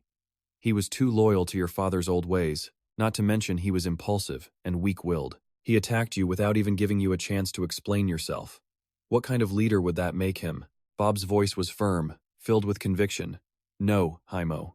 Only you can save us now. He pressed his advantage, promising they could end all this chaos. Haimo's people would no longer have to suffer under the heel of tyrants. But Haimo wasn't convinced. And what would a green-skinned noble possibly know about suffering? Bob extended a hand in a gesture of sincerity. Pain doesn't care about race or class. Remember this, kid. This is my final offer. Will you join me? Haimo finally took the offered hand. But he had a condition of his own. No more expeditions. My people will live on the surface. We'll still find your mist crystals, but we will do it with basic rights, not as slaves. A satisfied grin spread across Bob's face. Deal. He gave a slight, respectful bow. You made the right choice, Haimo. From now on, you'll have to face your problems head-on, no matter what anyone else says. Wait, Haimo cut in suddenly, his brow furrowed in thought. One more thing, he added. I want Jack and Vaughn eliminated. Bob looked positively delighted. Don't you worry, my friend. It's already being taken care of. Haimo's eyes darkened as he glanced at Os one last time. Fine. You can go. Bob pushed aside the tent flap and stepped out to a waiting subordinate. Your things, sir. The man handed him a cloth, and Bob meticulously wiped his hands clean. Thank you, he muttered. I can't believe I actually shook hands with that piece of trash. He worried that Haimo's brothers were already furious. Sir, are you sure he'll make it out alive? Bob tossed the cloth back to his man. Oh, he'll survive. It's his destiny. It was time to inform the cunning goblins about their deal, and to smuggle out as many mist crystals as possible. He also needed to bring an offering for Jira's priestess on the way back. The man never stopped thinking about his own survival. You'd better be right, Kathiga, or he'll have my head. Suddenly, the frantic sound of footsteps echoed through the dark cave. The hurried footsteps grew louder and faster, creating a chaotic echo in the tunnels. A man in a headscarf and his crew were straining, pushing a cart overflowing with gems. He panicked and froze. A sharp blade suddenly appeared right at his throat. Vara stood there, cold and imposing, her sword raised as she demanded, "State your business." The man threw his hands up in surrender, stammering in fear. I have a message for the master." Ruin came over and gently touched her shoulder, trying to persuade her. "Let him pass." Vara recognized the man, lowering her weapon as he scrambled away. "You think he's one of them?" Vara asked, sheathing her sword. Ruin simply replied, "I'm not so sure. Someone told me these unaligned tunnels were empty, but who really knows?" Ruin said, cracking his knuckles as his breath fogged in the cold air. "Those damn goblins said these tunnels were a shortcut to the 4th floor. We've been walking forever, so we must be getting close." Hearing this, she just gave a cold reply. "Yeah. I hope we get out of this place soon, too." The terrified messenger knelt before Bungu, reporting with his head bowed. "Sir, one of the ore carts has a broken axle. They've requested we stop for repairs." Bungu clenched his fist in frustration, snapping, "And how long will that take?" The man hesitated before answering. "They have to unload it before they can fix it, sir." It might take a while." Bungu shot a sharp glance at Bibi, who tensed up and blurted out, "Gods, it's dangerous enough in these tunnels. Can't we just abandon the cart? Bungu's patience snapped. He roared in absolute fury. Say that again? You want to return with so little to show for it? I should have just left you all back there and taken the cart myself. Bibi flinched, quickly trying to recover. My apologies, sir. Sir, what if we left a small, experienced team of warriors to guard the cart and continued on our way? Jack's team could stay behind and protect it until they're able to catch up with us. Bungu was stunned by the suggestion. Jack's team? He questioned. But they are some of my best fighters. The man avoided his gaze, carefully explaining his reasoning. Exactly, sir. All the more reason to leave them behind in case they run into trouble. These tunnels could still be dangerous, my lord. Hearing this, Bungu's anger began to subside. Yes, I see your point. This is still a dangerous place. His gaze then shifted, scanning the crowd. Vara was just another face in the crowd, but Bungu's eyes locked onto her. He turned to Bibi and gave his order. Bibi, have that warrior go back and help them. The man was completely shocked by the command. But sir, she is the last warrior from the expedition. Bungu just gave a sinister smile, his decision final. Precisely. The less she reveals to the soldiers waiting on the surface, the better it is for us. Vara, completely unaware, was still busy talking with Ruin. Bibi reluctantly obeyed. Yes, my lord. A single wheel leaned against the cavern wall. Elsewhere, a large group of men swarmed around the broken cart, working frantically on the wheel. Vaughn stood with gun, looking over his shoulder as he called out, Vara, what are you doing back here? She walked over, explaining, I was ordered to come back and lend a hand. Vaughn just awkwardly scratched his head. Oh, well, it's good to have you here, he said, flustered. Vara smiled shyly, tilting her head. I'm happy to see you again, too. After she spoke, she quickly turned away, and he did the same. Both of them beat red. Jack and Gunn watched the two from behind, snickering. Jack then slapped Vaughn hard on the back, teasing, What's the matter, Vaughn? Didn't you just say you wanted to talk to her? Well, here she is. Vaughn got angry and pulled Gunn into a headlock. You, shut your mouth. Hearing the commotion, Vara asked, You wanted to talk to me? Vaughn forced a laugh, quickly deflecting. Nah, it was nothing. Don't worry about it. But Gunn just grinned. He was just saying he's cold and needs you to warm him up. Vaughn quickly covered Gunn's mouth, rushing to explain. No, not me. I meant food. I was just saying I wish we had some of those salt fries I used to make. Vara's face lit up. Oh yes. I wish we could make those again too. She looked around at their small group and then asked, You guys don't have many warriors here, do you? Aren't you afraid of the other clans finding you? Not really. They're all gone, Vaughn replied casually. Even the walls are dry and cracked. Shows they haven't been back. We're pretty lucky. Jack cut in. I wouldn't be so sure. I spoke with the craftsman, he continued. Part of the axle was deliberately cut. This wasn't an accident. Jack nodded in agreement. Think about it. Who would do something like that? Vaughn offered a guess. Maybe the workers didn't want to pull the cart anymore. Jack considered it. Could be.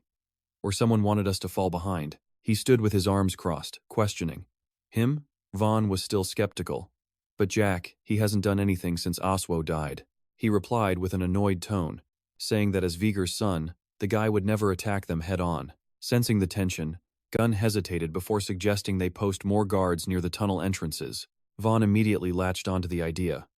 Great thinking. Gunn, you join the rearguard team. Gunn raised his hand, accepting the duty. All right, I'll keep an eye on him. Then, a strange noise from under his boot.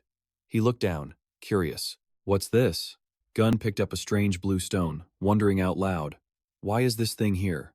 A powerful gust of wind blew through the cave, carrying strange sounds with it.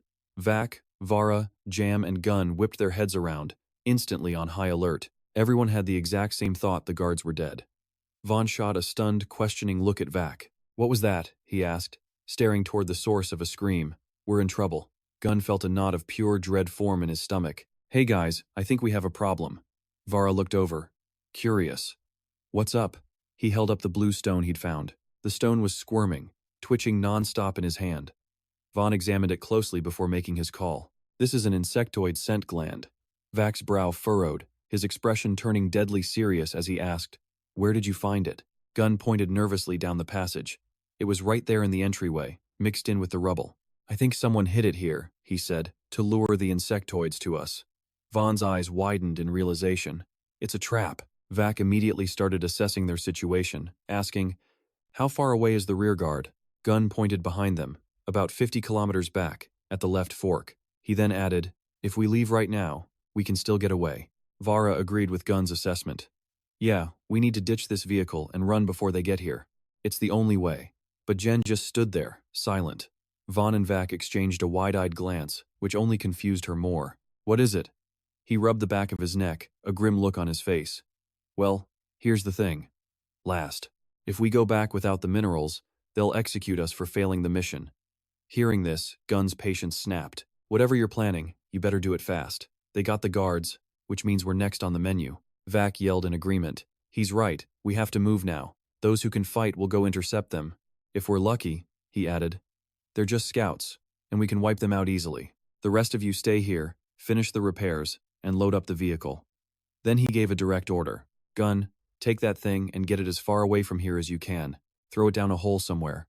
Gunn pinched his nose as he took the rock. You got it, Gunn replied. This thing stinks anyway, Vac. But as everyone started to move out, Vaughn suddenly stopped them. Wait a minute. His voice was tense. I have an idea. The cave was a maze of tall rock formations, thick with dust. Hiding behind a large boulder, Gunn asked doubtfully, Is this really going to work? Vaughn scanned the area before answering. If they're following the scent, they'll come into this cave instead of going for the vehicle. The blue stone now sat ominously at the entrance. Gunn looked at Vaughn, confused. So why don't we just leave it here and go? Vaughn explained the plan more clearly. After they find this, they'll search the whole area. We'll have to fight them eventually, better to do it on our terms. After speaking, Vaughn's attention was suddenly drawn elsewhere. Vara was hiding in the distance, waving and giving him a huge smile. Vaughn blushed, smiling shyly back and raising a hand in a happy wave. Gunn saw the exchange and looked at him, completely baffled.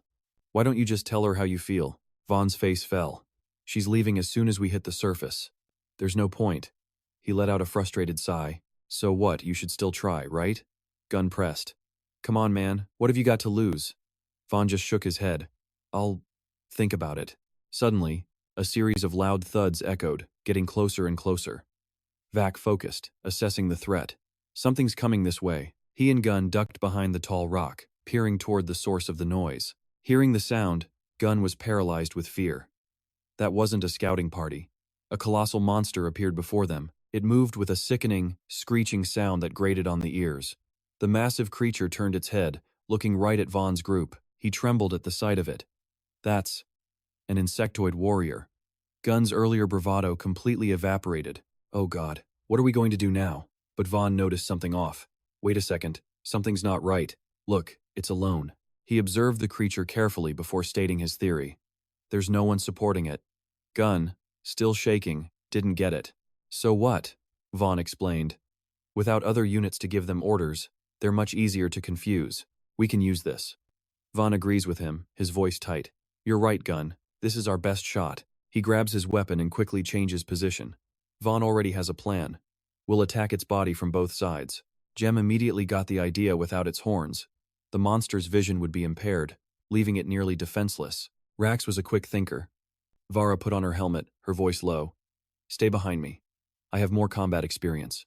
But he disagreed, instantly speaking up. We'll do this together. She glanced over at Vaughn and gave him a gentle smile. All right, fine. Let's just end this. Then I'll warm up whatever you want. Hearing that, he blushed, his mind racing as he stammered a reply. Okay then, Vaughn shouted out a warning. It's here, and it's huge. Vara took the lead, charging forward bravely. Let's move, Vaughn. She used the tall rock pillars as springboards, launching herself forward with incredible speed. Rax charged in with his axe, flanking the creature with Vara to surround it. In a flash, its horns were sliced clean off. The monster shrieked in agony. We did it. It's blind. Now push it towards those rock spikes. Rem used his sharp spear to force it back against the ceiling, letting the stalactites pierce right through the monster. He then saw massive rocks starting to fall and tensed up the entire cave was about to collapse. Vaughn desperately yelled a warning to everyone. Get down! Suddenly, something slammed into him. He was thrown to the ground, sitting up dazed. He looked ahead, his eyes widening in pure horror. Vaughn let out a panicked, desperate scream. Vara, no!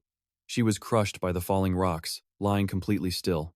He scrambled over, trying to pull the boulders off her, begging, don't die, please, don't die. Gunn saw it from a distance and shouted a warning. Vaughn, get up, we don't have time for that right now. That thing is still alive, and more of those creatures are swarming in. Vaughn was completely stunned, whipping his head around to look. This time, 2 more giant monsters had appeared in the pitch-black darkness, leaving Jem utterly confused. What? Where is this? Ferran's voice suddenly echoed. Leonard Aaron Vannerstein, I have waited a long time for you. Meanwhile, at the satellite station, a fierce battle was already raging. Soldiers in red armor were relentlessly pressing the attack. All around, the troops in blue armor were wounded and collapsing. A system notification popped up. Neutral zone, between the Eurasian technocracy and the American Empire. The 13th assault on the Empire's Trench 42A blue-armored soldiers were down everywhere. The system provided an exact count. Casualties in this attack: 132. Just then, a sergeant's hand twitched, and he used all his strength to push himself up. The sergeant forced his hand up to grip his mask. He tore it off with a loud, clattering noise. After that, he coughed, a pained and racking sound. The sergeant raised his head, struggling just to breathe. Suddenly, a strange sound cut through the silence. The sergeant's training kicked in, and he immediately turned towards the noise. A figure wearing the same uniform approached him through the flames. The sergeant instantly took a defensive stance, raising his gun. Who are you? Identify yourself now. The approaching figure was Vaughn. He announced, Unit 2406. Sorry for startling you. The sergeant lowered his weapon slightly. 2406? You're from the 3rd Guard Post? Thank God. Where are the rest of your unit? Vaughn, still wearing his mask, slowly drew closer. I'm the only one. The sergeant pressed on.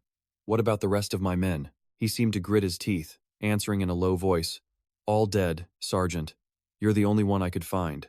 The news hit the sergeant like a physical blow, and he immediately denied it. No, there have to be others. We need to find them. There are always survivors. Vaughn tried to calm him down. Sergeant, we can't move around too much. It's too dangerous. But the sergeant was adamant. No, we have to. At that moment, a strange sound echoed around them. He was confused. What's that sound? Before he could figure it out, Vaughn shoved the sergeant forward. Look out! An instant later, a massive explosion erupted right where they had been standing. He lay on the ground, shouting anxiously, 2406, Private, where are you? Vaughn's voice cut through the ringing. I'm here. He came closer to check on him. Are you all right, Sergeant? The sergeant turned over, clutching his leg in pain. Vaughn carefully examined his injury. Shrapnel had pierced all the way to the femur. I'm going to stop the bleeding. The sergeant gritted his teeth, trying to fight through the pain. Do it. He scanned their surroundings, then said, We can't do this out in the open. They managed to move to a nearby tank. Inside, Vaughn took another look at the wound. All right, Sergeant, I need you to lie down and let me administer first aid. But the sergeant just shook his head. No painkillers. Just stop the bleeding. Vaughn had to double-check. Are you sure? This is going to hurt like hell. The sergeant just slumped back and confirmed it. I can't afford to get hazy. Just stop the bleeding. Vaughn had no choice but to agree. Your call. Meanwhile, the sergeant checked the locator on his arm. Is there any way to contact command in the neutral zone? I think my MCS comm system is fried. He explained to the sergeant. Sorry, Lieutenant, the line is dead. We still can't get through. The man sighed in frustration. And the mission? Vaughn replied while digging out the shrapnel. We never got close enough. He's still with us, Sergeant. The sergeant gritted his teeth through the pain. So they died for nothing. He carefully extracts the largest shard with tweezers. You're new to the neutral zone, aren't you, Sergeant? The man squeezed his eyes shut, enduring it. I'm a reservist with the 4th Regiment, 5th Home Guard. Vaughn kept up the chatter, trying to distract the wounded soldier. So, are you a 1st or 2nd rotation reservist? The man lifted his head slightly to answer. And what about you? The soldier answered with a calm demeanor. Never left my 1st unit. I'm on year 10. This revelation clearly took the sergeant by surprise. 10. Damn. Vaughn's face was a mystery behind his mask, his expression unreadable. I'm just doing what has to be done. He spoke with a hint of dark humor. Yeah, I told my wife the same thing when I re-enlisted. She told me I was crazy, but I can't live with limited citizenship. I need all 10. Why did you sign up? As he pulled out the last of the shrapnel, he replied, Not many choices for an orphan, Sergeant, especially one who wants to be a citizen. The final fragment was finally removed. Vaughn then reached for a can of antiseptic spray. The sergeant looked up at him. You love this country, don't you? The question made Vaughn chuckle. He didn't answer, just sprayed the wound. Clearly annoyed at being ignored, the sergeant pressed on. Did I say something funny? A faint smirk touched Vaughn's lips. No, Sergeant, not really. And I'm done. Stay still for a minute and let the medicine work. He painstakingly sat up. Thought I wouldn't be able to run again. Then Vaughn spoke again.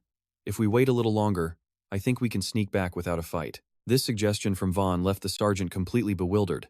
Go back? No, we can't go back. The time wasn't right to reveal his own plan. Private, that sensor has to be destroyed. You and I will complete this mission, one way or another. Vaughn gave a slight nod, his voice low and steady. Sergeant, with all due respect, you're insane. That sensor is protected by 4 automated guns, dozens of soldiers, a massive machine with 2 power cells, and 4 robots. We lost 3 entire fleets trying to take it. There's no way 2 men can succeed. He stood facing the sergeant, his words dripping with pure derision. Besides, Sergeant, you can barely stand, and I have no intention of running into that meat grinder again. Vaughn removed his helmet, placing it beside him. He glanced up slightly, stating his own simple plan. I'm going to wait for a chance to return to our position. The sergeant's eyebrow shot up in a show of authority. I can order you, Private. Vaughn squinted, his rebuttal sharp and uncompromising. You could, Sergeant, but I'd rather be court-martialed than stand in front of those guns again. The man's eyes flashed with anger, trying to suppress a wave of frustration. The sergeant just lowered his head and let out a heavy sigh. Fine. I can't force you. I'll try my luck when the opportunity comes. Vaughn's brow furrowed, his own frustration now rising to the surface. His expression shifted, a flicker of curiosity in his eyes. Sergeant, do you know who owned the stronghold we captured a year ago? With a weary look, the sergeant squinted and answered, The enemy, of course. His face now deadly serious, Vaughn recounted what they had really accomplished. I was one of the soldiers who fought there, and a year ago, the enemy held that place. And the year before that, it was ours. Year after year, this war drags on, and nothing ever really changes. This isn't a war, it's a slaughter. Both sides are just wiping out their own people.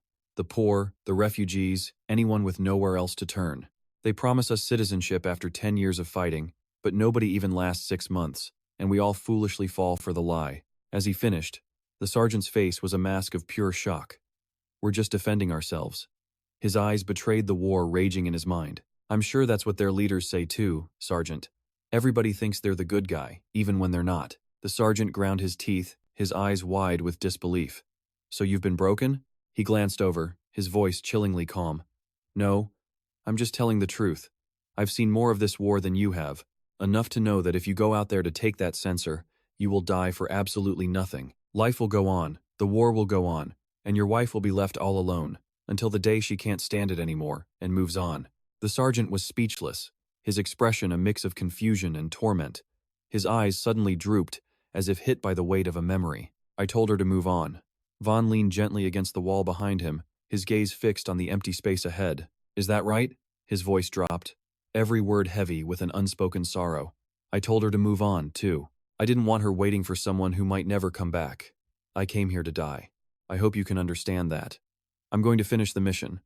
Without opening his eyes, Vaughn gave a cold, detached reply. Then that's on you. Though fear was plain in his eyes, the sergeant's face hardened with resolve. We will finish the mission and bring. An explosion rips through the air.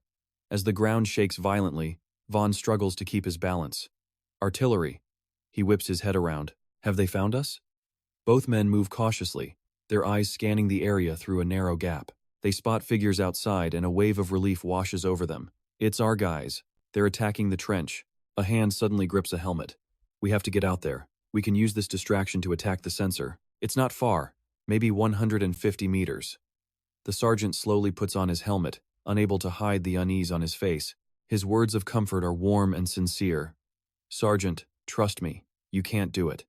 The man's face is tense, like he's at war with himself. But this is our chance. The sergeant's eyes flash with a mix of doubt and frustration. A chance for what? The sergeant just grits his teeth, his expression hardening into pure, unshakable resolve. To be remembered, to do something useful, to make their deaths mean something. The two face off in silence until Vaughn asks, so who dies? Without any hesitation, he gives a firm answer. My men, the ones I was supposed to lead. The ones who trusted me to bring them home. The men I'm sorry. I'm so very sorry. A massive moon hangs overhead, casting an eerie glow through the clouds. The two soldiers lean on each other, walking. Think we won this time? Reinforcements are coming. So that's a victory in my book. But even through the pain etched on his face, the sergeant's eyes are filled with questions. I don't know how you do it, Private, how you can be so calm. I want to be strong, to be brave, but it's just so hard. Hearing this, Vaughn answers without a second thought. I just have something that keeps me on the right path, that's all. He glances over, his voice hesitant. Something you're willing to sacrifice your life for? Vaughn's reply is casual. You could say that, Sergeant. The sergeant's gaze goes distant, lost in a confusion he can't seem to solve. The sergeant's voice turns serious. Eric. Call me Eric. Vaughn quickly raises a hand to signal his comrade. All right, Eric. My squad calls me Lex. His brow furrows, his gaze turning ice cold. And Eric, you're wrong. We don't make a difference by dying. We make a difference by living. The dead can't change the world. Only the living can. The sergeant clutches his teammate's hand. So, isn't it my time then? A small smile plays on Vaughn's lips. I don't think so. But who am I to say? His passing glance is loaded with hidden meaning. And Eric, you're wrong. We don't make a difference by dying. We make a difference when we're alive. The dead can't change the world, only the living. In a flash of brilliant blue light, the young man's face becomes perfectly clear. Such honest words, truly. Seeing this unfold, Farhan couldn't help but be impressed. Yes, your past shows that you are a rather interesting creature. Leonard Aaron Vannerstein Jem speaks, his questions filled with pressure. What do you want from me? Why am I here? The being's eyes glow with a soulless light that seems to see through everything. Jem's face is tense, his arms crossed as he tries to hold back his anger. The figure bows its head, its voice slow and measured. My people always said I was long-winded. Perhaps I should just show you. Unease flashes in Jem's eyes, like he's facing the inevitable. Suddenly, a sharp snap of the fingers signals that something is about to begin. Before he can react, Jem is yanked into an overwhelming darkness. He's being sent to a place he can't even begin to name. Where is this? Jem spins around, his eyes cautiously scanning his surroundings. A jolt of panic sends him stumbling back a step. Wait, what? Losing his balance, Jem falls hard onto the floor. He's frozen solid, eyes wide and mouth agape, staring at the figure's back. Huh? The being calmly steps forward. The master's hopeful eyes silently follow Farhan. Tell me some good news. The man bows his head and kneels with a look of reverence. I bring word from Graham, my lord. As soon as he heard that, the master's eyes showed a flicker of surprise he couldn't hide. Has he dealt with the Corrigan problem? I'll go mad if I discover another one of my mines has been destroyed. He brings a hand to his chest, every single movement filled with solemnity. Do not worry, my lord. His army is busy dealing with the threat from Tusk, and that cursed army is in the north. A pleased laugh echoes out. Excellent, just excellent. Jem's eyes are distant, his mind racing. Corrigan. TK, wait.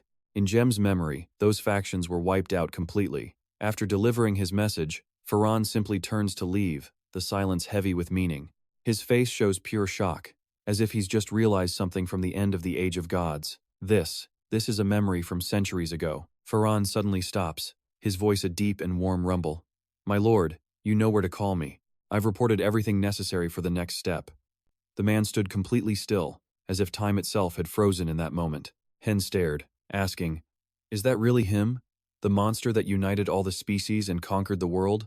He looks nothing like the portraits in the caves. The master's voice was simple, but heavy with meaning. Thank you, Farhan. Let's hope we can trust CR's words to be in our favor. With solemn dignity, he placed a hand on his chest and bowed deeply. Do not worry, master. He has never disappointed you. And today will be no different. After speaking, Farhan straightened his posture and walked away. Everyone watched his retreating figure. Not a word was spoken as they all quietly departed from the chamber. The very moment the last person crossed the threshold, the door slammed shut. Gray's eyes were still a storm of confusion, his mind tangled in a web of thoughts. But why? The bewilderment was clear on his face as he glanced behind him. What? Why is Cram acting so late? Is he defying me? No, Cram is loyal, but to whom?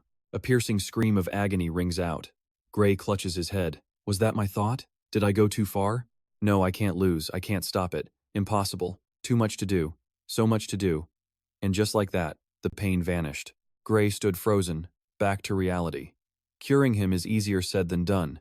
He clenched his fists, his gaze hardening as he questioned the man. Do you serve Esh? Are you his strategist? Farhan's voice echoed, steady yet cold. You could say that. I serve one of Esh's guardians and the empire he founded, from its very beginning to its eventual fall. Crossing his arms, he quietly admired the claim. Pretty epic, huh? Farhan's voice cut in, beginning to explain everything clearly. I am what you would call a progenitor, but I am no god. Some things are beyond my power. There's a cycle of prosperity and decline. I want to restore the empire to its golden age, and for that, I need a worthy emperor. Gray said nothing, just stood with his arms crossed, his face a mask of simmering frustration. Ferran opened his arms in a welcoming gesture. I have waited, Leonard. I have waited for you for a very long time. Gray shot back with a harsh tone. You're mistaken. I'm Gray Bogey, the lowest of the low. I have absolutely nothing to offer you. The figure simply pointed to his own head. You underestimate yourself. Your body may be a bogey, but your mind belongs to an outsider that devoured the original soul within. Gray's eyes widened. The man nodded. Yes, devoured like a big fish eating a smaller one. I see now. Your body's name is Gray, isn't it? It's strange. Your memories are filled with internal monologues, and your behavior is completely erratic. As he spoke, Ferran reached out a hand. I need to properly examine you. Gray threw up a hand to block him, shouting, No, that's enough. The moment he spoke, an intense light erupted. The man's cold expression shifted to one of intrigue as he took a small step back. It seems I went too far. I nearly lost myself to curiosity. My apologies. Gray himself didn't even recognize that light. What was that? Even as the man praised him, his voice remained deep and level. Impressive, very impressive. Even here, your mind has already adapted to this new world and is beginning to take control. At this, Gray couldn't help but scowl in annoyance. So, now that you're out of my head, let's talk. Who are you? Not your role, but what kind of being are you? The man took his mask. Behind it was just a void of cosmic space, absolutely nothing. Gray wasn't surprised he knew this being had to be something else entirely. He put the mask back on and replied, This is just my current state, if I don't find a successor soon. The emptiness will continue to expand. I survive on the faith of those who believe in my master and his people, especially those who worship me. Without it, I starve, and this place will consume me. Gray narrowed his eyes. So that's why you want to restore the empire. You need worshippers to stop yourself from fading away. Ferran didn't deny it. Yes. The more who believe in my master, the more I am restored. So come, let me grant you my power, and together we will rebuild the world. Gray refused instantly. I decline.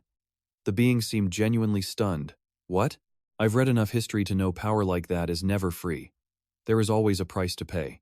And not only that, you won't even tell me what that power entails, a huge red flag. So I refuse. Now, if you send me back, I'll pray you find your next candidate. A thick killing intent poured off Ferran. I could crush you like an insect. Despite the threat, Gray calmly crossed his arms.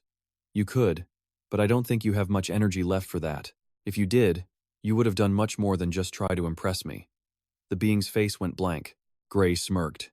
In fact, based on what I've seen, I think I can get out of here without your help. Let's test that theory. Gray squeezed his eyes shut, then snapped them open. Arrogant brat, the being cursed under his breath. Ferran mockingly placed a hand on his forehead. Leaving isn't as simple as building a fence. Leonard, you're right. My power is limited. And the only way I can regain the energy to send you back is if you become my partner. Gray snapped back. I don't like being threatened. The being tried to entice him. This isn't a threat. This is a fair exchange. He would give him the power needed to leave this place and finally secure a foothold in society. And in return, Jem would help him with a few things. His tone softened. The deal was simple. Free his people and take revenge on his enemies. These were things that only someone like him could ever hope to accomplish.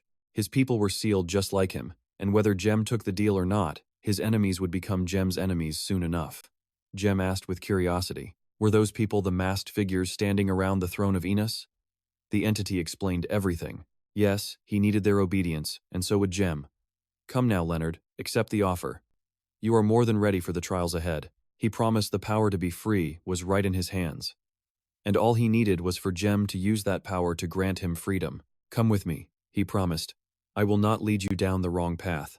He was already right in Jem's face, insisting this was how they would both be free. Jem finally gave in. Fine. Let's just do it. Hearing this, Ferran clapped his hands. Excellent. You won't regret this. Then he placed both palms on the sides of Jem's head. All right. Here we go. A massive surge of power shot into his brain as smoke billowed from his body. What the hell was that? What did you just do? As he spoke, Jem collapsed into unconsciousness. For him, the image of Ferran grew blurry, as a voice promised everything would soon be clear. Leonard, I look forward to our magnificent partnership. Just then, Jem's eyes snapped open and he bolted upright. Where am I?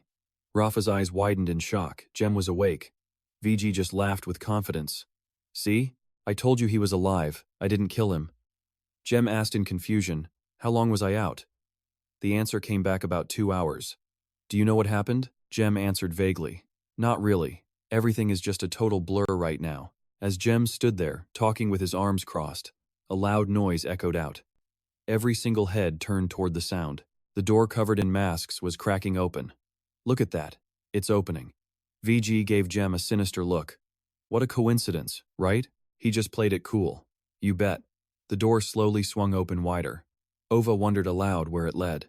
San replied, there's only one way to find out. The group ventured deep inside, little branches now sprouting from Jem's hand. Rafa let out a sudden gasp. It was a small, ancient castle, but it looked more like a temple. VG warned them to be careful. A hive could be nearby. The young man's eyes narrowed as he pointed off to the side. I don't think so. Look over there, stone-eating hives. If there were a hive here, this stone would have been eaten away long ago. Rafa admired the beautiful architecture, and Jem couldn't help but agree. Yeah, whoever built this place must have been a master architect. Graham pointed in one direction. Hey, that thing doesn't look very old. 2 statues that seemed to be made of solid gold appeared. How could they look so brand new? Perhaps some unseen barrier had protected them. Who could this be? Beside it stood a smaller statue.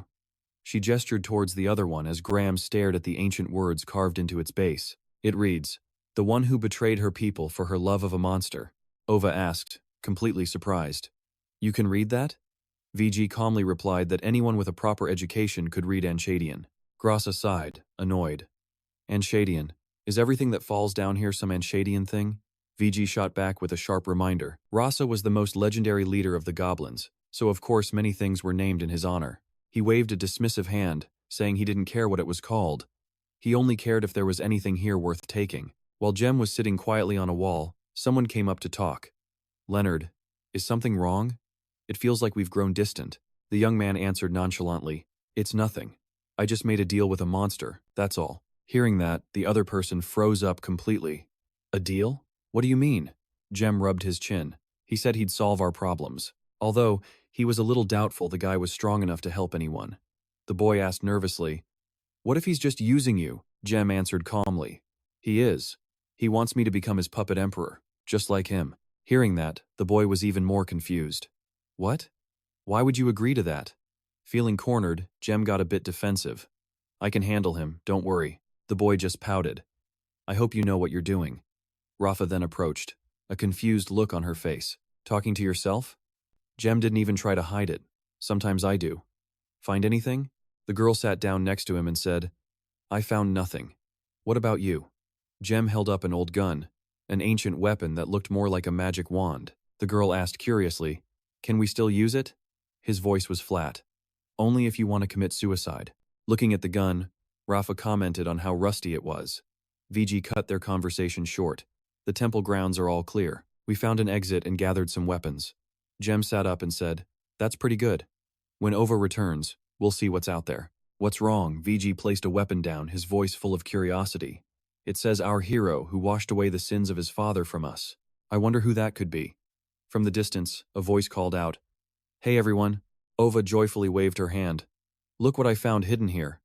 VG frowned, asking if she could even read it. She leaned against him playfully. Nope, but you can, she teased. VG practically radiated pure fury. And why would I do that? The girl tried to look cute, hoping to win him over. Because I'm adorable. This tactic completely backfired. Then, Ova smirked. And you need my magic if you want to stay alive. VG looked beyond annoyed. I'll consider it. Gen put on his hat. Everyone's back. Let's get moving. They had to find a better option than this ruined temple for the night. Rafa asked with curiosity, what do you think we'll find out there? Her companion wasn't so sure. I have no idea. Let's just hope it's better than this place. An ancient town appeared, surrounded by forests and mountains in a vast, empty land. Hem and the others cautiously entered the deserted old town to get a feel for the situation. The sun beat down hard, and the long-abandoned houses were covered in moss. Hem, where are you going? He suddenly bolted forward. The maid shouted in frustration. Hem, where are you going? Game glanced around, completely baffled by the scene. Jian, whose city is this? The man scanned the area for a moment before answering. It belongs to no one. This place is ancient, unlike anywhere I've seen before. Rasa? The old man just shook his head. I don't know either. VG moved closer to the mage, Ova. Do you know anything about these structures? He asked her. I've never encountered this architectural style before. I know there are ancient ruins on other floors, but this place is different. She pondered his words for a moment before responding. No. But doesn't this place feel familiar? She wondered aloud. I can't explain it, but it's like I've been here before. He knelt down, pressing his hand to the ground. Interesting. I can feel a current of energy flowing right through here. VG concentrated, sensing it through his fingertips. Even after all this time, I believe something here is still alive. San looked around and offered a theory. Maybe it was a border city? Or some kind of large mining outpost? Game immediately agreed. That's possible. He thought for a second. It feels like a ruin from home, like someone tried to build an Earth city here. Rafa's voice was gentle as she asked him, Find something you want to take back with you? Hem pointed at a nearby statue in disgust. Who would even build something like this? The woman, however, completely disagreed. They're beautiful, she said. They remind me of those murals we saw. Annoyed, Hem just gestured mockingly in another direction. And what about those things? He scoffed. A total waste. All that gold just carved into stone tablets. In front of every single house stood a tall stone tablet covered in strange, unreadable script. VG walked over to get a closer look. You can't call it a waste, he stated. Not until we know their purpose. We have no way to judge if it's useful or not. Gen nodded in agreement with him. Exactly, VG continued. Something major definitely happened here. Look at the energy flowing through this place. A faint, white mist swirled mysteriously around the base of the stone tablet. He reasoned that someone built this place with incredible effort, and its location near caves rich with smoke crystals had to be connected. Hem finally gave up arguing. Okay, fine, not a waste, but we should at least loot a few things, shouldn't we? VG shot him a look. Of course. But first, we need to find the source of those tremors we've been feeling. I want to know if this place still has a master.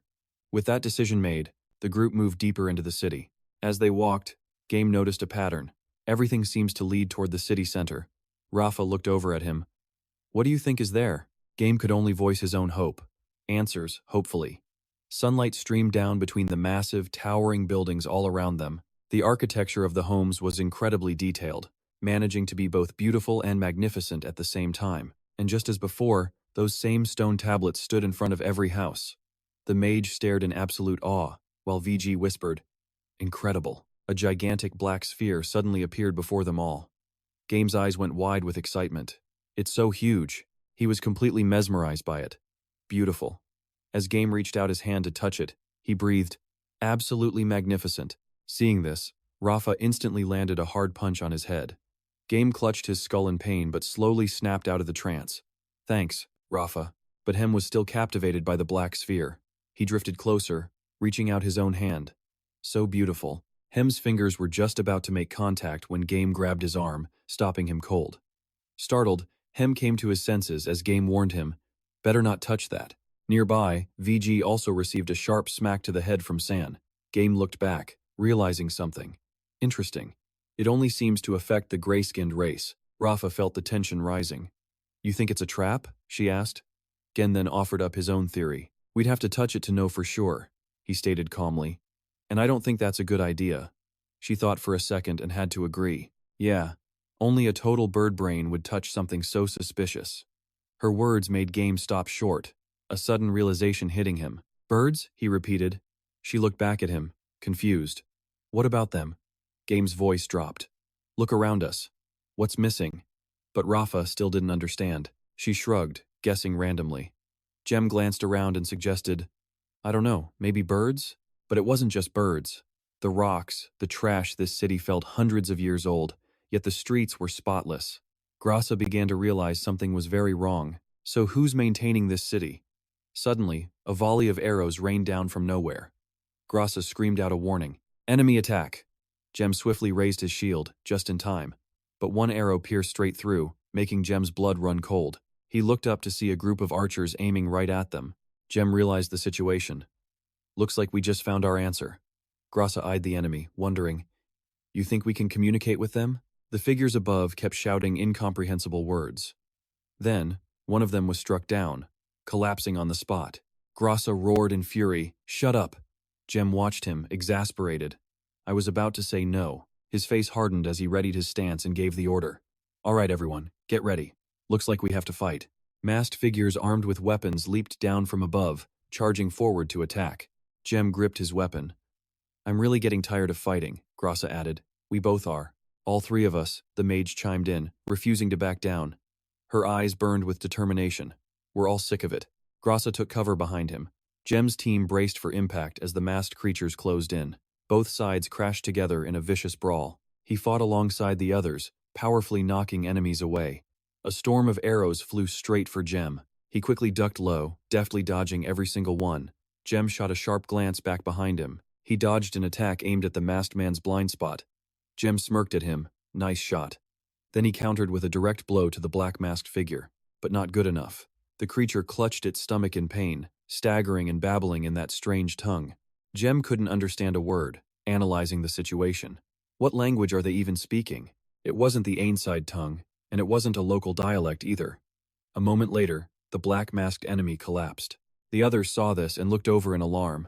The fallen one tried to speak to his comrades, his voice trembling. The blue-masked one replied in their bizarre language. The black-masked man's hand began to crumble into dust. Jem shot a tense look toward his party. Jem and Grasa fought desperately against the masked enemies. Grasa, with intense focus, fired arrow after arrow. His shots found their marks, taking down many foes.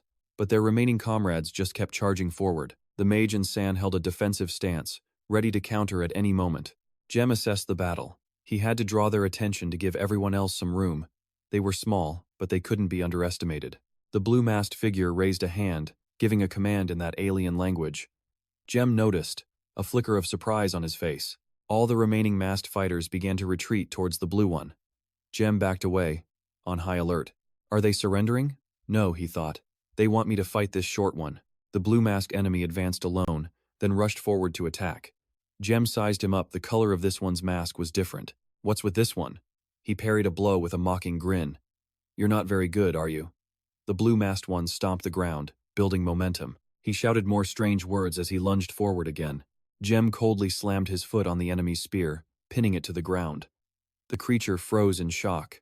Losing patience, he delivered a powerful kick. I don't have time to play with a training dummy like you. The creature clutched its chest in agony. The blue-masked fighter sat up, pointing at Jem and shouting incomprehensibly. Shield in one hand, spear in the other, Jem prepared for a real fight. Playtime was over. Suddenly, a yell cut through the air. Quick, move! Jem whipped his head around, his eyes wide with disbelief. Huh? Damn it! He turned and ran, pure panic on his face. Let me through. The masked enemies just stood there, stunned and confused by the sudden chaos. A massive fireball was hurtling toward them. It hit, instantly incinerating them. All that was left were their hopeless screams. One of them managed to escape the blast, only to run straight into Jem. He glared down at the masked creature with a murderous look. Where do you think you're going? Seeing this, the blue-masked leader fell to his knees in despair. He uttered words of disbelief no one could understand. Just then, a sharp arrow flew past at incredible speed. It struck the burning comrade right behind him. The blue-masked leader snapped his head around in shock. In a split second, his comrade turned to dust, his mask clattering to the ground. San came over to help Jem up, who grinned. Took you long enough. San just pouted. You were fine. I had to help the others first. Jem shot an annoyed look at the mage. A little warning next time, maybe? She just tapped her own head, embarrassed. Sorry. Was that a bit loud? The man in the green mask was on the ground, playing helpless at VG's feet. Hen walked closer, asking, Who are they? Game offered his own assessment. I think they're apostles of Graham. Reaching down, Game grabbed the green-masked man, confident he could squeeze some vital information out of him. But the moment Game touched him, the man vanished, leaving only his mask and clothes behind, stunning him completely. Huh? Raising his bow, the man shouted a warning. Archer! He fired at the enemy, but the arrow hit a stone tablet and snapped in two. Seeing this, Game burst out laughing. I thought you were supposed to be a master archer. Annoyed, VG just snapped back. Shut up. He turned to the others, asking, Is everyone okay? Rafa answered tensely, We're fine, but a few of them managed to escape. The sun's setting, we should get back to the cave. The man agreed, saying, Staying out here would be a terrible plan. We have no idea what might have followed us up from that abyss. Hen stepped in to break the tension. How about this? We take a house on the city's edge and fortify it before nightfall. Hen, however, felt a wave of unease. Is that really going to be safe? He couldn't make any promises. We won't know until we try. Suddenly, they heard the frantic footsteps of two people running nearby. It was Rosa, with a woman carrying a much younger Gem, sprinting as if they were fleeing for their lives. "Don't stop, we're almost there," she yelled as they ran. Rosa looked back, worried. "Where's Dad?" The woman tried to reassure her. "Your father is luring them somewhere else. Just keep running, honey." They raced desperately toward a cave just ahead, but suddenly, the shadow of a monster appeared. The woman and Rosa froze in absolute terror. She gritted her teeth, not daring to make a sound, her eyes wide with pure, unadulterated tension. The woman stared intently toward the cave, not letting her guard down for a single second, before quickly glancing over her shoulder. Then, the woman spotted a small crevice in the cave wall, a temporary hiding place. She tucked Gem inside the nook and turned to Rosa. "My sweet baby," she whispered. "I need you to take your brother and get as deep into this crack as you can." Panicked, Gem reached out for his mother. "No, Mom." But she was dead serious, telling them, "I have to lead them away. I need you two to stay here and be completely silent. When it's clear, you come out and run to the gate. Call for that person to help you." Rosa was beside herself with fear. "But Mom, Her mother cut her off sternly. "Rosa, this is the only way. I am so sorry I have to make you do this alone, but I need you and Gem safe. Can you do this for me?" Rosa tried to protest again, but her mother wouldn't listen, insisting firmly, "I need you to take care of your brother." Rosa squeezed her eyes shut, reluctantly obeying. Relieved, the woman managed a gentle smile. "That's my girl." But then a sound echoed nearby, and her head snapped toward it in panic. "It's coming! Hurry, get inside!" Rosa quickly turned and pulled Gem, urging him into the crevice. "Quickly now." Her mother gave one last gentle smile. "I love you both." And then only Gem and Rosa remained, huddled obediently in the dark. A massive monster thundered right past the opening of the cave. The sight terrified Gem so much that he burst into tears. Rosa immediately clamped a hand over his mouth, signaling him to be quiet. Outside, an eerie silence fell. The monster was gone. He slowly began to calm down. But both Gem and Rosa were on high alert, their eyes fixed on the entrance. Suddenly, a massive claw shot into the crevice. It snagged on Gem's pants, and he screamed in absolute panic. Gem shrieked in terror, "Rosa, help me!" In the blink of an eye, the monster had dragged him completely out of the cave. She lunged forward, trying to grab him, but she missed. Rosa was frantic. She searched wildly, shouting, "Gem, where are you?" A chilling voice suddenly echoed around her. "Where's your brother, Rosa?" She flinched on guard. "Mom? Dad?" Two shadowy, horrifying figures flickered into existence. The terrifying voice continued, "We told you to watch him. How could you let him die?" Rosa broke down completely, sobbing as she tried to explain. "Mom, I didn't. I tried. I really did." A blood-soaked foot stepped into view. "You must be punished." The two monstrous figures then lunged right at her. Terrified, she squeezed her eyes shut, throwing her hands up to protect herself. Then, Rosa shot awake, drenched in sweat. She wearily sat up and whispered to herself, "Another nightmare." Rosa touched her forehead, burying her face in her hands as she sobbed. Later, she brushed her hair, her eyes puffy and sad. Rosa ate her meal alone. Just as she was about to open the door to leave, a voice stopped her cold. "You look pale." Rosa jumped and turned. "Oh, good morning, Toast." He was leaning against the wall, asking, "Another nightmare?" She gave a sad nod. "Yeah, about the time we lost our parents," Toast said with concern. "You should rest. I'll let the others know." Leaning against the wall, Rosa just forced a weak, tired smile. "That's not happening. There are barely enough people to run the mushroom farm. Too many were sent to the mines. If I leave, everyone will starve." Hearing this, he could only let out a helpless sigh. "Okay, I get it, but don't push yourself too hard, all right?" She obediently agreed. "Okay, is there any news about the expedition?" Those shook his head, looking troubled as he tried to apologize. He waved his hands around, trying to explain and calm Rosa down. He insisted they'd only been gone a few months, so nothing could be wrong. Her brother was strong, he had to be okay, but she was filled with disappointment. Lep was tough, sure, but what about Gem? Rosa straightened her posture, sighed, and tried to compose herself. She offered a small smile, and her voice was soft. "You're right, those. I need to stay optimistic." She stood on her toes, placing a shy kiss on his cheek. Rosa waved with a radiant smile. "Thanks for worrying about me. See you tonight." He blushed furiously, touching his cheek and stammering a reply. "Yeah. See you." The scene cuts to a massive spread of food laid out over a large crate. In front of a food stall, Rosa stretched lazily. She glanced at her plate and mumbled, "More cheese? They sure are treating us well." She eyed the drink next to her, thinking to herself, "Mushroom beer too. It's been a while since I've had any." She picked up a sandwich, figuring they were being kept well fed to prevent another riot, not with so much work still left to do. She ate while thinking, whatever, not my problem. But then, the sound of gossip from another table made her whip her head around. "Hey, did you hear about that attack?" Groza wiped her mouth, her attention suddenly glued to their conversation. "You hear about that fight?" One of the three elven women, Lore, was the one who had all the fresh details. Apparently, a goblin made a move on an elf girl, so the elves ganged up on him. Groza paused, spoon in her mouth. "Really? Again?" Abalagda was skeptical. "What do you mean, again?" The younger elf revealed.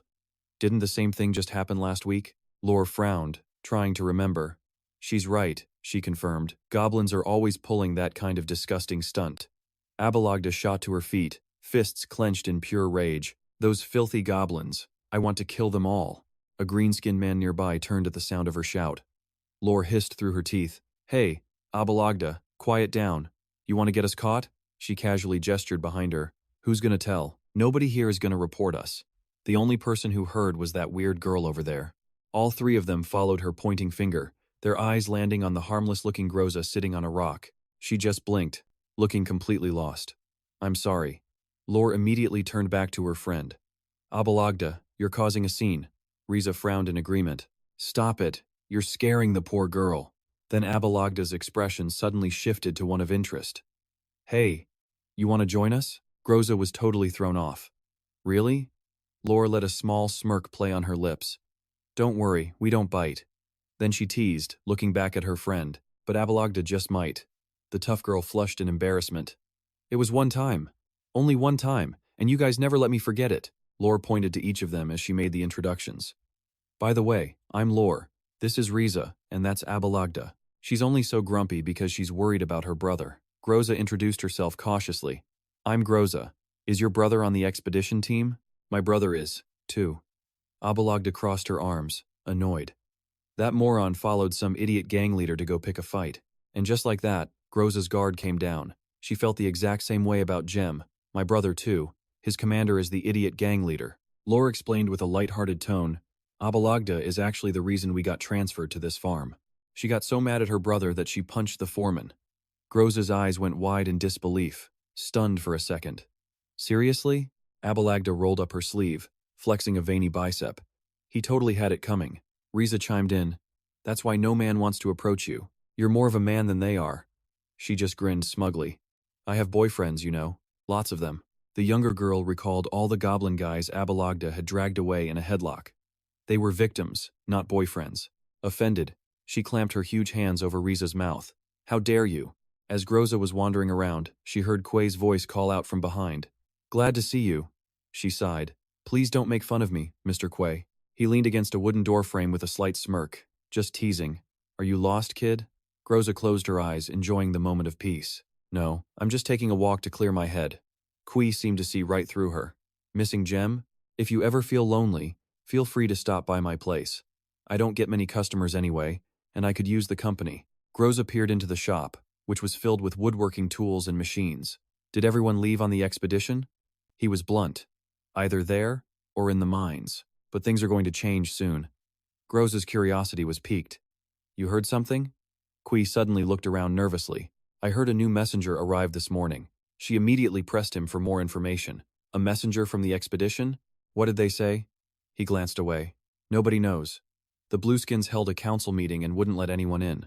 A worried expression started to creep onto Groza's face. "Do you think they're okay? What if Gem?" Quay placed a firm hand on her shoulder. "Groza, don't go looking for bad news unless you really want to find it." Groza hesitated. "You're right." He bowed his head slightly, putting on a calm front. "Of course I am. Who wouldn't be worried?" As she sawed a giant mushroom in half, a voice suddenly cried out, "Groza!" It was Riza, rushing toward her in a total panic. "Groza, you have to hide."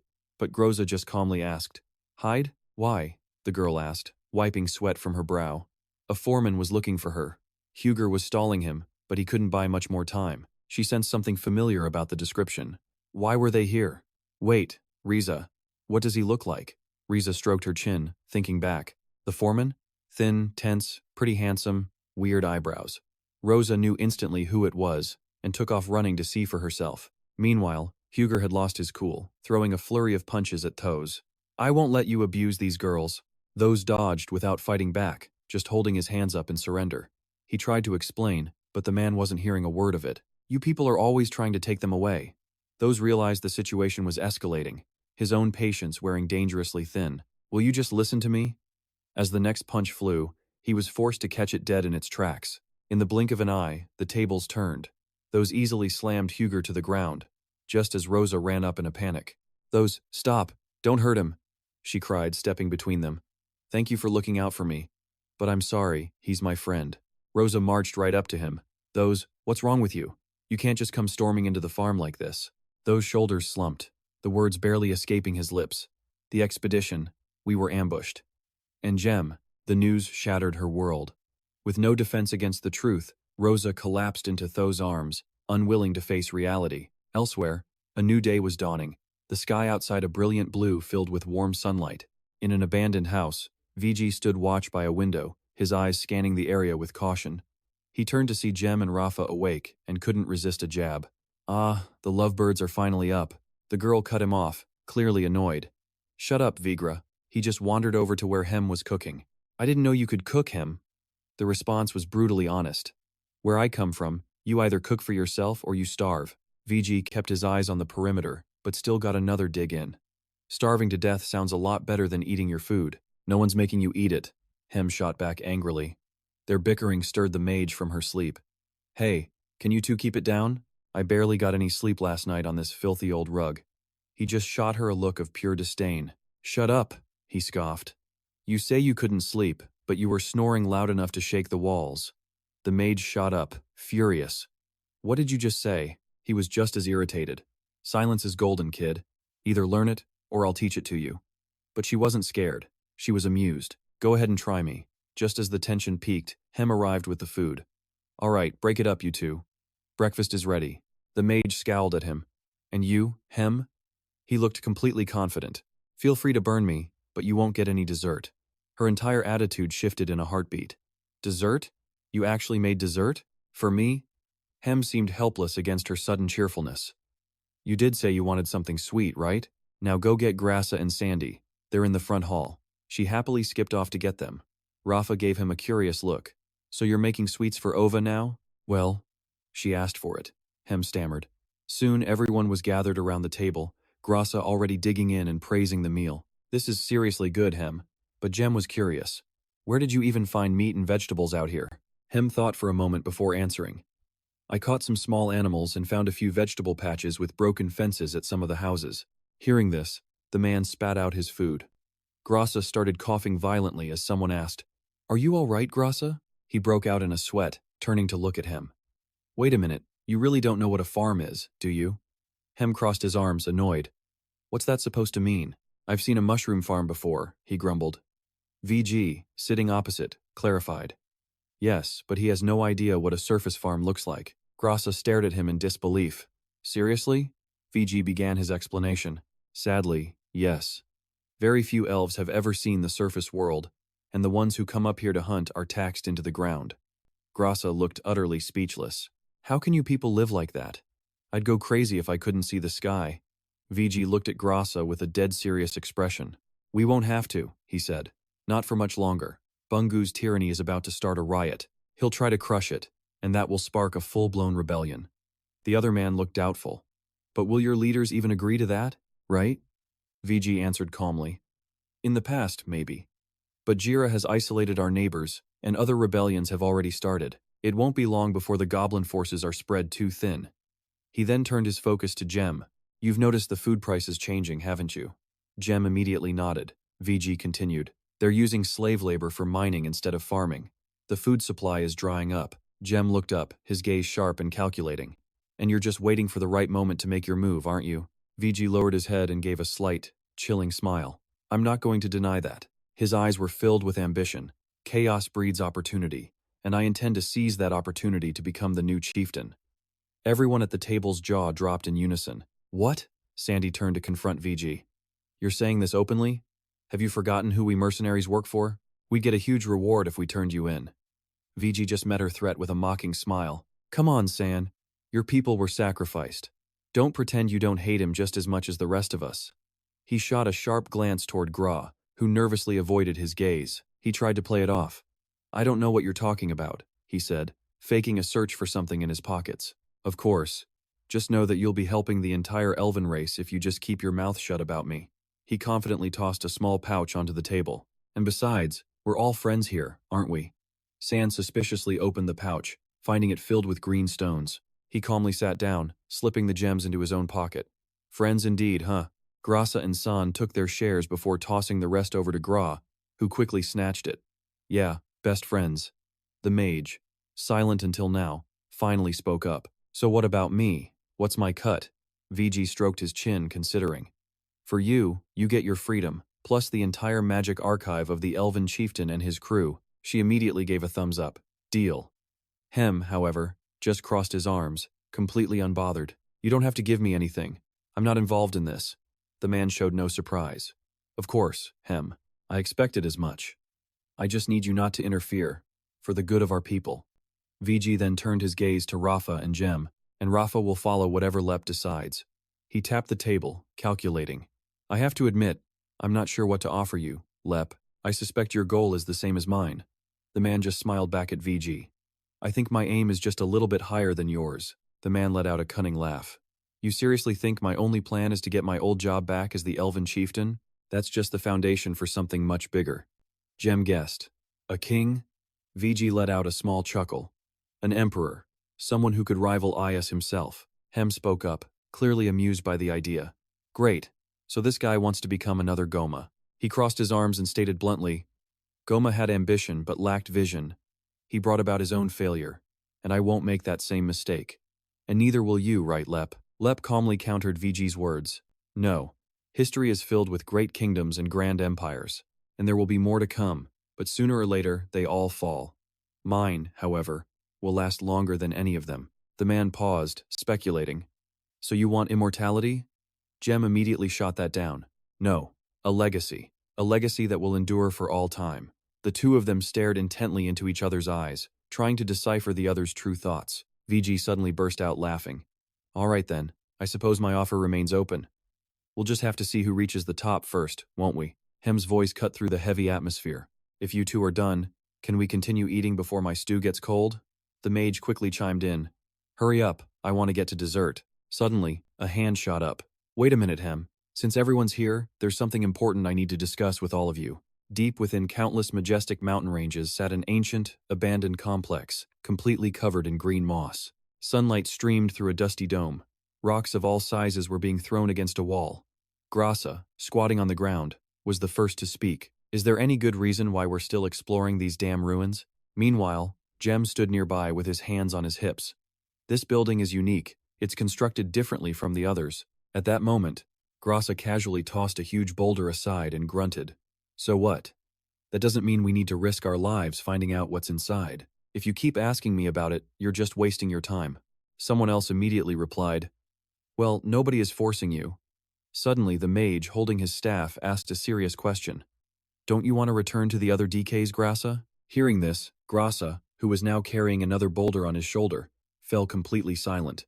After a moment, he gently pressed his cheek against it, murmuring, No, the Goza are fine on their own, but the rest of them could be dead in a hole for all I care. The words had barely left his mouth when Jem immediately questioned him. There's no one special you want to go back to?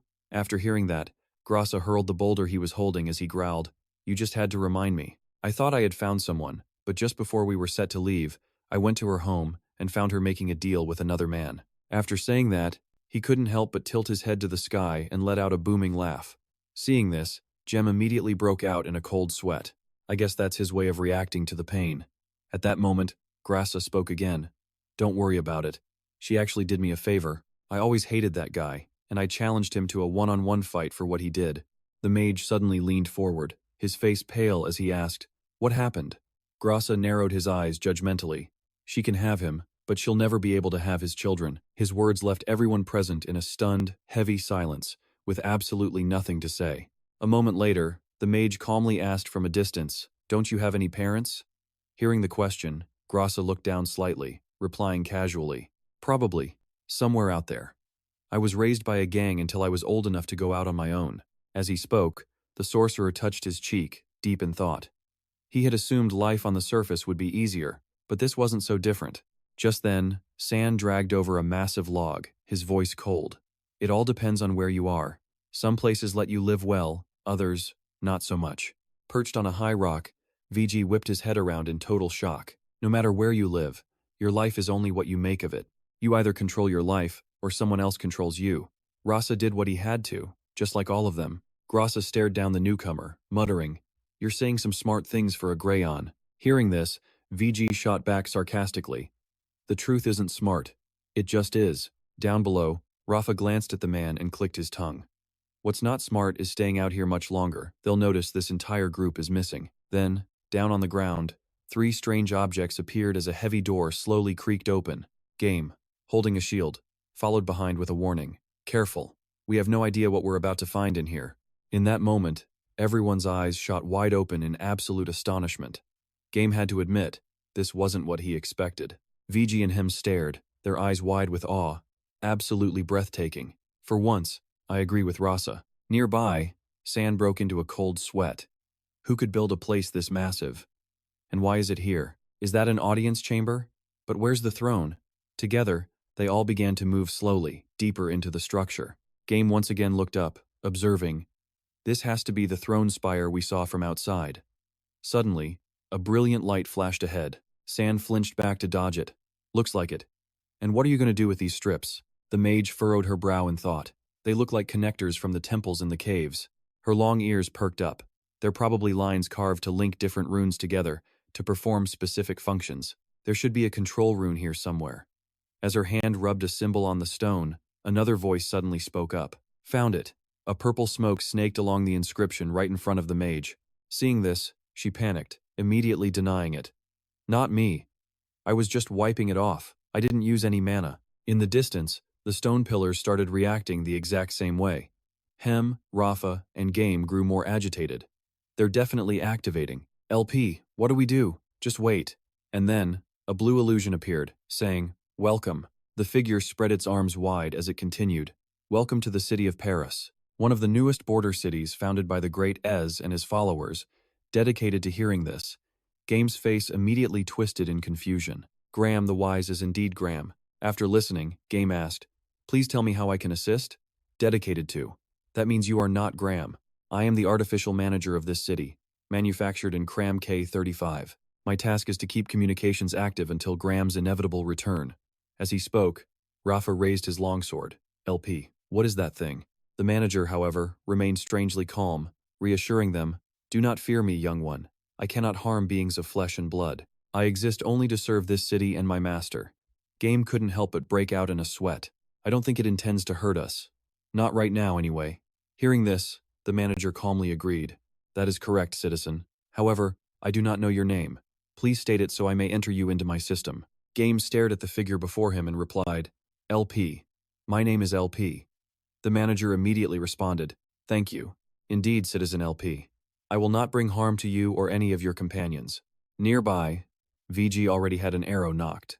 "Are you the leader of this place?" The two of them engaged in a short conversation. "You are citizen VG. If chief or king is defined as the leader of this city, then that is incorrect. Citizen VG, I am merely the manager of this city." Game commented once again, "He seems more like a central administrator." The manager got straight to the point. "That would also be a reasonable comparison." "Citizen LP, how may I help you now?" Game didn't hesitate to answer, "We want to see your archives." The manager immediately raised a hand. "Very well." A heavy door began to open. "You will find my archives at the end of the hall. Now if you will excuse me, I shall return to my duties." Suddenly, Game had another question.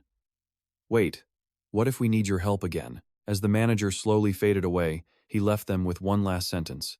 "As you possess the administrator's key, there is little I can do that you cannot. You should not require further assistance, citizen LP. Have a good day." After he vanished, a bewildered Rafa looked at Game. "Administrator's key? What did he mean by that?" VG, standing right there, added on, "Yeah, LP. What was he talking about?" Rafa was curious about this administrator's key, but after hearing the question, Game looked away. avoiding the subject. What did he mean by that? Jem felt a deep uncertainty. Suddenly, Gra ran up from behind shouting, "Hey, we have a huge problem." There was a mob of masked monsters standing right outside the building. Hearing this, Hem yelled out in complete disbelief. "That's insane. Did that traitor, number 35, actually sell us out?" He looked toward the door, adding, "If he did that, then the path he opened is a trap. We have to find another way out." San was absolutely livid, grinding his teeth. "Do we even have time for that?" But VG was hesitant. "No, I'm not so sure." Jen broke out in a cold sweat.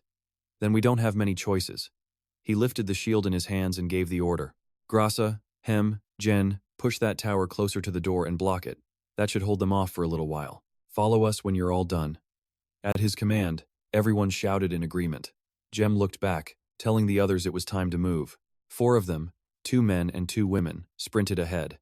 After a moment, Jem pointed to a wall covered in strange text. "What does all this mean?"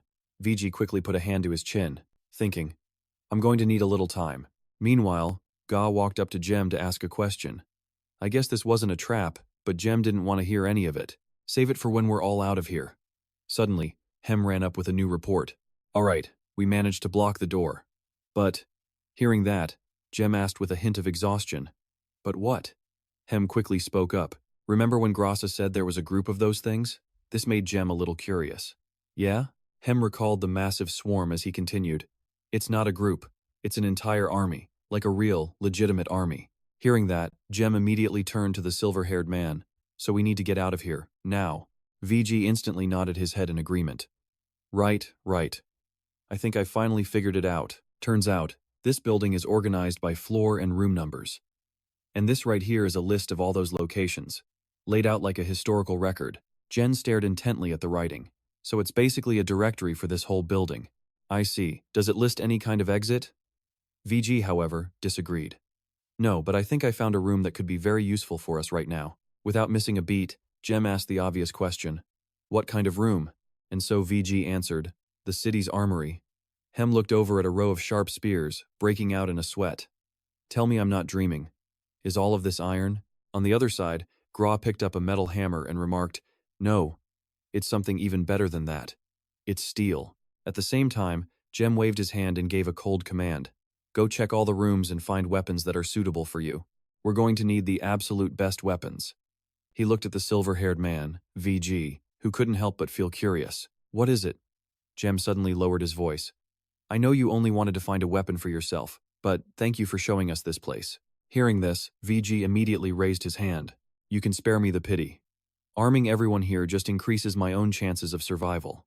At that, Jem put his hands on his hips, his tone full of excitement. You're right. He observed the weapons laid out on a table. "Look at you," Jen commented bluntly. "Impractically extravagant. It's like a weapon meant for a commander. I wonder." His hand reached for a longsword, but Jem suddenly pulled it back, clenching his fist. He frowned deeply. "It's not for me. Maybe I'll leave it for San." However, his gaze suddenly stopped on a different weapon. "Wait a minute. Why is there no dust on this?" He looked further down the line. All the other weapons were covered in dust. Sweat dripped down his face, but this one was completely clean. But why? Jem gripped the weapon in front of him. "I guess there's only one way to find out the reason." He turned his head, looking it over. "It has a serious weight to it, and it's balanced perfectly. Not bad." At that same moment, a notification appeared. "New authorized user has been detected. Beginning recalibration." A tremor immediately shook the room, leaving Jem confused. "Huh? What was that?" A moment later, the system provided new information. "Synchronization has been completed." Jem looked down, completely bewildered. What in the world is happening? 6 years of data now complete. Physical foundation has been established. A blinding light erupted from the weapon, beginning to optimize the user. Jem let out a painful scream, clenching his teeth as the power coursed through him. A moment later, the pain was gone. He raised the weapon high in his hand, feeling that it was much lighter than it had been before. Jem heard Rafa and the sorcerer exchanging words. They said this room was a special project workshop. "I'm not sure we should enter. It could be very dangerous." From the other side of the room, VG also spoke up. "Then you can just wait outside. We're going in, Hem." Suddenly, Jem could hear them talking from across the room, clear as if they were standing right beside him. And just like that, the system confirmed it. His weapon had upgraded his current form for optimal combat, and the upgrade included enhanced senses. Suddenly, Leo looked up at its hilt and asked, "Wait a second. You can talk?" A line of text immediately appeared, stating it could perform advanced functions. "How can I serve you, master?" Leo was completely baffled by this. Huh? At that exact moment, a red alert flashed from the system software. Warning, warning. Enemies are coming. Outsiders are approaching. Ahead of them, countless dark figures were sprinting in their direction. Mia was stunned, wondering what these things could be. In another area, Vaughn picked up a sword, noting the sign outside called this the Armory's Special Projects Workshop. He looked at the condition of the weapons. He figured this must be where they developed and stored their more unique items. As he finished, Mia's curiosity was piqued. "What do you mean?" But the mage just trembled and said, "He thinks this is where they keep the really good stuff. But this place is giving me the creeps." She closed her eyes, sinking into her senses. "I can feel it from all of them. Someone used the mist to forge new weapons, mixing it with metal." Meanwhile, Mia started sweating. Is something like that even possible? Hearing this, Vaughn slowly explained that while his friend was challenged, he had to defer to their female companion on this. He's not a mage, and he's definitely not a blacksmith. The mage touched her chin, thinking, "The totems we use for magic are made from mist crystals, so it's absolutely possible. But why would anyone want to build weapons that only mages could use? We're not exactly known for being great fighters." Just then, Vaughn pulled out a plank covered in weapons, saying, "Unless they weren't made for mages to use, but for someone else." Hearing this, Mia grew even more curious. "You don't mean?" Vaughn calmly turned his head and explained, "There's only one way to know. We found some finished weapons stored in one place." His eyebrows furrowed tightly. At the same time, Leo seemed to sense something. Rafa immediately noticed and asked, "Lep, what's wrong?" Leo got straight to the point. "Where are the others?" As soon as he spoke, Rafa and Sarah's eyes widened in shock. "They were right here a minute ago. What's the problem?" In an instant, Leo glanced left and right, then gave an order. "We need to go right now." But before he could finish, an incredibly loud noise echoed through the halls. The leader of the bird-masked figures pointed directly at them. Seeing this, Garrus lifted his golden axe. "Damn it!" Sam, standing nearby, nervously asked if there was another way out. Rafa grimaced, pointing out only the windows, all of them barred. But Leo was perfectly calm. "Well then, I guess we have to fight."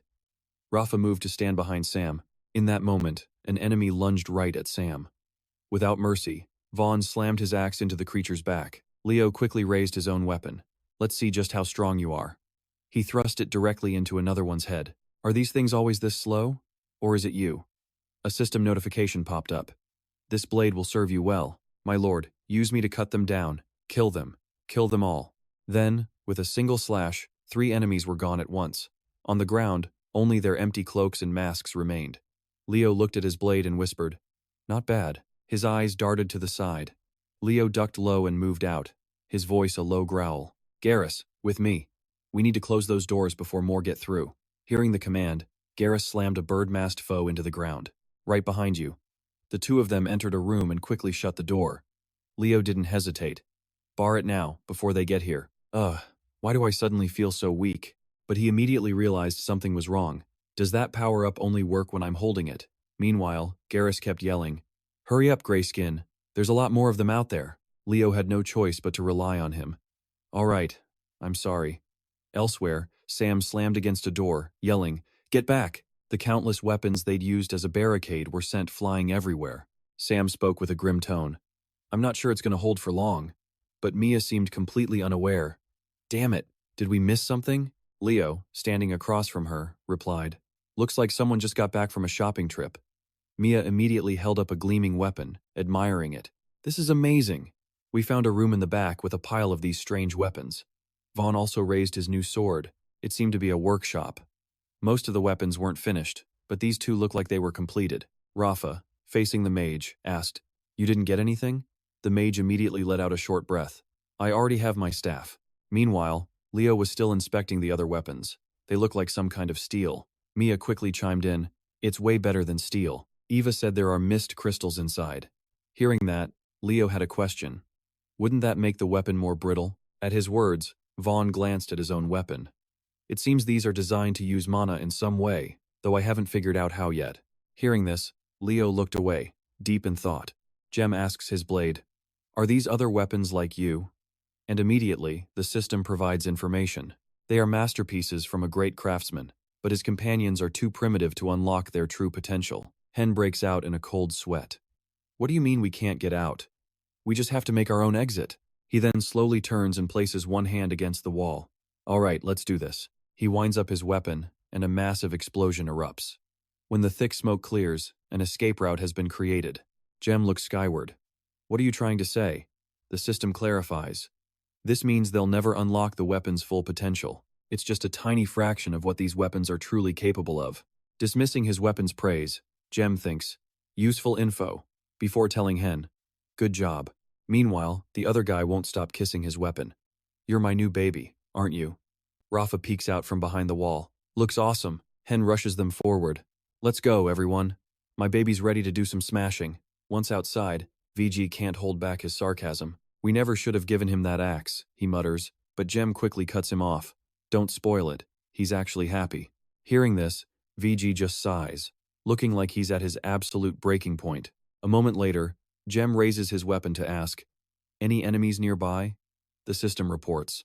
The noise attracted hostiles, but I can guide you. Sir, I will guide your party to a safe location. Jem quickly relays the message. My weapon says more enemies are coming, we need to move now. Which leaves VG completely baffled. Your weapon can talk? But Jem just brushes him off with a wave. I'll explain on the way. Let's move. Jem ducks behind a wall, observing a group of masked figures. The other three are on edge. There's so many of them. What's the plan? Yeah, they're everywhere. The best we can do is just get the hell out of the city as soon as possible. Right, but which direction do we even run? Suddenly, the system announces, attention. A group of rejects is approaching from the south. Please proceed to the nearest teleportation shrine for evacuation. Hearing this, Jem remains perfectly calm. All right, so I guess they're coming from the south. Where's the nearest shrine? The system suddenly cuts in. Wait one moment. Searching for the city's teleportation shrine. It's north of your current position. Move quickly and reach the gate immediately. Sir, your survival probability is not in your favor. After a beat, Jem waves them forward. Time to move. He wonders, can't these things just be left alone? How many do we have to kill before they get the hint? Do they even care about dying? Meanwhile, the system kept feeding him intel. They are the creators' failed experiments, abandoned, and left to their own devices, putting them down as an act of mercy. Jem processes all this information as the group keeps running. What about K-35? He asks the system. Something tells me he's not just some simple manager. Instantly, the system projects an illusion of K-35, explaining his crucial role as an assistant to a founder. He was the sole observer for the founder's final, great experiment. As the message ends, Jem immediately understands. I see. And what did this grand experiment involve? The system explains. To find a way to empower citizens without using the creator's own power. The creator's eldest son was trying to empower his own followers, just like his father had done. Jem's brow furrows in thought. A creator with the power to elevate others. Could that be SH? The system instantly replies, I have no record of SH being present during the final experiment. Jem glances from side to side. Of course not. That would make things way too easy. The system, undeterred, keeps analyzing. The nearest shrine is visible from your current position. Suddenly, Jem throws up a hand, ordering them to stop, which clearly confuses VG. What's up? Before the words are even out, Jem replies, we can see a shrine from here. Anyone else spot it? But VG is still totally lost. Why are you looking for a shrine? And how'd you know we could even see it from here? Jem scans the area again. I remember seeing one right before we entered the city. If it's like the ones on the lower floors, it can probably teleport us out of here. VG seems to agree with this plan. That'd be convenient if it's true. Suddenly, the mage with the staff points ahead. It's over there, you see it? San answers with a slight tremble. It's just outside the north gate, on top of that hill, that golden thing. Rafa immediately looks to Jem. Awesome, right LP? But Jem doesn't look pleased at all. Maybe, maybe not. He then turns to give another order. Ova, that's the teleportation shrine, all right. How long will it take to get us out of this mess? The mage immediately strokes his chin. I can't say for certain, but it's going to take a while. Hearing that, Jem tilts his head slightly. Model, that was exactly what Rafa was afraid of. He started sweating bullets as Hen began to explain the problem. That hill right there? It was way too exposed. The second they went up, the enemy would spot them, especially with Ova casting her magic. Hen frowned, wondering if they should just wait until nightfall. But the team's mage just scoffed at the idea. Are you an idiot? That's even worse. The ritual would create a massive amount of light. Through it all, VG remained perfectly calm. Perhaps we need a diversion, VG suggested. But Game's voice was grim. I don't think we can hold them all off. Some of them will rush the hill if they see something happening over there. Game continued. As he finished, VG added his own thoughts. However, it could still buy us some time. VG laid out the plan. Some of us will light a fire to the south to distract them, while the others secure the hill. Hearing the plan, Game fell silent, deep in thought. Then, Game suddenly raised his hand. All right, who wants to volunteer? VG narrowed his eyes and spoke quietly. I'm the fastest runner here, so I'll be the one to go. Hearing this, Game immediately agreed to the idea. All right, that's great, but you shouldn't go alone. Hem, you go with him. Hem was instantly furious. Me? With that old guy? You're the second fastest runner here, and you've got a new axe, don't you? Game pointed out. Just try not to bury that axe in VG's back, he added. We kind of need him. Hem could only let out a sigh. Fine, whatever, but you'd better wait for me before you take off. Game then announced to the group, we start moving the second we see that smoke. Get there immediately. Meanwhile, Hen was dragging a wooden plank piled high with kindling, shoving it all into one large heap. This is everything I could find from that house, he said.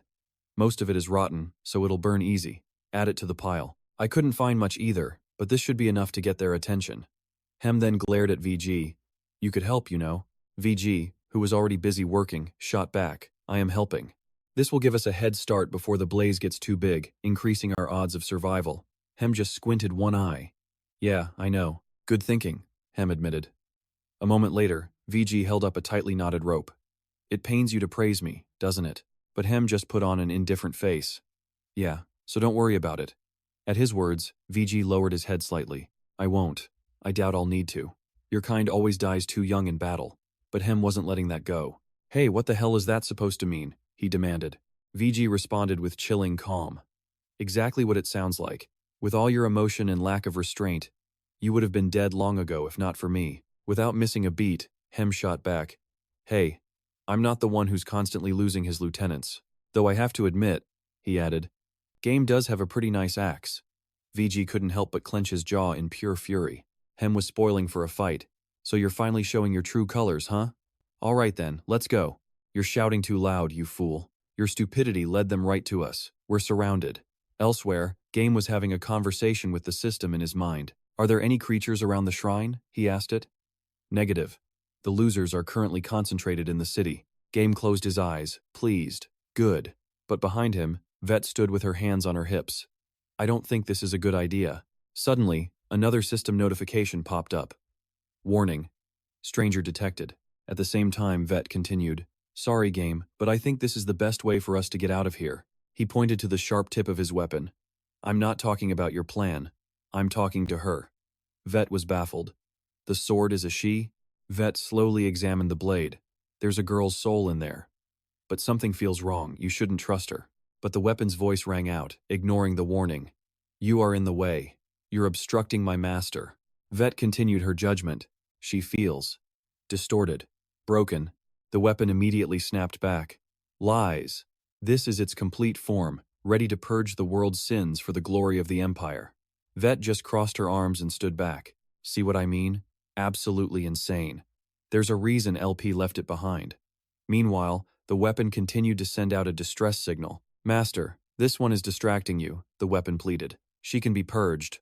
I only need your command. Two voices echoed in Game's ears. Destroy her. Purge him. He just sat there, completely fed up. A smug steak and a clueless fool. After a moment, he couldn't take it anymore. Shut up. Neither of you is getting purged or left behind. Suddenly, Rafa pointed ahead, shouting, Hey, look, is that the signal? Countless bird-masked guards stood watch in the courtyard, one of them just casually staring off into space. But then a white bird flies into view. Instantly, the guard grabs his bow, taking aim with a sharp arrow pointed right at the creature. But just as he's about to fire, something appears right behind him. A new voice calls out, Hey there, bird boy. The next thing his comrades see is his body flying through the air.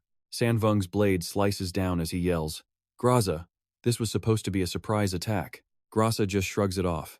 It's no surprise at all, and lands a devastating blow on another guard. Game quickly joins the fray, declaring, Doesn't matter, let's just finish them off fast. Seeing this, another bird-masked guard frantically blows a signal horn. Game just sighs, clearly annoyed. You've got to be kidding me. He raises his spear, ready to throw. One toss, and it hits its mark, a terrifying look on Game's face. Then, he touches his hair, as if realizing something.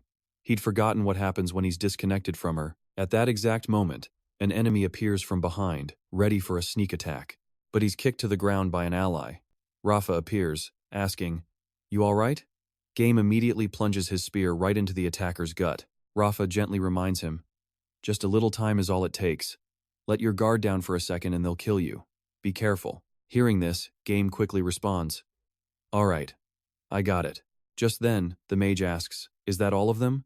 Rasa and San immediately reply, "Looks like it. What about that horn?" Game slings his weapon over his shoulder and says, "What's done is done. We just need to move fast." He urges everyone to get going. A moment later, the entire group is standing in a vast green field. Grasa points ahead. There it is. In front of them sits a long-abandoned palace, and the group heads inside on Game's command. "Ova, get us out of here. Everyone else, find a spot and stand watch." The mage steps onto a higher platform and replies, "I know." She looks at the giant symbol on the ground with admiration. "Incredible," she says. "I've never seen one this big before." But then, something makes the mage freeze. "Huh." Noticing her pause, Game quickly asks, "Is there a problem?" The mage struggles to explain. "No, it's just a little different from the others I've seen." Just as Game was about to ask if she needed anything, another voice cut him off. Rafa points downwards, announcing, "See them?" Game, however, remains perfectly calm in his response. They must have heard the horn. There aren't many, but it's bad enough without VG and Hem here. In the distance, more bird-masked enemies appear while Game formulates a plan. "We need to buy Ova some time. Rafa, you stay here and watch over her." He bows his head slightly, his voice low. "San and Grass, you're with me." Rafa instinctively touches her wounded arm. "This damn arm. I should be with them." Then, something behind her catches her attention. Rafa sees the girl trembling uncontrollably and calls out, "Ova." She asks with deep concern, "Are you okay?" But the mage seems completely drained of strength. "Ask me that again when I can feel my fingers." Her words leave Rafa utterly confused. "What do you mean? Is the shrine broken?" The mage immediately corrects her. "No, that power. That's the problem." Sweat begins to form on Rafa's face. "What are you talking about?" The mage quickly explains. "I've figured out I have to put my staff into one of these holes on the dais to connect to it, but I don't know which one it is." She kneels on the ground. "When I got it wrong, the energy backlash nearly killed me." Hearing this, Rafa's eyes widen as she does the math.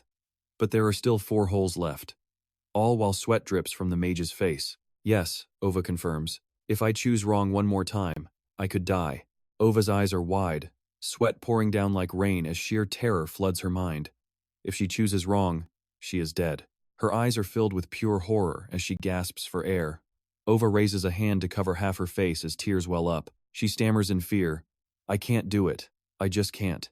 She clutches her staff, turning a trembling gaze to Rafa, her voice frantic. "Rafa, you have to tell LP. We have to run." Rafa is shocked, but her expression hardens with resolve. She calmly explains, "Ova, this is their territory. If we try to run, we'll be dead within a day. The shrine is the only way we're getting out of here." But Ova is sobbing, her eyes filled with fear. She keeps shaking her head.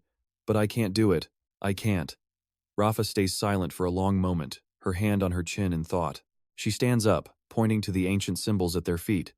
Looking at Ova, she asks, "Hey, can you read any of this?" Ova lifts her sleeve to wipe away tears, her voice choked with sobs. "Only a little. A few of my master's books were written in Adian, but I was just beginning to learn. My master said only archmages were ever allowed to touch them." Rafa shot Ova an encouraging smile, but she could still sense the doubt. Rafa insists they work together, certain they can find her staff. The words seem to work. Ova finally calms, looking at Rafa before reluctantly bowing her head. Meanwhile, a goblin swings its spear, brutally striking its opponent. Jem glances toward a hill packed with cheering goblins. But then he whips his head around, startled, as if he's just spotted something else entirely. He cries out in shock. Grasa looks over, his voice laced with concern. "Jem, are you all right?" Jem points at Grasa, asking, "I'm fine, but is that wound deep?" The man just glances at the gash on his waist, perfectly calm. "It's nothing but a scratch." San pulls off his helmet, observing. It looks like they're on the move. The three men stare up at the distant hilltop. Jem sounds worried. They're probably preparing to target us again. San asks, "Any news from the temple?" Jem shakes his head. "Not yet. Ova must still be working on it." San closes his eyes and sighs softly. "My people have many poems about men waiting for women. It seems that's our fate." Jem takes off his helmet, his face a mix of surprise and a pout. There's even a song about it. Grassa frowns, his voice unhappy. "It's the same for my people." San suddenly starts gesturing dramatically, breaking into a sing-song voice. "Perhaps, if we survive this, I will write a poem about this very day. I shall call it Ova's Grace. I already have the first lines. O Ova, emissary of the deep, we have waited with all our hearts for you. Because your soul is true, you have made us wait. But we do it knowing that the one we have always waited for is you." Jem breaks into a nervous sweat hearing this. He mutters, "If she gets us out of this, you can write all the poems you want." San just closes his eyes, smug. Grassa is actually moved to tears. Such beautiful poetry. How do your words flow so smoothly? Jem stares blankly at the two weirdos in front of him. San just smiles confidently. "Poetry is in my blood. If we get out of this, you can thank me. I will teach you how to write poetry." Jem just scoffs. Seriously? He actually thinks that was good? Jem props his chin on his hand, completely bored, thinking to himself, "Ova, please hurry up." But Grassa and San eagerly start their own discussion. "Have you heard the poem by the Ocean Master, OD, the one by Mahin?" "Never, you have to tell me." A clear voice rings out inside the temple. "Kanath." Ova points to some writing on the floor. "At least, I think that's how you pronounce it." Rafa quietly comments, "That's interesting." Ova looks at her, confused. "What is it?" Rafa explains with a hint of worry. "Well, Kanath in my language means pain or danger. So maybe this specific spot is the dangerous one?" Ova stares at Rafa in complete shock. "Oh my god, you're right. For us, it means the exact same thing." Rafa calmly says, "All right, there are 3 of these areas, and they all have the same kind of marking." She points nervously toward one area. "This is where I put the staff." As sunlight hits 2 spots with ancient symbols, a voice speaks up. "Then one of these 2 has to be the right one." Rafa asks, "Can you read the words next to them?" Ova looks at her and simply says, "No." Rafa glances at the 2 spots, her voice flat. "I guess we'll just pick one and pray." The 3 men stand on a high hill, looking down below. Grassa observes the ancient city. Something's up, they're not resting at all. "You're right," Jem replies. He frowns, asking in his mind, "Gliv, do you know what's going on?" A map suddenly appears in his mind as a voice echoes in his thoughts. "More heretics have come to face your wrath, Master." Jem frowns, putting the pieces together. They must be waiting for reinforcements. "How many?" San asks in shock. Countless monsters holding spears advance toward them. Jem's voice is grim. "Looks like all of them." Ova points her staff at a location. "This one." Rafa glances at her, tense. "Are you sure?" Ova replies, "Not entirely, but we have to try something." She then suggests nervously, "Maybe we could tie a rope to the staff and lower it in?" Ova raises her staff high, her expression serious. "No, that won't work. Stand back and let me do it." She squeezes her eyes shut, pleading quietly, "Please, Zom, let this be the right one." As she slowly lowers the staff, a hand reaches out from the darkness and grabs it. Rafa's eyes widen in absolute horror. Ova looks up, her face a mask of shock. At the same moment, Jem faces 2 monsters as a dark shadow plummets from the sky. He cries out, "Huh?" Hen lands on the ground with a smirk. "I told you to leave the bloodshed to me." Jem smiles casually. "They're all yours." Hen flashes a wicked grin, growling, "Don't mind if I." He hefts the axe on his shoulder. "Do." A hand grabs the magic staff. "Don't do that. I have no wish to die today." He looks at the 2 slots, softly explaining, "The hole you are about to put the staff in is labeled Strength. The other one is marked Control." He frowns, his voice serious. "I won't pretend to know how this temple works, but I am certain your choice was a mistake." Ova, flushing bright red with relief, rushes forward and hugs him tightly, her words tumbling out. "Thank you, thank you, thank you so much." Rafa asks suspiciously, "Where have you been?" The man gently pushes Ova away, explaining, "On the road. That fool and I were attacked and had to fight. Fortunately, on the way here, he realized this temple might be more complex, and that maybe he could help." The woman cries out in disbelief. "And not because you want to use it to escape?" VG just frowns, looking annoyed. "You wound me," he says. "I wouldn't do that now. All they have to do is let their magic user, Ova, do her thing. Ava holds her staff, closing her eyes in deep concentration. As blue light pulses from the staff, she speaks grimly. I've connected to the temple. It can take us far away. He glances at her, issuing a new command. There has to be a closer temple. Find it and get us there first. Her eyes snap open, glowing blue. She stammers. That'll take time. But VG just raises his sword, completely confident. Just do it. I'll hold them off. With a single slash, Saner cuts down the last of the high-level monsters. Grassa glances over, her voice serious. Just in time. The rest are coming fast. And they look absolutely furious. The lead monster charges ahead, cleaver raised high. Genom roars out the order. Everyone, back to the temple. But Gem turns around, heading in the opposite direction. What do you think you're doing? Hemin asks suspiciously. He glances back, his voice firm. I'll be right behind you. I'm going to duel their leader. They seem to have a thing for one-on-one fights, so I'll buy us some time. Hemin blocks Gem's path with his axe, shouting aggressively, Hey, dueling is my job. Not anymore. Now get back with the others, Gem retorts. Hemin, with this weapon, I can handle it. He cuts him off. So can my new axe. A red-skinned hand points, the voice urgent. Enough. Stop arguing and move. Hemin books it into the temple. So much for a glorious duel, huh? Gem shouts in frustration. Shut up and run, Gem cries out, shocked. I thought you only had one axe. Hemin just smirks back at him. Yep. Pretty neat, right? He practically cuddles the axe, rubbing it on his face. I really love this thing. Gem replies, completely deadpan. Whatever.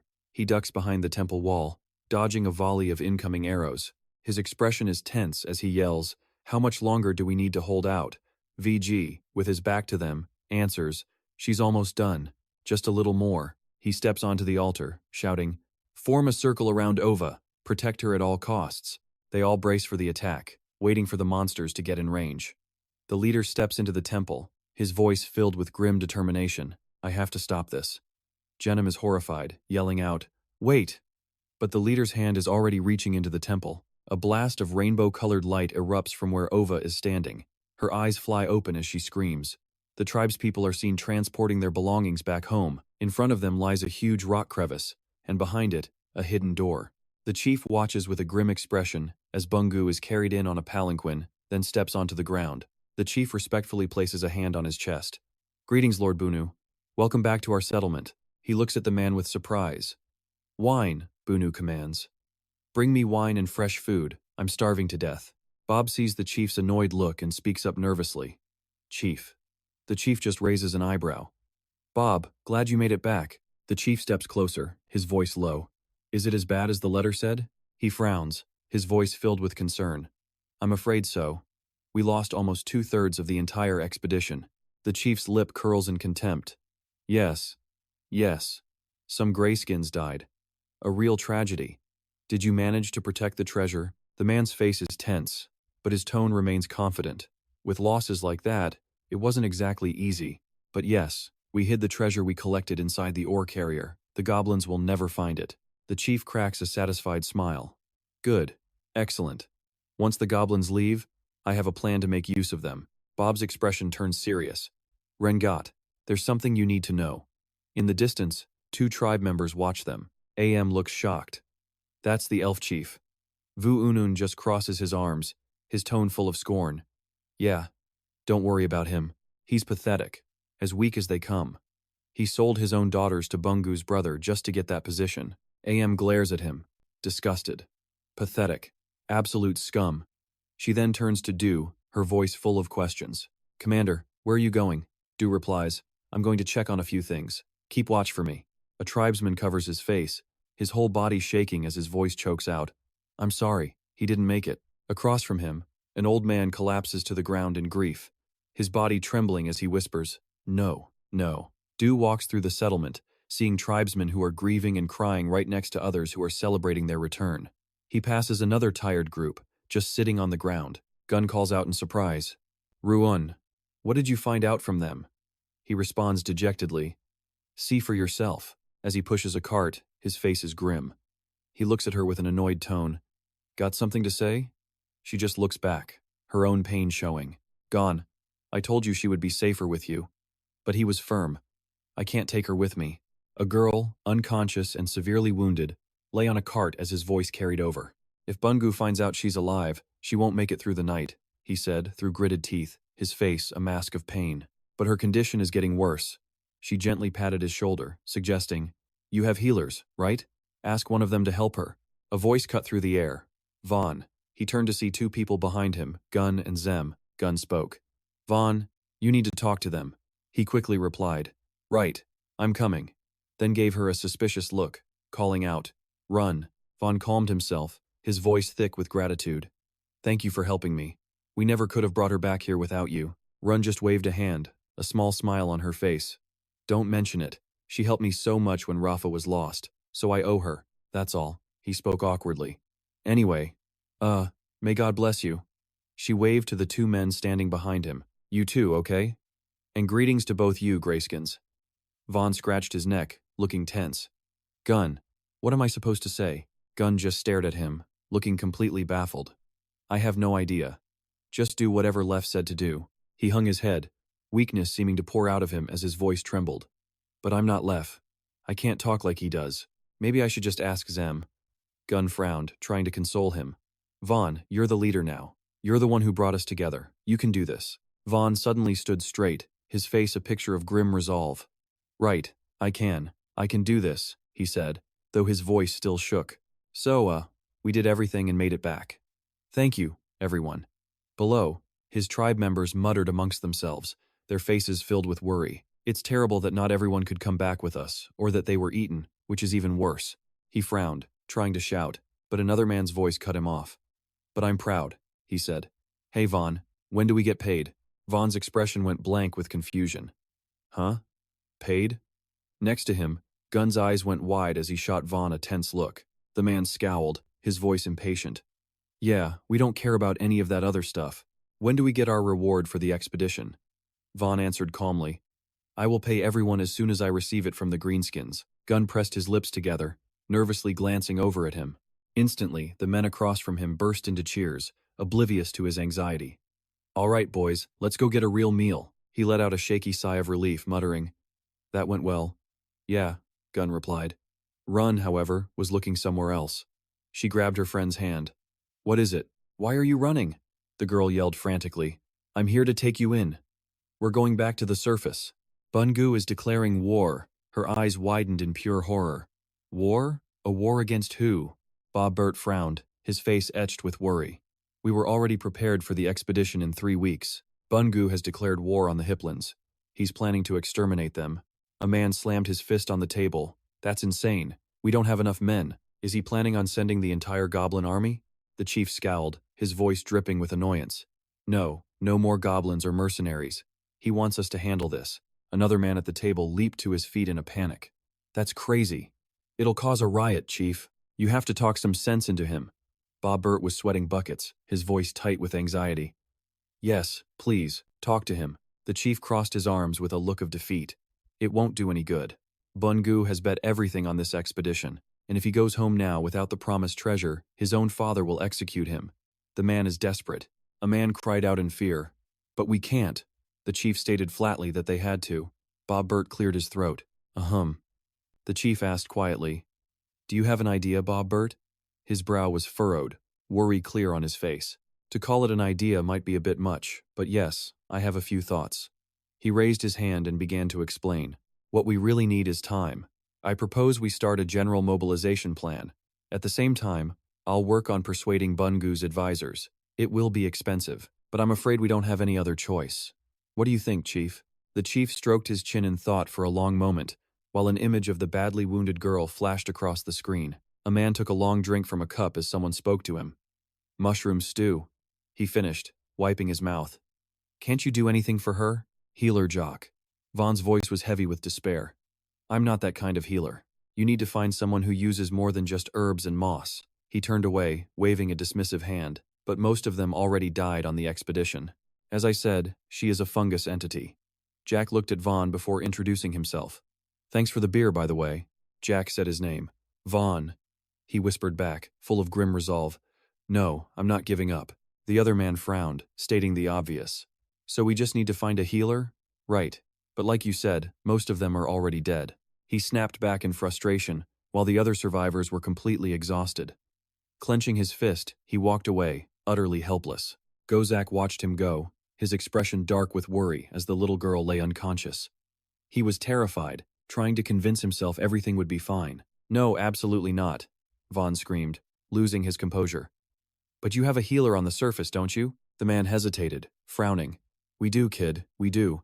But Ban cut in, explaining, he's talking about you. We're already in a dangerous spot with the goblins, Ban said. If they find out we're sneaking your Vara to the camp, who knows what'll happen? But Vaughn refused to give up, insisting, you can't just abandon her. Ban, we fought together side by side. What if I can gather enough crystals? Will you do it then? You're mercenaries, right? The two of them hesitated for a long, tense moment. Well, Ban finally sighed. Sorry, Vaughn. But Gozak suddenly cut him off. Wait, we'll do it. Vaughn's face lit up instantly. Really? Ban stared at Gozak in disbelief. His face turned deadly serious. We'll do it, he said, but it's not going to be cheap. Vac looked at Vaughn, stunned, then decided to speak. Vac, can I talk to you? He waved the others away. Yeah, go ahead. He then asked nervously, is this even possible? Vac. Vaughn pleaded desperately. I need your help. The DK party agreed to take Vara to the surface, but they want to be paid in smoke crystals. Vac hung his head in frustration. And you have nothing, do you? We'll be paid soon, Vaughn replied. I'll give you anything you want.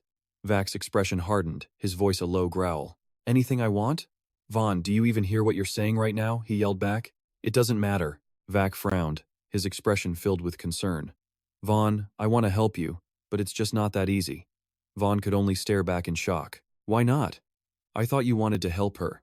His voice dropped. I do, he explained, but unlike you, I have responsibilities. The money we earn isn't ours. It belongs to those who made it back, and to the families of those who didn't. Vaughn was floored, stammering, families? Vac shot him a look of pure disappointment. This is why I'm always complaining about you. Vaughn, you know we have to give a tribute to the families of anyone lost on an expedition, right? Vaughn's face fell as he let out a low groan. Oh. Vac gave him a hard look. Yeah, that's what I thought. After we pay them, you'll have barely anything left unless you manage to pocket a few extra crystals. Did you? He shook his head frantically, lips pressed tight. So busy. Vac looked at him, fed up. This is what happens, and you didn't think it through. Look, Vaughn, I really want to help you, but I still have my own personal debts. He placed a hand on Vaughn's shoulder, his voice gentle. Stay with her. Use the time you have left. The image of the girl on her sickbed seemed to hang in the air. She would want someone with her when she goes, he said. Vaughn sat by her bed, completely dejected, when a voice called out from behind. Vaughn. He answered. What is it? It was Gun. He scratched his head and said quickly, It's nothing. He waved his hand, trying to reassure Vaughn even though he looked worried himself. It's not important. I'll just tell Jem. But Vaughn replied calmly. No, just tell me. Gun touched his head, his voice filled with doubt. Well, a message came in for Jack. They need an escort for the tribute they're sending to Bungu on the surface. Vaughn said calmly, Fine, let Jem know. Whoever wants to go can take the job. He pulled back the curtain to step outside, looking tense. Okay, no problem. Sorry for bothering you. Vaughn let out a frustrated grunt, then turned and yelled, Gun, wait! The next morning, a grayskin tribe was escorting a carriage through a vast forest. Vaughn looked up at the sky, completely thrilled. Whoa, did you see that? Was that a bird? Gun shouted in amazement. Man, the sky is huge. He smiled at Vaughn. Is this your first time outside? Vaughn replied. Yeah. Gun grinned. Me too. This is awesome. Thanks for asking me to come along. But Vaughn's expression turned serious and worried. Don't mention it, but be careful. Anything could be out here. Demons in the sky, dire wolves, or even a moose. Hearing that, he went pale and nervously looked around. Seriously? A moose? Are they even real? An image of a giant, furious moose appeared in Vaughn's mind. His voice trembled. That's what my dad said. He told me they're enormous, with horns just like a goblin's. Gun cringed in fear. Oh, man, he whispered. I don't think this was a good idea. We should probably just go back. It'll be fine, Vaughn said, trying to reassure his companion. Thogan is leading the way for us. He's the war god of the arena from the western tunnel. Gun glanced over, his curiosity piqued. So, what do you think is in there? Vaughn just shook his head, looking indifferent. I don't care. All I care about is how many crystals they're paying us. Gun pulled the curtain back just a little, his voice doubtful. Yeah, but aren't you curious? A narrow gap opened, and a single yellow eye stared right back at him. Gun let out a startled, "Huh?" his panic rising. Suddenly, a new voice cut in, calling out to them. The voice belonged to a woman trying to calm them. "Could you please keep it down? Things are bad enough already." Vaughn quickly slapped a hand over Gun's mouth, apologizing sheepishly. "Sorry to bother you. I'll keep him quiet." She asked doubtfully, "Are we almost there?" Vaughn calmly replied, "Sorry, I've never been outside before." He had no idea who this was. She looked at them with gentle eyes. "I'm Lena." She moved aside, revealing other girls inside, her voice heavy with sadness.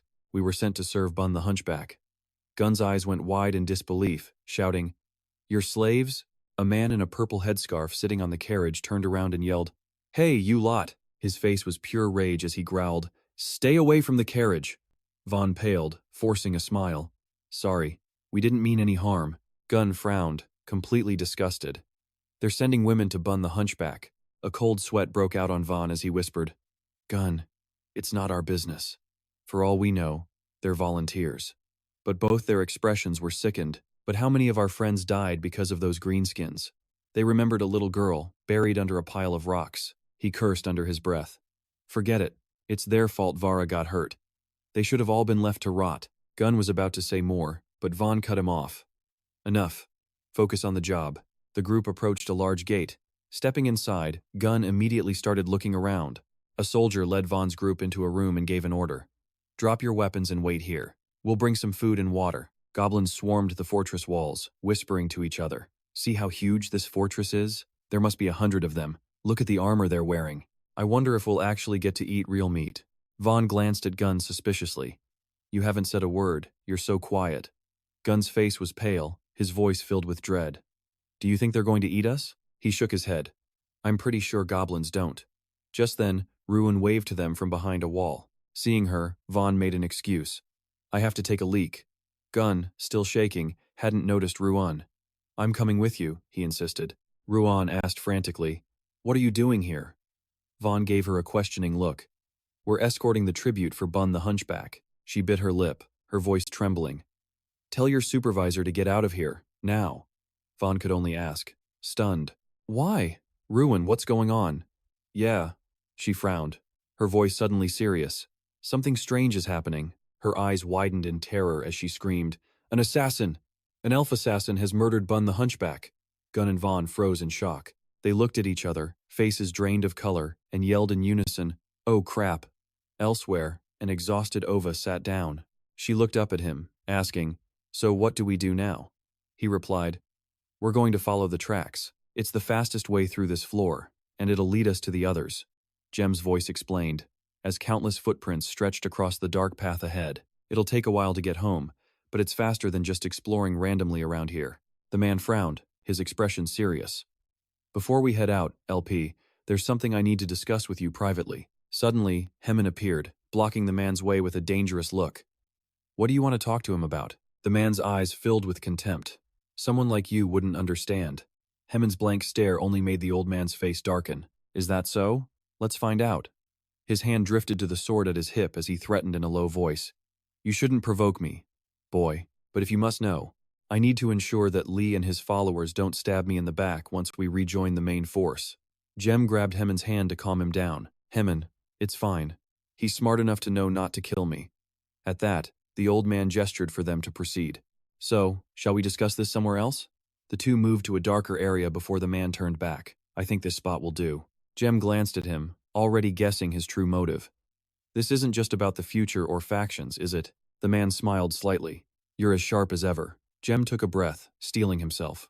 "You want to know about my spear, and the key that K-35 mentioned?" The old man eyed him, beginning his analysis. "Close enough, but, to be blunt, I don't care about the key. I care about its true owner." "What are you, Lep?" "I know your past. The one who once bore the name Jem." Jem frowned, a hint of worry crossing his face as the man continued. "So how does someone as weak and useless as you suddenly change so completely?" His gaze was sharp, his tone arrogant. "You changed your name, gathered forces, became a deadly warrior. I am not a fool." He pointed directly at Jem, his voice firm. "There is only one explanation.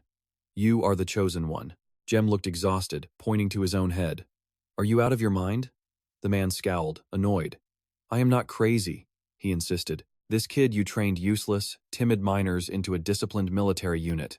VG remembered that powerful army, his voice filled with amazement.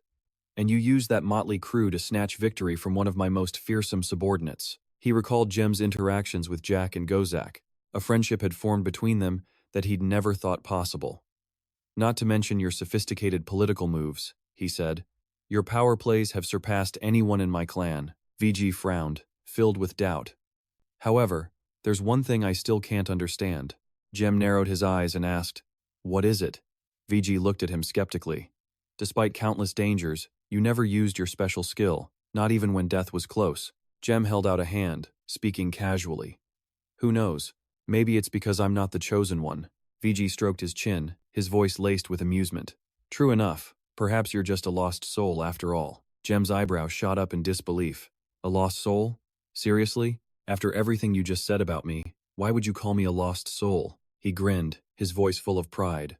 Not to brag, but you should know the gods wouldn't let someone this exceptional roam free. They would have chosen me instantly. VG's face twisted in anger, his eyes burning with hatred. You think far too highly of our gods. They're just a blind, petty, and foolish bunch. This world is drowning in blood and chaos, and yet they just stand by and do nothing. Jem set his shield on the ground, his voice calm. Are you sure you want to say that? You're not worried about getting struck by lightning or something? He just snorted, then erupted into a manic laugh. VG spat on the ground, his faith completely shattered. He issued a challenge. Let's see what they can do to me. In all these years, I've concluded there are only two possibilities. They don't care, or they don't exist. VG remembered all the divine ceremonies. I believe the latter, he said, that the gods are nothing but a fairy tale created by humans to explain the unexplainable. An image of powerful figures standing on a mountain of corpses flashed through his mind. Or, he said, the so-called chosen ones created the gods just to elevate themselves above everyone else. Jem gave a confident smile. You're really serious about this, aren't you? At that, VG's eyes widened as he let out a crazed scream. What's the worst they can do? Hurt me? Kill me? Curse me? I said it, so what? I live by my own truth, not theirs. Facing VG's eyes, now swirling with darkness, Jem spoke gently. Don't get me wrong, I actually agree with you. But what if your truth leads you down the path to destruction? What if your own desires and emotions make you do things that you'll only regret later? How can you be so certain in your truth? But VG wasn't convinced. He retorted, I'd rather grasp a truth I forged myself than accept one passed down by thousands of others. I will walk my own path, and if everything I believe turns out to be wrong, then that failure is mine for not thinking it through. Jem held up his hands, his expression calm. I've said everything I need to say. VG frowned. Is that all? Jem tilted his head in mock surprise. Did you really think I'd detail my entire plan for you? He smiled and replied, I suppose not, but there are still two things I want to know. Correction. I'm not a lost soul or a chosen one.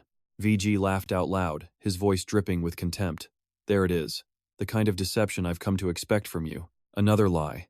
But it leads to the truth that you really do have memories of another life.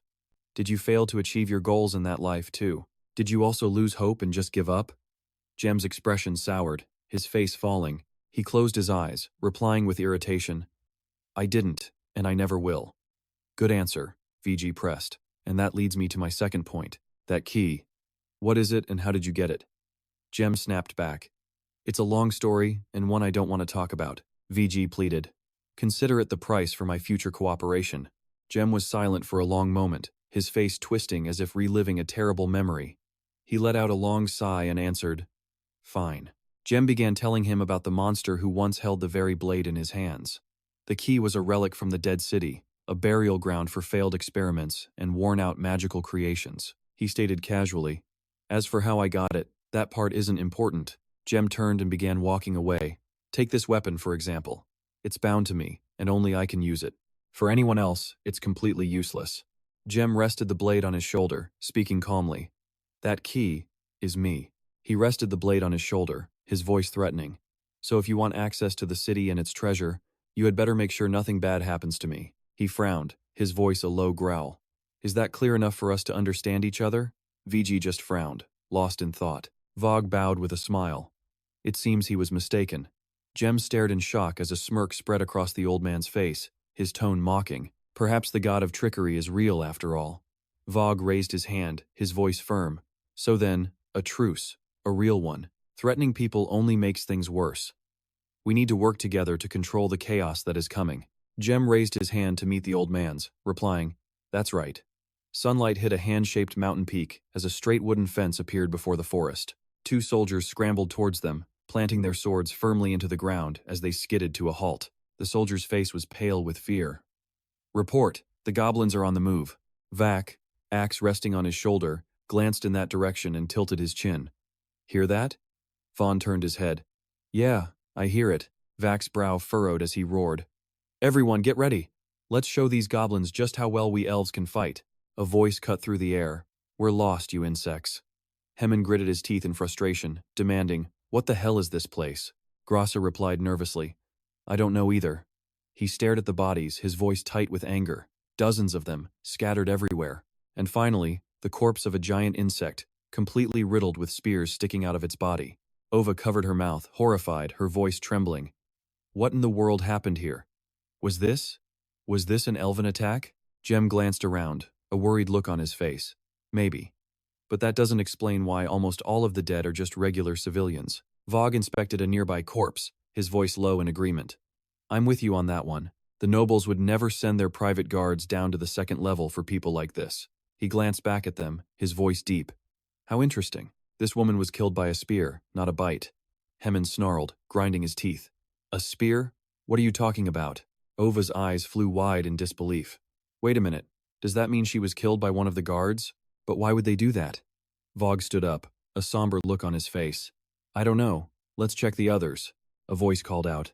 "Everyone, get over here and look at this." Ova rushed over with her staff and knelt down, when suddenly a pair of bloodshot red eyes appeared behind her. A figure holding a spear lunged as her face froze in terror. Ova screamed, whipping her staff around. It connected squarely with the attacker's head. Terrified, she followed up with a brutal shot to his groin. She licked her lips, raising her staff for another blow when Hemon suddenly yelled out, "Wait!" Gunn clutched his groin with both hands, shaking uncontrollably as sweat poured down his face. A voice called out, "Gunn, is that you?" He sat up, and upon seeing Jem, respectfully exclaimed, "Sir, you're alive! I can't believe it! It's a miracle!" Meanwhile, Hemon desperately tried to restrain the furious mage. "Hey, calm down, would you?" Jem frowned, his voice full of suspicion. "Gunn, what is going on here? Why did you attack Ova?" An old voice spoke up. "He was trying to protect us." Jem looked at him, startled. "You're the healer, aren't you?" Blood stained his robes and beard, and the ragged people standing behind him looked just as battered. The healer explained, "He thought you were one of them. Or worse, an elf." Jem's brow furrowed. "Elves? What would elves be doing down here? What is going on?" Gunn's eyes went wide, his face a mask of terror as he screamed, "We're at war! Sir, Bungu was killed, and now the elves are attacking this settlement." But Vogue's voice cut in. "That doesn't explain the guards or the insectoids." Gunn stared at the old man in shock. "Lord Vogue." Vogue's brow furrowed, pure anger blazing in his eyes. "You'd better start explaining, kid." Gunn recalled the frantic evacuation. After the elves declared war, the nobles forced everyone to fight, even women and children. Vogue and Vaughn knew about a place on the second floor where everyone could hide, so they sent us down here to escape the war. But Vogue cut him off. "That still doesn't explain what happened here." Vac shot him an annoyed look. "Hey, let the kid finish."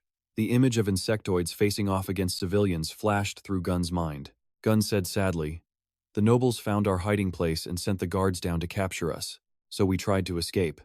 And that's when the insectoids showed up. I thought they were just on an expeditionary route." Jem's brow furrowed in frustration, his voice low. "Did the insectoids make it to this settlement?" "No, sir. They stayed for a moment, then turned around and left." Hemon looked up, thinking, "We didn't see any insectoids on our way down." Ova touched her chin, speculating, "They must have taken a different route." Jem, holding his hat, looked back at his group and said, "I see."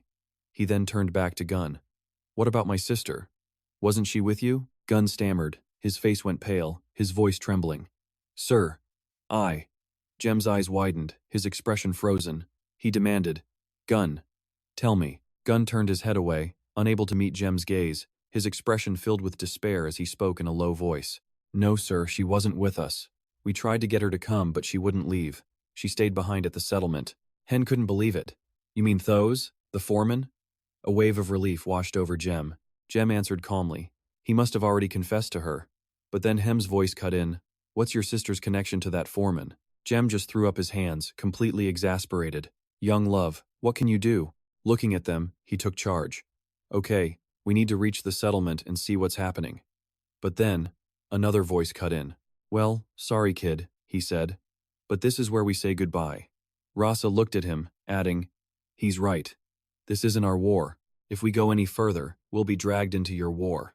Rafa glanced at her wounded arm, her voice low. I can't do much with this arm anyway. I'll stay back and search for other survivors. Ova immediately put a hand on Rafa's arm.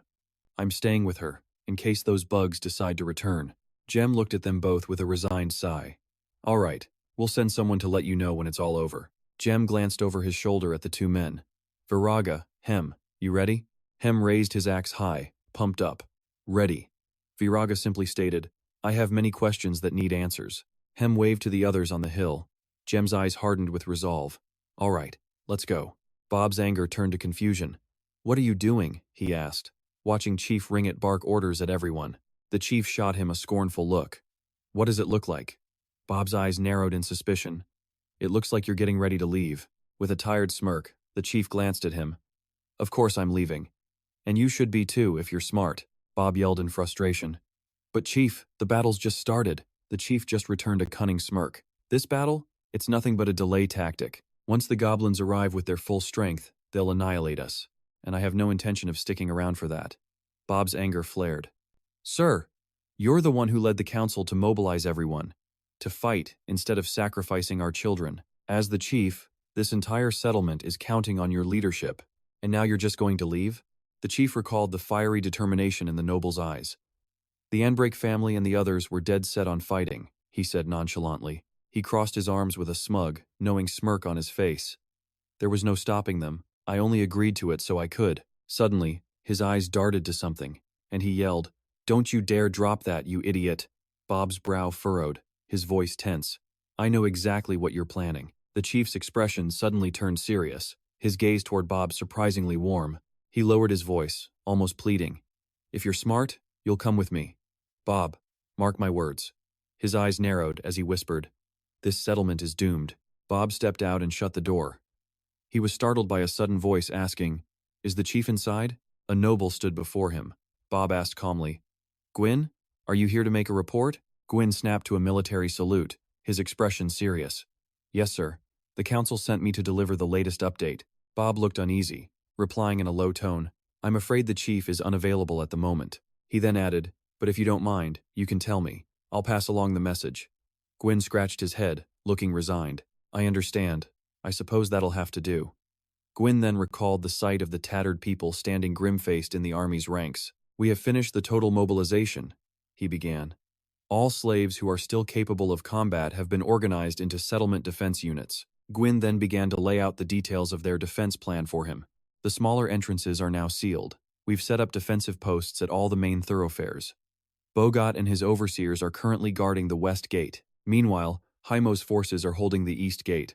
Voss and Vaughn are on the front lines with countless other soldiers. Gwyn continued. Jack's forces at the main gate managed to dig trenches and erect fortifications before Jira's main army showed up. They're engaging the enemy as we speak. Bob asked tensely, Really? What's the situation now? A slight smirk appeared on Gwyn's face, clearly pleased with the results.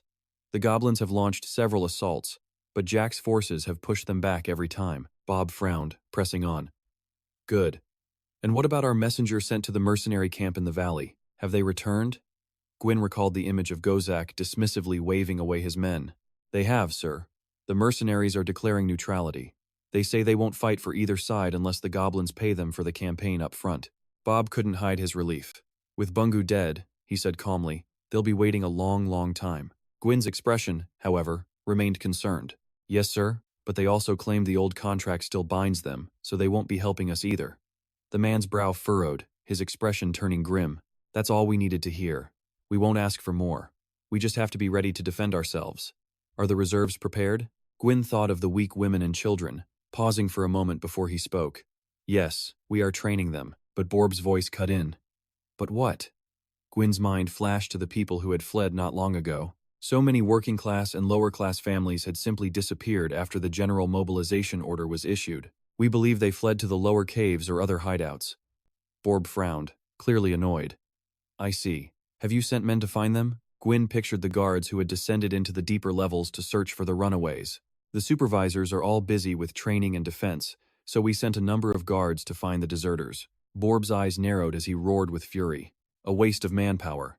If the goblins break into the caves, a few kids and old folks won't change a thing. Gwyn tensed up, quickly trying to explain. I know, sir, but the council still wanted to find them. Borb looked at Gwyn with grave intensity. All right. Tell your father, Lord Anbrake, that the chieftain will be notified of this matter. And please, extend my commendations for his efforts in coordinating the war. Gwyn replied respectfully, I will do so, sir. Borb turned to leave, saying over his shoulder, Now if you'll excuse me, I need to visit the Temple of Jaja. Gwyn asked, puzzled. The Temple of Jaja? Are you going to pray for our victory? He thought about their war against the goblins, and a deep worry settled in him. No, he replied. I'm praying for our survival. On the front lines, their forces faced off against the goblins, who stood just outside the barricade, clutching shields and razor-sharp blades. A goblin scout suddenly cried out, Over here, we're through. The horde then surged toward a collapsed section of the wall, screaming wildly, Die, you bastards! One goblin shrieked, cutting down a soldier in the trench. Look what I have for you! The soldiers panicked and began to scatter. The goblin leader raised his blood-stained blade high, roaring an order. Spread out and kill everyone you find. But then, one goblin froze, its eyes wide with shock. Jack's massive axe came crashing down, a cruel smile spreading across his face. My thoughts exactly. He glanced back at his men, his voice a low growl. Only one of us is walking off this battlefield alive today, and it's definitely not going to be you. With a final yell, he charged straight into the goblin horde. The distance between the two forces was now dangerously close, just a few more steps through the thicket, and they'd be face to face. The goblins had no intention of backing down. They hid deep in the shadows like predators, just waiting for their moment. Over on their side, Jack and Vaughn's group weren't idle either. They were quietly discussing their next move. Vaughn turned to Vac, his voice edged with worry. Vac, it looks like they still haven't retreated. Vac nodded. I know. They're just faking us out. A few tried to sneak into the far trench, but I shut that down quick. Vaughn felt a bit of relief, but still asked. Thank you. How many are wounded? Vac was direct. 3 men. I've sent replacements. Either way, their side took much heavier losses. He added, we need to reinforce the defensive line a few more layers, just in case they decide to come back. After hearing the plan, Vaughn said, this situation is too difficult. If we had more men, things would be easier. Vac warned, don't push it. They're Lep's men, not mine. You brought more than 20 men, and with mine, we're over 60. That's enough. We don't need Jem's crew. But Vaughn didn't want to give up. I can still get them to stay. But Lep is the only one they'll truly take orders from. Vac let out a slow breath. Lep's not here. You make the call. I'm just glad to have your support. Before he could say more, a soldier rushed towards them, panting as he delivered the news. Vac, the goblins have reinforcements. The two leaders looked at each other. Not a single word was spoken, but the worry in their eyes said everything. They knew if this dragged on, the line would never hold. At the same time, deep within a dark cellar, Borb walked down a narrow and chilling corridor. At the end, a cloaked figure gestured for him to approach. Welcome, Borb, Kathiga greeted. It has been a long time. Borb cut right to the chase, his voice raspy. Kathaga, I came to talk. She nodded. I know. It's about Rengard, isn't it? He gave a slight nod. You really do have eyes everywhere, Kathiga said. She just had a vision. Would you like to hear it? Borb was a little surprised. A vision meant seeing an omen, and he hoped it was good news. Kathaga slowly closed her eyes, her voice dropping low. I have seen the future of our people. A place where we all live under the sun, walking in the blessed light of Jeha. Do not worry, Borb. But hearing this only made Borb's heart sink further. Actually, hearing that is exactly what makes me worry. Kathiga looked up. Why? He answered. Because as long as Rengard is our leader, we will remain in chains. He has no vision, and he lacks the courage to lead our people any further. Kathiga fell silent for a moment before speaking. Then let me suggest something. When the father becomes unreasonable, perhaps it is time to speak with the son. Borb frowned slightly. His son died last year. Kathiga slowly shook her head. Not that one. The other one. Outside, the goblins were getting their weapons ready. Arrows were knocked to bowstrings as they crept silently between the shadows of the trees. From a distance, Jiak and Vaughn continued their watch, speaking in hushed tones. "What in the world is that?" Vaughn asked. Jiak replied, "Looks like some kind of bow, maybe a magical type." Groza overheard them and stepped forward, her voice filled with excitement. "Let me see."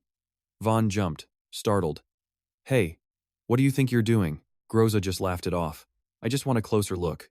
Don't worry, they can't possibly shoot us from this far away." Jiak tried to stop her, but Groza wasn't listening. She took a few more steps forward, and just a moment later, a sharp whistling sound cut through the air. An arrow, moving as fast as lightning, pierced straight through Groza. "No!" Vaughn screamed, lunging forward to catch her falling body. Jiak roared. "Everyone get down!" Arrows rained down everywhere, kicking up dirt and rock. Vaughn clutched Groza, shouting, "She needs a healer, right now." Jiak gritted his teeth, forcing out an order. "Hold the line! Keep your heads down!" Vaughn stared out into the distance, his face a mask of confusion. "They're just standing there. Why aren't they attacking?" Jiak replied, "I don't get it either. Maybe they're waiting for something." Vaughn said helplessly, "If they wanted to send troops, they would have already. Holding this position just wastes their arrows." Jiak sighed. "This is completely pointless. They aren't moving forward, and we're completely stuck." Suddenly, Vaughn narrowed his eyes at the goblin line, his voice sharpening with urgency. "Wait a second, I see something." Jiak immediately responded. "Where?" Vaughn pointed. "They're holding some kind of small bottle, and pouring something strange out. Over there by those rocks, and on that side too." He squinted, trying to get a better look. He could see them crawling low to the ground, and wondered why they were moving so close to the earth. The longer Vaughn watched, the deeper his feeling of unease became. Could there be another squad moving with them? Seeing the goblins creep ever closer, Jiak immediately went on the defensive, his voice low and steady. "What kind of game are they playing? If they dare creep any closer, my rock-slinging unit will send them to the heavens." Out of nowhere, Vaughn screamed, "No, no."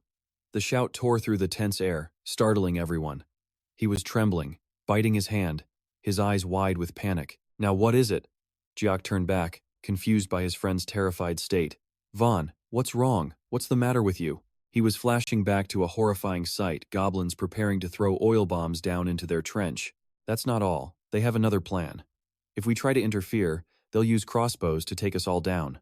They want to burn everything, turn this entire trench into a sea of fire." Hearing this, Jiak's face went pale. He gritted his teeth. "We can't let that happen." Vaughn wasted no time, desperately urging him. "We have to fall back to the rear trench and reinforce our lines. Warn everyone." But Jiak just shouted back, "There's no more time." Vaughn was still rushing to speak, even more confused by Jiak's reaction. "Warn the others. What are you doing?" Jiak stood up and said with finality, "I'm doing what I do best." Before Vaughn could even react, Jiak had already leaped away, leaving him to shout his name. "Jiak!" He dove for cover behind a large rock to get a better look. Rosa ran up to them, asking nervously, "What in the world is he doing?" Vaughn could only shake his head. "I don't know." From his position, Jiak kept his eyes locked on the enemy, tracking every single movement like a predator hunting its prey. Suddenly, he shouted out, "Got you!" Like a hunter springing a trap, Jiak exploded from his cover. Arrows flew at him, but his shield deflected every single shot. He charged forward with all his strength. "He's going to die," Vaughn screamed in terror, but as the words left his mouth, Jiak let out a roar, focusing all his might. He found his target and leaped high into the air like a monster. Without another word, Jiak crashed down, ending his target with a single, clean strike. The other goblins that witnessed this screamed in terror before scattering in total chaos, but Jiak showed no mercy, chasing them down with lightning speed. Another goblin shrieked, "Get him, you idiots! Shoot him down now!" The others trembled, pointing at Jiak as he charged forward like a storm, radiating an overwhelming killing intent. They tried to flee, but were struck down by arrows. Jiak grabbed one, launched him into the air, then hurled his heavy shield with incredible force. The shield flew like a thunderbolt, smashing into the goblin and forcing a horrific scream from its throat. The remaining goblins panicked, shouting, "Retreat! Fall back now!" Their leader refused to accept defeat, grabbing a soldier by the neck and roaring in despair. Vaughn, on the other hand, was cheering at the top of his lungs. "He did it! They're actually retreating!" He ran over, his voice full of excitement. "Jiak, that was unbelievable." Jiak himself couldn't quite believe it, letting out a proud laugh. "Yeah, I'll be telling my grandkids about this one." He paused, then stood, his face turning serious once more. "No thanks are necessary. But we're not safe just yet," he warned. "Look over there. Their leader isn't ready to accept defeat. The leader's eyes flashed with pure hatred. But then, a wicked, cunning smile spread across his face, as if he'd just thought of something. He gave a subtle wave, signaling to someone out of sight. Instantly, another army emerged from behind them, carrying a completely different and far more menacing aura. Vaughn stumbled back, his voice trembling. Impossible. Seeing the fear, Jack yelled urgently, "You get back to the cave. Tell them we need every last person who can still fight. Right now. Vaughn, rally the soldiers. We have to hold them off for as long as we possibly can." Vaughn asked anxiously, "But Jack, how can we possibly fight that thing? There's too many of them. We can't win." But a new voice cut in, disappointed yet firm. "Vaughn, is that what I taught you? To give up before the fight even begins?" Hearing those words, Vaughn froze. He saw everyone turning around, their eyes wide with disbelief. "Sir, you're alive." Vaughn was so relieved he almost cried. "I'm fine, sir." Jem stepped forward, placing a hand on the young man's shoulder. "Vaughn, it's good to see you too, but we can catch up later." He pointed behind him to a few newcomers. "I found some warriors who can help us." Jem and Vaughn exchanged a look, each sizing the other up, each lost in their own thoughts. But then Vaughn broke into a smile and held out his hand. "Thank you for coming back." Jem grasped it, clapping his shoulder. "I heard things got rough after we separated, but more on that later. For now." He pulled out a small item, handing it to Vaughn. "This is for you. Maybe it'll bring some luck." Vaughn took it and put it on without a second thought. "Yes, sir." Immediately, Jem's tone turned serious. "Now, tell me everything. This is a battle we have to win." Vaughn quickly presented a map. "Here's the layout of the battlefield, Master." Noticing something was a little different about his leader, Vaughn asked, "Sir, what are you doing?" Jem thought for a moment before answering. "Thanks, Vaughn. I'm putting together a battle plan." After a moment, he stood and addressed everyone with his strategy. "All right, everyone listen up. Here is exactly how we're going to move." Without hesitation, he pointed. "Mon, take a group, gather all the oil you can find, and set fires here and here. That will help us form a solid defensive line, and the smoke will block the archer's sight." Mon understood immediately. "Got it." With that task assigned, he turned his attention to the others. "We'll split into a three-pronged attack. Each of you will command a flank. It won't be easy, but I need you all to hold out for as long as possible." Everyone understood the plan. "Yes, sir, understood." Jack, however, had a question. "So while we're fighting, what will you two be doing?" The two shared a wicked grin that made Vaughn gulp. Their mission? To give the enemy a massive headache. And with that, they charged, unleashing every last skill they had. The battlefield erupted into absolute chaos between the two armies. Champion watched the display from afar and asked, "This is the mob that's been giving you trouble?" The man beside him quickly interjected, "Don't underestimate them, Champion. They're well-trained and disciplined." Hearing that, Champion seemed a little more intrigued. "Is that what you're going to tell General Barra when you have to explain needing reinforcements to beat this rabble?" The subordinate waved it off, annoyed. "We wouldn't have needed reinforcements if the mercenaries had just done their damn jobs." Champion, clearly not in the mood for excuses, just sighed. Right. Just blame the mercenaries. You changed their contract and refused to pay them. What did you expect them to do?" "I only said I'd pay them after they took care of the rebels," the subordinate snapped back. "I even promised them a bonus." "The Goblin Rebellion? The same goblins they fought side by side with you for months to defeat during the expedition? You are an absolute idiot. There's nothing worse." Enraged at the insult, the subordinate fired back. "How dare you say that to me? Do you have any idea who my father is?" But Champion wasn't intimidated. He stepped closer, his voice low and menacing. "I am here on the General's direct orders to clean up your mess, so watch your mouth, unless you want to end up as another smear on that battlefield. Understood?" The man didn't dare talk back. He just nodded. "Yes." Across the battlefield, Vaughn was still commanding his troops. "Aim for their heads." But the enemy raised their shields, causing the soldiers to panic. "It's no use." Vaughn remained steadfast. "I know. Just be ready with spears when they close the distance." But his men were losing hope. "Sir, can we really do this?" The question left him stunned. For a second, Vaughn didn't know how to answer. He remembered asking Jem the same thing once. "How do you stay so calm before a battle?" "Every time I see those insectoids, I just freeze up," Jem had replied calmly. "I have to, Vaughn. If the commander shows fear, how can the soldiers possibly trust him?" He explained that victory and defeat are decided before the first blow is even struck. Morale is the most powerful weapon they had. And he gave Vaughn one more piece of critical advice. A commander has two jobs. The first is to ignite hope, to make your soldiers believe in victory. With that memory blazing in his mind, Vaughn took a deep breath. He turned to his men with a confident smile. Of course we can do this. We've defeated insectoid warriors before, haven't we? The soldiers looked surprised, but then a spark of hope returned. Yeah, that's right. Vaughn pressed his advantage. Are these guys as big as those insects? Are they tough? The soldiers, spirits renewed, roared back. No, they're tiny. A wave of power surged through the men as they yelled, "Exactly! We're gonna crush them! Let them come!" Vaughn was still tense, but seeing the immediate threat handled, he breathed a silent word of thanks to his leader. A soldier ran up shouting, "They're coming!" The two sides crashed against each other, reigniting the brutal battle once more. The enemy champion watched the chaos unfold, remarking, "They actually fight pretty well." Hearing the praise, the leader boasted confidently, "See? I told you. They aren't some disorganized rabble of miners. This expedition forged them into warriors." But then he added a chilling line, "Even so, they will lose. My soldiers will make sure of it." His subordinate shot back, unconvinced. "If it's that easy, then why aren't you on the front lines?" The champion got right in his face, furious. "Are you calling me a coward?" But just as he was about to act, something shifted. Soldiers all around them were suddenly on high alert. This brings him back to a time when Vaughn had asked Jem a question. "Sir, you said a commander has two duties. What's the second one?" The words echoed in his head as he charged forward with all his might. The answer was simple. The second duty is to turn faith into victory. Meanwhile, in the main hall, a subordinate reported to his superior. "Chieftain Bar, you summoned me." The man on the throne commanded, "Champion, lead your forces to Sinner's Ravine and crush the Goblin rebellion." A flicker of panic crossed Champion's face. He quickly reported, "My chieftain, my soldiers just returned from a raid against the Kur. They desperately need to rest." But Bar didn't seem to care in the slightest. He just continued speaking. "My goblin brother was murdered by that worthless scum, while his advisors just cried like helpless children. Completely useless." Bar pointed at the kneeling man. "You earned your title of champion on the battlefield. Now, I summon you to serve the tribe once again." Backed into a corner, Champion could only agree. "Yes, chieftain.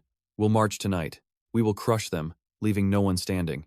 The very next day, Jem and Hem casually strolled right into the heart of the enemy's encampment. Jem couldn't help but look at his companion and ask, "Do you even know what the word raid means?" Hem just pouted, retorting, "He's the one who ambushed me." Suddenly, a soldier pointed and yelled, "Who are you? Identify yourselves." Champion immediately stepped in front of the guard. "Don't you recognize him? They're here for you." That's when Jem spoke up. "We've come to challenge your strongest warriors." Hearing this, Champion dropped his defensive stance and just burst out laughing. "You dare to face me? You little punk." He stepped right up to Jem. "If you've got the guts, then I'm ready." Hem looked absolutely thrilled, ready to jump in. "Oh yeah, let's go." But Jem quickly stopped him, saying, "Wait." Hem seemed disappointed but kept a wary eye on their opponent. "This isn't just a duel. Besides, I have my short sword, I'll be fine." His voice was dejected. "I don't like this." Jem turned to reassure him slightly. "All you have to do is watch my back." He then took a step forward. "I will handle this." The smile on Champion's face grew even wider as he eyed Jem like prey. "Listen well. Both of your heads will be on our pikes before this day ends." Jem took a few steps back, getting into his stance. "I only have one request. No one else interferes, understand?" Champion didn't seem to care. He whipped out a small dagger, preparing to launch it at his opponent. "I don't need anyone's help." And with that, the dagger went spinning through the air, heading straight for Jem. His blade suddenly warned him, "Master, he has initiated the attack." Preparing to counter, Jem's eyes instantly went sharp as razors. "No need. I'll handle this myself." The blade simply replied, "As you command, master." Then, using his own power, he effortlessly deflected the dagger. In the next instant, Champion launched himself at Jem like a speeding arrow. His powerful strides ate up the distance between them in a flash. Like a demon wielding a massive blade, he leaped into the air and rocketed towards him. But Jem was just as quick, easily dodging the attack. The two warriors crashed into each other again. But Jem's arm strength was lacking, allowing his opponent to land a brutal kick to his gut. The blow sent him flying back dozens of meters. He rolled a few times before catching himself and pushing his way back up. A terrifying killing intent flashed in Jem's eyes, but Champion came at him again with another heavy slash, forcing Jem to instinctively fall back. The enemy soldiers suddenly screamed out, "Sir!" Hem stared at the scene before him, absolutely stunned. The two were locked in combat, and it was clear that Jem was at a serious disadvantage. He clutched his sword, constantly retreating, gritting his teeth through the pain. Then, a voice roared from the crowd. "He's fighting for us. Don't you dare let him down." And just like that, the soldiers began to charge the enemy line. "He's right, everyone. Our liberator is on our side." Another voice called out, full of concern for Jem. "You can do it, sir. We believe in you." But Champion was trying to break his will. "Just surrender. I'll make it quick." And then, Jem gave him a twisted, unsettling smile. "That's enough." A brilliant flash erupts from his blade, forcing his opponent reeling backward. The man collapses, his face a mask of shock and agony as Jem glares down with pure killing intent. He closes in, hacking down without mercy, and says, "Sorry, just putting on a little show for the troops." His voice is pure confidence, announcing the grand finale as the champion is completely overwhelmed by the assault. How is he doing this?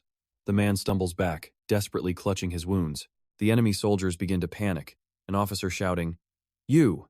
Tell the others if the champion falls, we attack immediately." The soldier hesitates, pointing weakly as he turns, only to freeze when he meets Jem's terrifying, murderous gaze. The poor soldier flinches back, scrambling to hide behind one of his own men. Back with our hero, Jem's sword emits a faint aura as he points it at his foe. Surrender. A massive bonfire blazes, lighting up the night.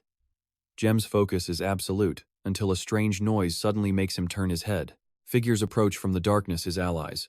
Jem greets them, "Welcome back," then immediately turns to Jack. "What about the goblins?" Jack places his hands on his hips. "The survivors won't be coming back anytime soon." Jem sighs in relief. "That's good to hear. Thanks." Vaughn quickly scans the area, asking about the situation. Jem is the one who answers him. He explains that after they wiped out the main group, the goblins harassing the other entrances completely scattered. "I've sent men to hunt them down, but they're no longer a threat." Jack bows, relieved. "So, is it finally over? The siege, you mean?" "Yes. I interrogated the goblin commander. We destroyed the only reinforcements they could send. Their next army is still weeks away, giving them plenty of time to prepare for what's coming next." Vaughn chimes in. "The Greencoats will be thrilled to hear that." But Jem's expression remains grim. "We'll see. I have a meeting with the council." Jack looks surprised. "They summoned you? I guess we should have expected that. I requested the meeting myself," Jem states plainly. Jack is floored. "Are you kidding me?" But Jem's face says it all. "I hate wasting time. I should probably go now. I know you're tired, but can you watch the pyre?" Vaughn glances at the massive blaze nearby. "The pyre? I thought this was a signal fire for us to find our way back." "It is," Jem replies simply. "But the bodies needed burning anyway. So I figured, kill two birds with one stone." Vaughn asks nervously, "Sir, you know the goblins consider burning corpses a major insult to their gods, right?" Jem just waves over his shoulder. "Angering gods is my specialty." With that, he leads the way towards a large gate. Vaughn is clearly on edge. "Sir, are you sure this is a good idea? We really should have brought more men." The man beside Jem agrees. The kid's got a point, but Jem doesn't seem the least bit concerned. "It'll be fine." Zem speaks up again. "That's Gwyn Unbreak over there, kid. A mage. His father is one of the council elders." Jem cuts him off. "Thanks, Ren." Suddenly, a man steps forward to address him. "You are Jem, the Liberator, correct?" Though slightly surprised, Jem responds with a serious tone. "I am. Is the council ready to see me?" The man is about to reply. But then his eyes shift, focusing on the person standing right next to Jem. "Hey, you're the one who brought my sister back, aren't you?" Vaughn immediately snaps to attention. "Yes, sir. How is she?" The man smiles. "She's fine, thanks to you. I'm glad to see you're well." Jem leans in close to Vaughn, asking, "Anything to explain?" Vaughn looks away, embarrassed. "I'll tell you later, sir," he mutters. The man then addresses Jem again. "If you would follow me, Jem. However, your men and your weapons must stay out here." His companions immediately shout in protest. "Hey, you can't do that." But Jem isn't fazed, handing his weapon to Vaughn. "It's fine. Here, take care of her for me." Vaughn stands there completely stunned, whispering to himself, "Her?" Zem, looking exhausted, sits down with his companion to wait. Vaughn's voice cuts through the silence, dripping with sarcasm. "So now you're willing to wait for him, huh?" Zem just clears his throat. Someone's being overly dramatic. We all thought he was dead. Vaughn's frustration finally boils over. "You people didn't even give him a chance to come back." Zem calmly explains from his seat. "They call that a miracle, kid. It's incredibly rare to survive being taken by goblins. Usually, we don't even find the bones. And before you start spouting off about loyalty or faith, remember that doesn't put food on my table, and it certainly didn't keep my own family alive through all of this." Vaughn looks shocked. "You have a family?" Zem points a finger right at him. "See? That's exactly why I left. What do you actually know about your men, Vaughn? You're Jem's second in command, and yet you don't even know the most basic things about them. Vaughn pouted slightly. I know their names. Jem shot back. Vaughn, if you're going to lead troops, you need more than just a name. You have to know who they are and what drives them. Yeah, I know the boss sees us as cannon fodder for his plan, and I accept that. But his second in command has to manage his men. Vaughn, furious now, spun around and yelled, Lep doesn't see us that way. Jem's voice softened. Easy, kid. I'm not insulting your hero. He's exactly that, and we both know it. A confused Vaughn asked again. If you think so, then why did you come back? Jem continued. I served under Dacker, and I also served under Jack. They were both good commanders, but no one compares to Lep, that guy. He's something special. I don't know what it is, but he's got the luck of the gods on his side. He's a survivor, and he's headed for big things. I know if I follow him, I'll get there too. And that's exactly why I should be his right-hand man. He needs someone with command experience watching his back. Vaughn shot back. And you think that should be you? Jem nodded confidently. Who else could it be? There's no shame in admitting someone else can do a better job. Kid, step back and learn. Maybe one day, you'll finally be ready. But Vaughn was absolutely determined. I'm not giving up. Lep is counting on me. Jem, casually cleaning his dagger, replied, Fine. You'll figure it out eventually, and I'll be ready to step up. Then, silence fell between them. Vaughn glanced nervously at the door in front of them. Inside, Jem was about to face the very people who would give him his toughest challenge yet. Lep, the Liberator, you have been summoned today for an audience. Jem, looking slightly annoyed, corrected him. You're mistaken, Chief. I'm the one who summoned you. The man across from him exploded in anger, pointing right in his face. Insolent! The man beside him spoke up. Calm down, Lord Anbrake. He spoke with clear impatience. But Bob, this brat. How dare he act like this in front of us? Bob's voice was placating. Lord Anbrake, let's just hear him out. What's the harm? He then turned to another, asking, Right, Chief? The man crossed his arms and simply said, Let him speak, please, proceed. Jem answered with total confidence. Thank you, Chief.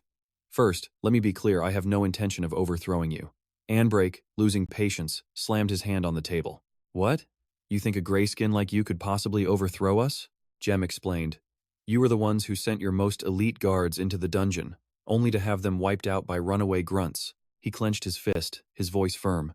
If not for your orders, those men would have fought back. But now, I have the backing of an entire army, from common folk to the gods in heaven themselves. Are you still so confident? Anbrake's patience finally snapped. He roared, Guards! Gwyn, kill him! A squad of soldiers rushed forward, advancing on him. The captain's eyes held a hint of killing intent. Sorry, I can't defy his orders. Jem seemed to sympathize with his position. I understand. Just then, the chief spoke up. Wait. Anbrake was visibly confused by this move. Chief, but this kid. Bob cut in. This kid defeated an entire goblin army. Are you so sure you could do the same, Lord Anbrake? Hearing this, the man had no comeback. Anbrake gritted his teeth, unwilling to concede. Then he slumped back into his chair and waved a dismissive hand. Gwyn, stand down for now. The chief cleared his throat. Liberator, if you don't want to overthrow us, then what do you want? Jem began to lay out his plan. In another era, when the Empire was in peril, absolute power was given to the great Emperor, a divine government. He could then use every single resource to repel the enemy. A deep understanding shone in his eyes. People knew that only the command of the strongest could bring victory to the entire kingdom. And then, Jem laid his offer on the table. I want the council to name me Commander-in-Chief. With that power, I will protect this place. Instead of interfering, we will support each other. The chief looked surprised. Is that all? Jem continued. I want the right to do things my way, to recruit citizens, and use all resources to achieve my goal. The chief's anger flared. Do you take us for your puppets? Jem just shrugged, looking completely unconcerned. Outside of military warfare, you still hold all the power. This is the best possible option. Hearing that, the chief seemed to agree. That makes sense. But we could also choose Jack or VG. Like you, VG just returned from death's door with an army. Jem cracked a mocking smile. Jack works for me. As for VG, are you really going to give military command to the man who murdered his own parents? Are you sure about that? Unease flickered across the faces of the three men facing him, a direct response to his words. That murderous glare was back in Game's eyes. All right, smart move, he said with confidence. So what's your proposal? Outside, Vaughn was probing for information. Do you have any children? The man immediately replied, yes. Vaughn pressed on. How many? Dem was clearly losing his patience. Does it matter? Yes, Vaughn insisted. It does. Why do you charge into battle like you have nothing to lose? Don't you love your child? The man's gaze turned sharp as steel as he looked over. He threw the question right back at Vaughn. Your family are potters, aren't they? A flustered Vaughn admitted it was true. Jen then looked him dead in the eye, saying, let me give you a life lesson. Don't ever ask another man that question, especially one who has a family. People like that aren't lucky enough to earn a living in peace like you do. Vaughn started to panic, quickly apologizing. I'm so sorry, I didn't mean it like that at all. Dem wasn't angry and simply turned away. It's fine. I'm just telling you. But if you keep acting like this, you're going to make enemies everywhere you go. You're a good person, and I don't want to be hard on you. Don't think for a second I or anyone else here doesn't want to survive for our families. Those words completely silenced Vaughn. He didn't dare say anything else. No, that's not it at all, he insisted, waving his hands. But Jem suddenly cut in. All right, the commander has been gone for a while now, right? Vaughn then turned his gaze to the other door. Did something happen to him? A glint appeared in Jem's eyes. You two, go get a few more men. At that exact moment, the door swung open. Sir. Vaughn's voice called out from a distance the moment he saw him emerge. He rushed forward, asking, what happened in there? How did it go? Sir, Jem asked from the side. Was everything successful, Commander? Game walked past them briskly. It's all handled. The Council has accepted me as their Commander-in-Chief, and now it's my responsibility to protect this place. Vaughn looked surprised, then overjoyed. That's amazing. Jem, however, was a bit suspicious. They changed their minds that quickly? Game turned to speak to him directly. They were hoping I'd die fighting the goblins on the battlefield, but now they realize I'm their best option. Jem's eyes, however, remained vigilant. We will protect you from any assassins, because they won't just let this stand, he said, his voice filled with grim determination. Probably, but they'll have a hard time pulling it off. Besides, I told them I know where a treasure is buried. Their greed is much stronger than their desire to see me dead, and speaking of that treasure, I'm going to need your help with it. The man pointed to himself, completely baffled. Me? Sir, I don't know the first thing about any treasure. Jem stepped in to explain. I need to meet the person who's in charge of making our crossbows. You're the one who mentioned him before, weren't you? That mysterious craftsman who never reveals his identity. The memory finally clicked for Vaughn. He knew who it was. Game continued. It's time for him to step into the light. I have a plan that requires his assistance. Just then, Lou burst in from outside, shouting, Bo, it's father, he's returned. And there, sitting at the main table, was VG, greeting his son. Lou was absolutely ecstatic to see his father again. Dad, are the rumors on the street true? VG cut him off. Yes, it seems I was recognized on my way back. Lou looked at him, completely bewildered. Dad, how did you survive? Where have you been all this time? VG seemed hesitant to explain. I'll tell you the whole story when I get the chance. But Bo has already told me about everything that happened while I was gone. This made Lou flinch. He began to stammer. Hi, Mo. They. VG just stared intently at the two of them, saying nothing. Then, he rose from his chair. This failure was mine, not yours. I should have prepared you all more thoroughly before leaving, especially for a campaign. You both did the best you could, and I can't hold you responsible. But one thing is absolutely clear. Haimo has a lot to answer for. Elsewhere, at the East Gate, one of the entrances to the Bogey settlement, Haimo approached two men, asking, What have you heard? Dem's voice was firm. The rumors are true. VG has returned, smashed the Jira army outside the main gate, and is now reporting to the council. Haimo looked completely stunned. What? How could that possibly happen? Remen replied, I don't know, Commander. That's just the report my men brought back. Haimo was seething. He couldn't believe a former prisoner of the insectoids managed to survive and return. Jem stated it like an obvious fact. He's blessed by Dayra, so anything is possible. Besides, shouldn't we be happy about this? The goblins besieging the gate will probably pull back soon, meaning less bloodshed. Haimo thought it over, his voice a bit quieter now. Yes, that makes sense. Suddenly, a messenger ran up. Thuangai, the messenger has arrived. Jen stood there watching them whisper. A little puzzled. What's going on? Vaughn's eyes looked completely empty, drained of all life. My father has also returned. Jem was visibly shocked. VG is still alive? He turned to the person next to him. Hi Mo, what happened with OS wasn't your fault. Go see him. Beg for it. Hi Mo seemed confused. Forgiveness? He was terrified. Belga, I'm the killer. I'm the one who took the life of the child he loved most. Do you honestly think he would ever forgive us for that? Rem looked confused. Us? Haimo's eyes were filled with absolute despair. That's right. For you, me, and everyone who stood with us after Osan's death, he's coming back to take everything, including our lives. Jem was completely thrown by this warning. You can't be sure of that. Haimo quickly recoiled in fear. Bengrat, the Rat King. Do you really think we won't share the same fate as Jima and his followers? Jem's panic only intensified. Good heavens, what are we supposed to do? Haimo was desperately searching for any way out of this impending doom. Just then, VG arrived, leading a massive, intimidating force. They drew closer and closer, their ranks swelling with every step. They marched straight inside, with no one daring to block the commander's path. Luke Geo watched with satisfaction. Everyone was here. Commander, they came the moment they heard their father had returned. The man next to him added, Yes, but Haimo must have expected us. VG suddenly spoke up. He's known for a long time. He ordered a subordinate to look around. Will Ban, don't you see it? Will Ban looked confused. What do you mean, Commander? The way the people around them were watching felt wrong. Their eyes were filled with undisguised wariness. He said, Haimo is my most brilliant student. He knew I'd land at the East Gate and rallied the locals. He's definitely convinced them I'm going to slaughter everyone after the battle. Luke Geo was a bit flustered. What do we do now, Father? Could he have set an ambush for us? VG continued, We can't rule that out. Pass the order for the troops to maintain high alert, but I doubt they have enough hatred or have been paid enough to risk a direct confrontation. They're probably just blocking our retreat. It's a precaution in case he fails.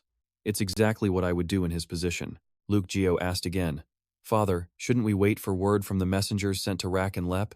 If they were here, Haimo would surely back down. VG immediately shot down that idea. No, the more we hesitate, the harder this becomes. We've lost the element of surprise, so we must act fast. Besides, I don't want to keep my son waiting. Up ahead, Haimo stood with his own formidable army, ready for them. He remarked dryly, I'm sure he has prepared a very warm welcome for us. The two imposing armies faced off, the air thick with the promise of a massive battle.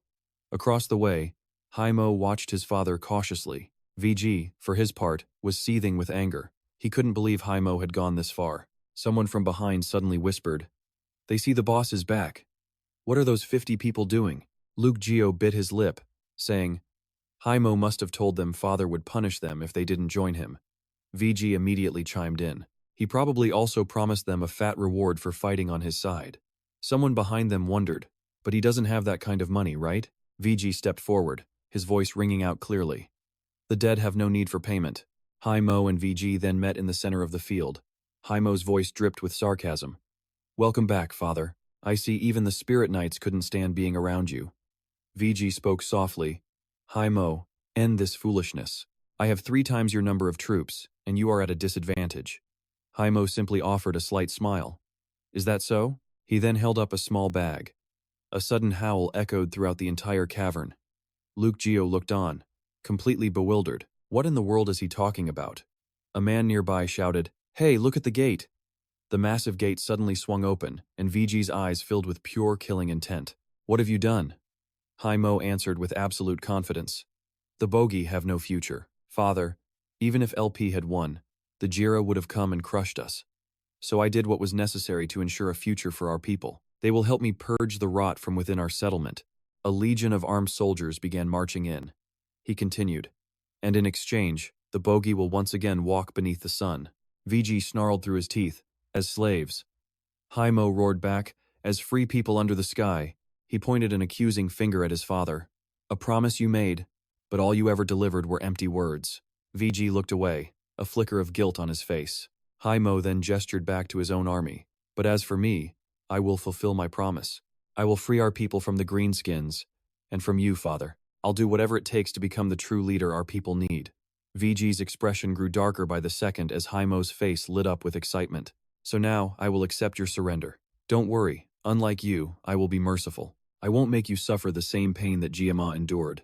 His eyes were burning with a terrifying, all-consuming ambition. What do you say to that, father? VG had heard enough. With a look of utter disappointment, he decisively turned his back on his son. On his side, his other son was seething with rage. That bastard. I can't believe he actually allied himself with those goblins. Meanwhile, one of Haimo's own subordinates looked nervous. Sir, I thought we were saving the goblins as a last resort. Now that they're involved, who knows what will happen. But Haimo just looked smug, completely confident in his decision. Model, don't worry, the goblins need them. Lep smashed their main force, so they can't afford to go home empty-handed. Besides, their leader isn't an idiot. He's staring at his father's back, knowing exactly what he's up against and realizing he's already lost. They just have to wait for him to finally swallow his pride and accept defeat. One of the subordinates looked a little worried. Yeah, he knows the old man better than anyone. Haimo pointed confidently toward the enemy lines, saying, Look at his men, they're ready to bolt at any moment. With those grim faces, if one falls, the rest will scatter like carrion feeders, and there's nothing he can do to stop it. Over on the other side, Bolo seemed completely lost, unsure of what his father would do next. Father, what are our orders?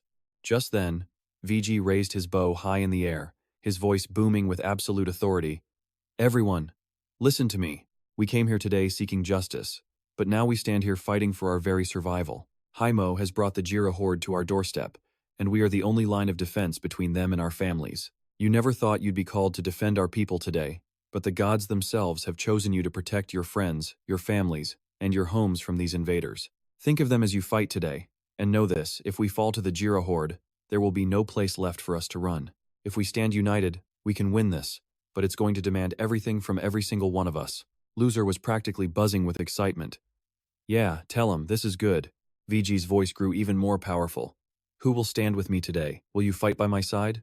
A fire ignited in the soldier's eyes. In perfect unison, a deafening roar erupted from the crowd. We'll crush them. Let's go. I'm with you. Across the field, Haimo and his men watched intently as VG led the charge, his entire force surging forward in a wave of steel. The clash was immediate. A brutal, unforgiving storm of chaos. Both sides attacked without mercy. Every single strike aimed to be a killing blow. VG powerfully drew his bow, sinking an arrow straight into an enemy's forehead before quickly turning, his senses on high alert. Right behind him, enemy crossbows were already aimed, ready to take him out. A hail of bolts flew towards VG as a dark figure sprinted from the distance. Bolo slammed his shield down, blocking the incoming arrows. Found you, father, he yelled. VG, still fighting, calmly asked for a report from the rear line. His son reported, The goblins have better gear, but our superior numbers are holding them back. As he drew another arrow, VG asked, And loser? He's hunting Haimo as we speak, his son replied instantly. At that very moment, on another part of the battlefield, a towering man spoke. My brother is on his way. A brutal fight erupted. Haimo grit his teeth, saying, This is too even. We have to end this before their reinforcements show up. He reached into a pouch at his side, pulling out a strange liquid vial and demanding his man take it. Finish him. The man took the vial through clenched teeth and muttered, You damn well better keep your promise about my reward. He downed the entire potion.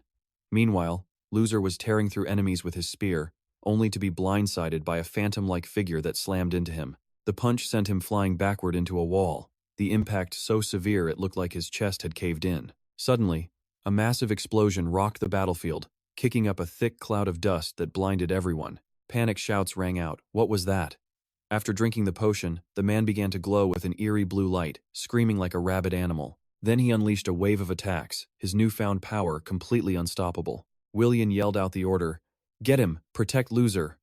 At his command, soldiers swarmed the glowing man, trying to overwhelm him. Willibon rushed to Loser's side, kneeling down. Loser, wake up! Are you still alive? But all he got was a faint groan as he glanced back at the fight. The berserker had already thrown off every soldier that tried to surround him. He readied for a final stand, muttering through clenched teeth, Well, at least I got to kiss my wife goodbye this morning. Both warriors charged, the monster's blade swinging down. Willibon met the blow with his own weapon, shouting, Die, you miserable insect. But the man grabbed his shoulder, and a sickening crack of bone echoed out. With the blade pressed right against Willibon's neck, the creature grinned, ready to deliver the final blow. But suddenly, his eyes went blank. He let out a scream of pure agony as Loser's spear burst through his chest from behind. The life drained from him as Loser stood over his body, panting. A counterattack? Man, that was tiring. He turned to his comrade and asked, You okay? Willian just waved a hand. Just, let me catch my breath. Loser replied, Wish I could say the same. What's happening over there? Across the field, Haimo was fuming. Your forces have been a complete disappointment. This needs to end now. The man beside him just smiled. Don't worry, my main force has just arrived. The city gates creaked open, revealing a fresh army marching in. Bolo and VG froze. Willian and Loser fell silent, watching in disbelief. Haimo let out a triumphant roar. This is the end. Starting today, a new order will be born. But then, a new voice cut through the noise. Hemin stepped inside, demanding, Why is the city gate open? And what is this line of goblins doing here? A gasp went through the crowd. Hemin. He spoke with ice in his voice. Lucky for you, Jack sent me. VG let out a sigh of pure relief. Hemin, of course. The others erupted in cheers at the sight of his army's arrival. The enemy, however, was in total chaos. What is this? Where did all my men go? Haimo snarled. They've all been wiped out. You idiot! He screamed. Tell your men to focus their power on my father. Kill him, and the rest will crumble. The commander looked at him and gave the order. Yes. My men, ignore the others. Take down that archer. Bolo glanced back at VG. Father, you don't seem very popular, huh? Just then, they ducked into an empty room, an arrow now lodged in his leg. The moment they were inside, Bolo cried out in pain and collapsed. VG rushed to his side. Dad, I'm so sorry, he stammered. Father, it's all right, he managed to say. I'm out of arrows. Let's just rest for a second. With that, he dropped his bow, drew his sword, and unleashed a devastating attack that cut down a huge chunk of the enemy forces. Nearby, Hemin fought like a demon. The battle was absolutely brutal. All around them, bodies were dropping to the ground like flies. Haimo shrieked, trying to stop the chaos. Wait! Stop! The man beside him just screamed back. You useless fool! Your men are running away, go look! The commander turned to Haimo. Our deal is over, he said coldly, unless you can somehow make up for this complete disaster. Haimo stammered. I can. He clutched a red vial, his hand trembling as he insisted. I can do it. He glanced ahead nervously, only to hear a deafening roar. Haimo, you bastard. He snapped his head toward the sound in a panic. Hemin and Lure were charging straight for him. Without thinking, he chugged the entire potion. His eyes went blank as he screamed in agony. Just as Hemin and Lure were about to land a finishing blow, he ripped off his helmet. 2 beams of pure red energy shot from his pupils. The power inside him exploded, blasting both Hemin and Lure clear across the room. At that moment, VG charged toward them. Haimo just laughed. Father's here. A blast of energy shot from his hand, aimed right at him. VG quickly raised his sword to block it, but he was horrified to realize the blade was actually absorbing the energy coming from Haimo. Haimo gasped in shock. What? VG's voice was grim. Stop this now, he commanded, a thought flashing through his mind. The sword absorbed a part of the magic. Interesting. But Haimo screamed back. I can't stop, Father. You were the one who taught me to be true to myself until the very end. He then roared with all his might. And I will never let you down. VG rushed him, yelling, I never taught you to betray your family. Haimo shot back. Really? Then why did you let Goma die? Why did you side with the man who killed him? VG gritted his teeth, parrying a strike. He betrayed us, so I punished him. Haimo poured every last ounce of his strength into the attack. You pushed him to his death, he screamed. You let that monster destroy him and did nothing. VG dodged, answering, I did what was best for everyone. The words only fueled Haimo's rage as he attacked relentlessly. Best for everyone, or best for you? We worshipped you. We called you our father. And all you ever saw us as were pawns on your chessboard. VG struggled to block the endless vicious strikes from Haimo, who was pouring out all his pain and anger. You never loved us. You never loved me, he cried. The only person you have ever loved is yourself. VG strained to reply, That's not true. I always wanted the best for you all. I wanted you to survive this cruel world, to stand beside me. A sinister smile spread across Haimo's face. Well then, Father, your wish came true. One of us will survive too. He stopped mid-sentence, noticing strange cracks spreading across his own body. What is this? He screamed in horror. He clutched his head, howling in agony. VG called out, a hint of worry in his voice. Haimo! A nearby goblin yelled, He's going to explode. The wild magic will kill us all. VG clenched his jaw, then leaped into the air, plunging his sword deep into his son's chest. He whispered, Goodbye, my son. Haimo could only choke out the word father, followed by a final, pained, sorry. VG held him close. I know, he said softly. Rest now, my son. In front of a quiet wooden house, 2 guards stood watch with spears, a symbol of the peace that had returned. The entire village was alive with laughter and conversation, the air warm and joyful. Abalagda was walking through the crowd, carrying a small bag, clearly searching for someone. She finally stopped at a bed. It turned out she was there to wake up Goa. "Hey Goa, get up. There's food." She yelled so loud it made Goa's ears ring. Sitting up, he asked, "Abda?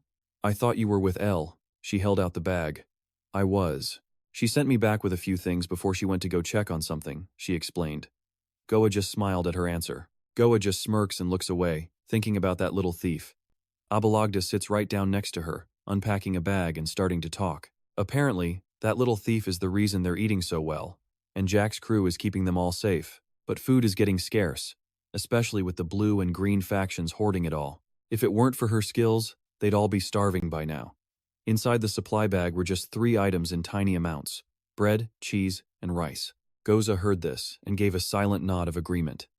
Nearby, the other children were crying out for their mothers. Seeing the desperation on the children's faces, Goza couldn't help but ask, "Shouldn't we be sharing this?" Abelda quickly reassured her.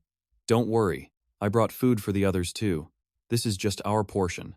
Everyone seemed to relax, knowing they all had a share. Goza let out a long sigh of relief. "That's good." Then, changing the subject, she asked, "Where's Rosa? She can eat with us." Suddenly, a voice appeared right behind her. "I'm here." Riza's abrupt arrival nearly made Goza jump out of her skin. Raza wasted no time, grabbing a piece of food and popping it into her mouth while talking. "I just had to deal with a few brats," she said, chewing. "This cheese looks good. Is the food a little dry, though?" Abelda held up her own piece of cheese and shot back. "If you don't want it, give it here. I didn't bring back food for complainers." Raza backed down. "No, it's fine." Noticing Goza's unusual silence, both women looked over at her. Abelda took the lead. "Goza, what's wrong?" As if caught red-handed, Goza jumped and looked over, flustered. "Sorry, it's nothing." Abelda seemed to guess immediately she was thinking about her brother again. Riza gave Abelda a light nudge. "Of course she's thinking about him. Give her some space, will you?" Clutching a small piece of food, Goza finally confessed, her voice filled with sorrow. "I'm sorry, it's just. When I heard about Vanka's recent fight, it made me think of Jem." Ruza crossed her arms, nodding in understanding. "It's okay, we get it. We've all lost someone. I lost my cousin, and Abelda lost her husband." That last bit of information made Goza's head snap toward Abelda in shock. "You were married?" Startled, Abelda simply nodded. "Yeah." She just shrugged and explained. "He went on an expedition before this last one and never came back." The story felt too simple, making Goza frown. "I'm so sorry, I had no idea." Abelda didn't seem to mind. "That's old news. We all have to move on, don't we?" Urza leaned in with a grin. "More importantly, we all get how you feel. You don't have to go through it alone." Touched, Goza threw her arms around both of them. "You guys are the best," Abelda shouted. "Hey, watch it. You're getting food all over me." Suddenly, a voice called out from nearby. "Goza, is Goza here?" Goza raised her hand and called back. "I'm over here." Riza let out a little chuckle. "Well, look at that. Your boyfriend's here." Goza scowled in annoyance. "Shut up." Toast came running toward them, completely out of breath. "You look like you're in a hurry." "Goza, I have news. It's Jem. He's back." A mix of shock and disbelief washed over Goza as she shot to her feet. "What? For real?" Toast was ecstatic. "Yeah, hurry. I'll take you to him." And with that, the two of them rushed off. Abelda and Ruza waved after them. "Have fun, you two," Ruza called out. "Yeah, do what I would do." Abelda then turned to her friend. "You and Laura owe me a beer. And a real one, not that mushroom stuff from last time." Ruza looked offended, putting on a pouting face. "Oh, come on, that was just a joke. Who bets on whether their friend's brother is dead or alive?" This time, Abelda's voice turned hard. "A deal is a deal. Or I'll just tell everyone what you and Lore did with Kogan in the back room behind the mushroom farm," Urza muttered. "You know something? You have a really nasty mouth and a gambling addiction. One of these days, you're going to regret it." Abelda laughed it off, completely unfazed. "Want to bet how long that will take?" Urza scoffed back. "No way. I am never making another bet with you again." That was finally enough to get a little rise out of Abelda. Meanwhile, Jem and his team were walking toward the village when he suddenly spotted Goza, who was already standing there. Seeing the shock in her eyes, he simply smiled warmly at his little sister. Goza sprinted forward into Jem's wide-open arms.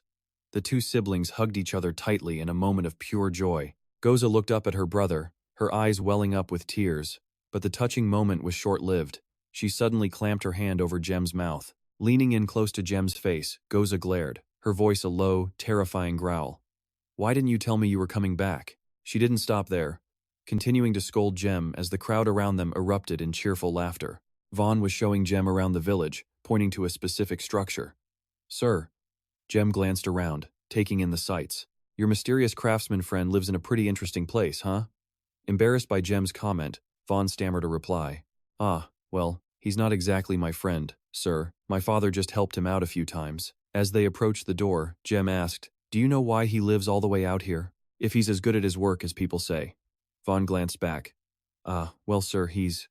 Before he could finish his sentence, an angry shout from inside cut him off.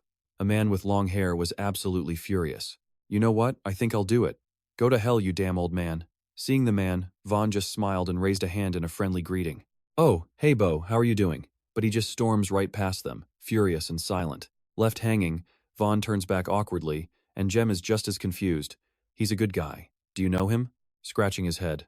Jem replies, Yeah, Bo is the lead apprentice for Goran, the very man we came to see. I think something must have happened. Suddenly, another voice cuts in. Jem and Vaughn immediately snap their attention towards the sound. Is that you? Vaughn is completely surprised by who he sees. He cheerfully introduces the newcomer to Jem.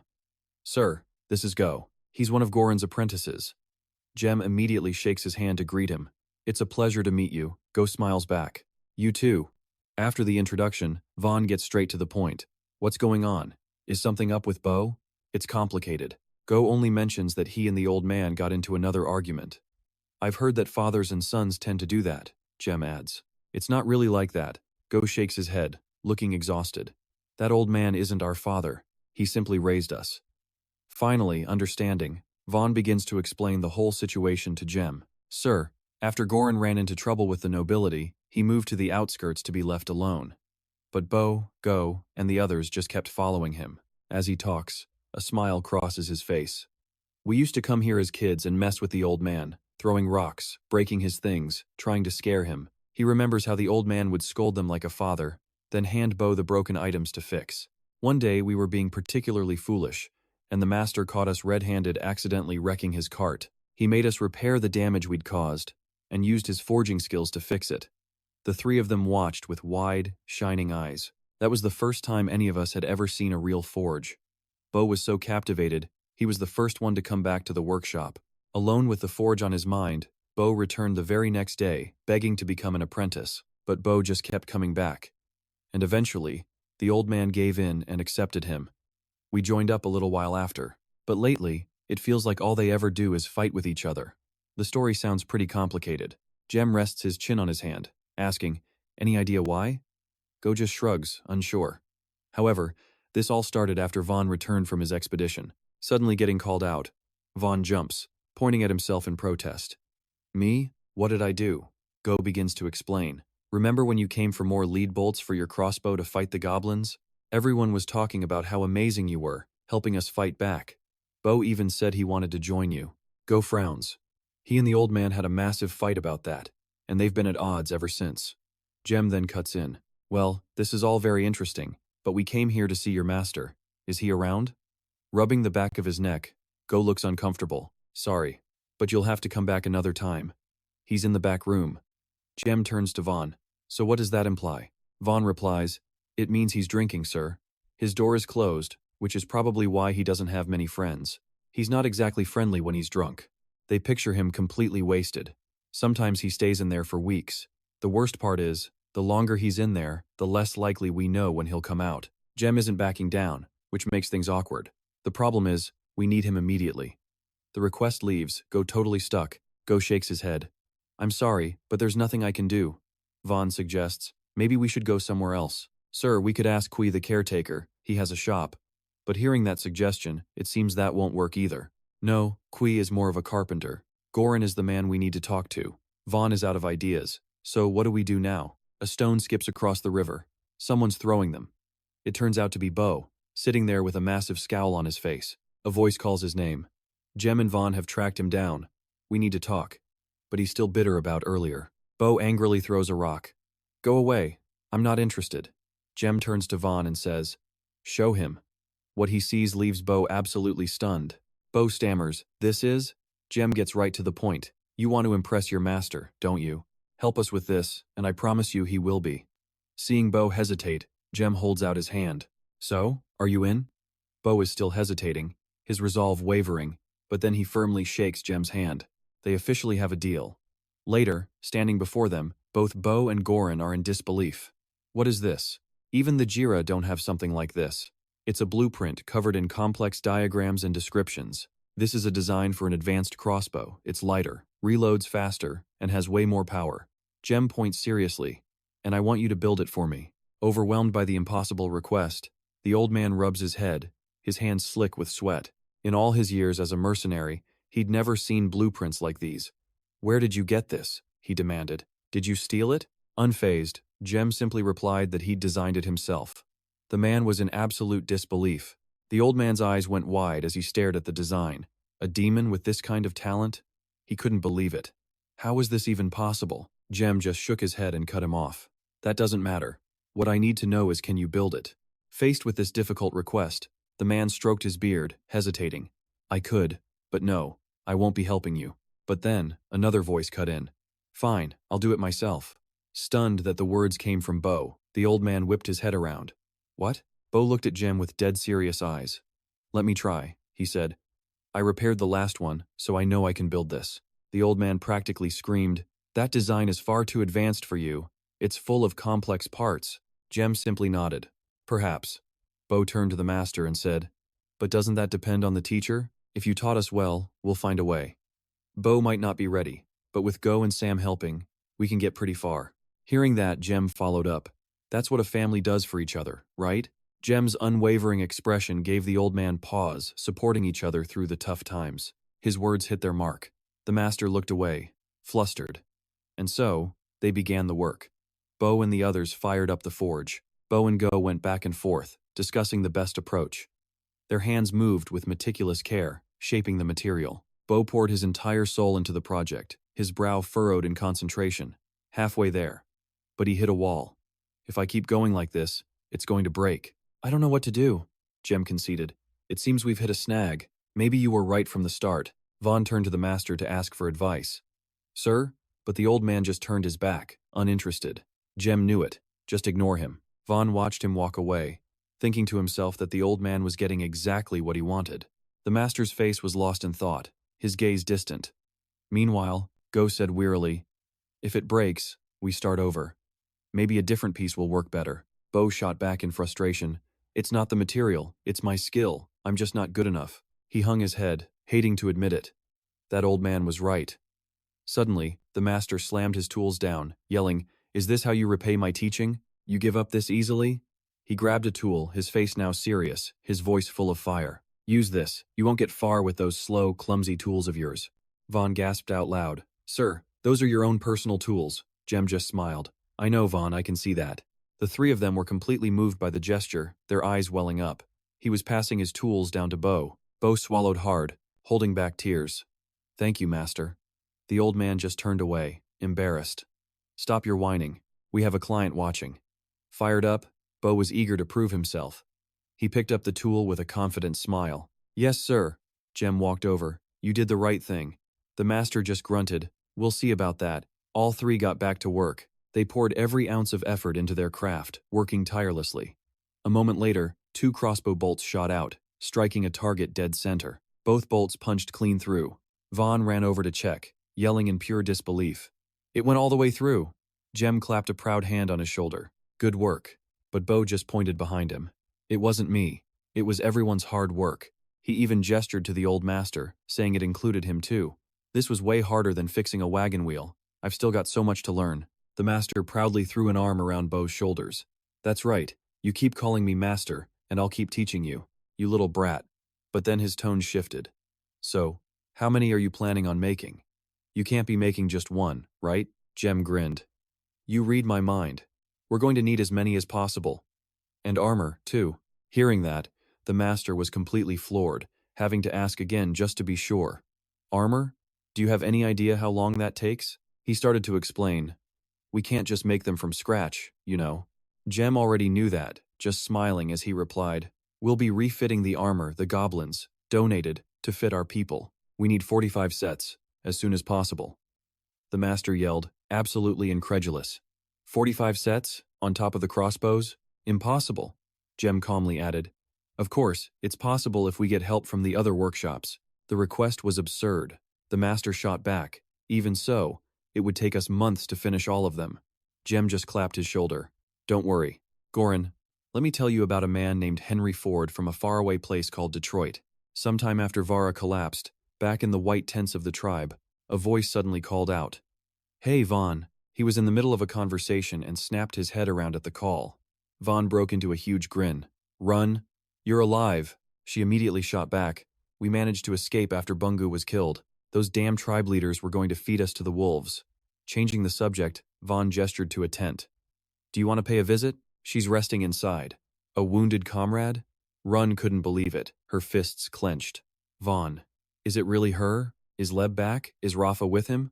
The sudden barrage of questions leaves the newcomer looking pale and completely stunned. Yeah, he's back, Vaughn confirms, adding that she's helping with refugees in the lower district. Without another word, he pulls back the curtain. Run. Sorry, I've got to go, he says quickly. We'll talk later. Hearing the good news, the other three let out a collective cheer. She's alive. Get ready, we're going to her now. After seeing the group off, he steps inside the tent. Just then, Vara sits up, holding her head gently. Vaughn, she asks weakly, what happened? His concern bursts out in a frantic shout. Hey, don't move. Why are you out of bed? You could have been killed. Seeing he still had the energy to yell, Vara smiles, relieved. You're not dead? The question makes Vaughn blush and stammer. No, that's not it. Unsure how to react, he just turns away, running his hands through his hair. Once calm, Vaughn peeks back at her. Vara looks genuinely happy, holding up a small leather pouch. Thank you for helping me, she says. And for this too. Vaughn sits beside her mattress, legs tucked in. I just wanted to do something to make you feel better, he explains. She clutches the pouch tightly in her fist, deeply moved. I will always treasure this thing that connects us. Her gratitude makes him smile too. I hope it helps. Her eyes light up as she declares, it's the most exquisite engagement gift. Really? Vaughn's jaw drops in disbelief. An engagement gift, Vara repeats. But before he can correct her, Hen rushes in. Vaughn, Leb's confronting the mercenaries. The news stuns them both. What? Explain, Vaughn demands, needing more details. Go help him. The situation is urgent, and Vara's voice is serious. You have to go right now. Vaughn tries to linger, but I need to talk to you. Vara isn't having it. No buts, she urges. This is your duty. Go. His face falls, and he pouts with pure, unfiltered disappointment. He really didn't want to leave, but for the greater good, Vaughn stands up with a heavy sigh. All right, I'll be back as fast as I can. His reluctant obedience makes Vara want to laugh. The two of them take off at full speed. Where is he? Vaughn asks urgently. The answer? He's in the dining tent. Arriving on the scene, Vaughn's face twists into a scowl. Some guy is taunting Leb. You really think so? You think you can beat us? Without missing a beat, Jack retorts. You bet. That answer makes the mercenary, Draskin, narrow his eyes. He stands with his arms crossed, simply issuing a warning. You're done for, kid. Vaughn approaches Jack, completely baffled. Sir, I thought you said we weren't supposed to cause trouble. And we're not. I haven't done anything. What's the problem? I'm not fighting them, Vaughn. It's just a simple drinking contest. I bet that I could outdrink both of them. This is a bad idea. Vaughn can't believe it, exclaiming, Sir. But Jack is as confident as ever. Don't worry about it. Because I've done this plenty of times before. Still not convinced. Vaughn presses him. You have? And Jack just confirms it again. That's right. You can't build authority if you can't hold your liquor. The statement makes Vaughn's brow furrow in confusion. Leb, the only time I've seen you drink was that old grape wine. As if reading his mind, Jack thinks, doesn't mushroom beer count? And Vaughn immediately sticks out his tongue in disgust. No, that stuff tastes absolutely disgusting. Suddenly, the blue sword on his back speaks up. Don't worry, master. I will expel that filth from your body. Like purifying the lands of heretics, the sword's comment only makes Jack more confident. See? Nothing to worry about at all. The commotion brings an old man to the tent flap. What's going on? Seeing his chance, Vaughn immediately tattles. Sir Ban, Leb's about to have a drinking contest with those guys. They're huge, they could probably drink a whole barrel. The old man looks wary.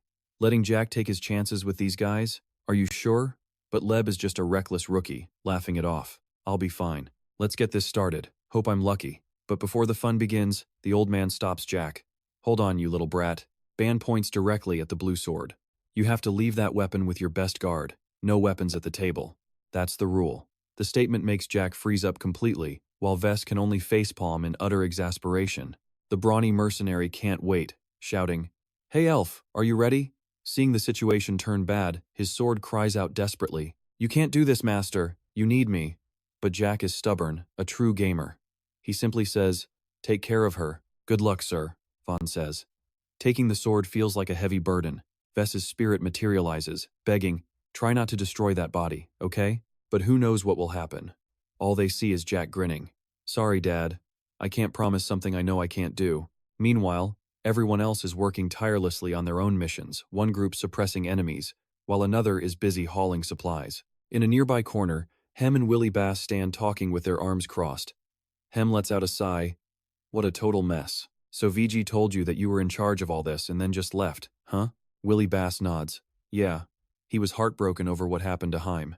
He didn't show it, but I know he was devastated inside. Hem just clicked his tongue. "Willie Bass, this is why I always tell you to go to Jack's place." He grumbled on. "That bastard VG is nothing but trouble. I figured that out years ago when I left his crew." But Willie Bass quickly tried to shut him up, frowning as he warned, "Hey Hem, you better watch your mouth." He glanced around nervously before speaking again. "A lot of people here worship VG, especially since he came back from the dead." Taking the warning to heart, Hem decided to be a bit more careful with his words. He glanced around anxiously, then turned back to Willie Bass and scoffed, "Hey, I came back from the dead too, so they can worship me if they want." Willie Bass just raised an eyebrow. "If I left, my wife would kill me. She thinks VG's going to be the chief someday, and she wants me on the winning team." Hem couldn't help but laugh out loud. He scoffed, "VG as chief? Dream on." Hem then smirked, adding, "You gotta stop letting your wife run the show. My friend, Lee is already the war commander. He's the one who's going to end up becoming the chief." Willie Bass just shook his head, grumbling, "Happy wife, happy life. You're not the one who has to see her every day." Suddenly, a subordinate rushed over to them, urgently reporting, "Commander, goblins." Willie Bass frowned. "Goblins? Right now?" Hem clicked his tongue. "Well, looks like I got here just in time." He and Willie Bass quickly ran towards the goblins' location. The lead goblin spotted them and pointed right at Willie Bass. "Hey, you're the commander, right? You need to let us pass." Hem, with his huge blade on his shoulder, spoke up, surprised. "What's this? Looks like Bunu's personal guard." Willie Bass ignored him, focusing on the goblin. "Is something wrong? What is it you want?" The goblin girl immediately replied, "Please, you have to let us in. I need to get to the lower levels to rescue my friend." Willie Bass just shook his head. "Sorry." But then Hem, standing beside him, stared at her and shouted, "Wait!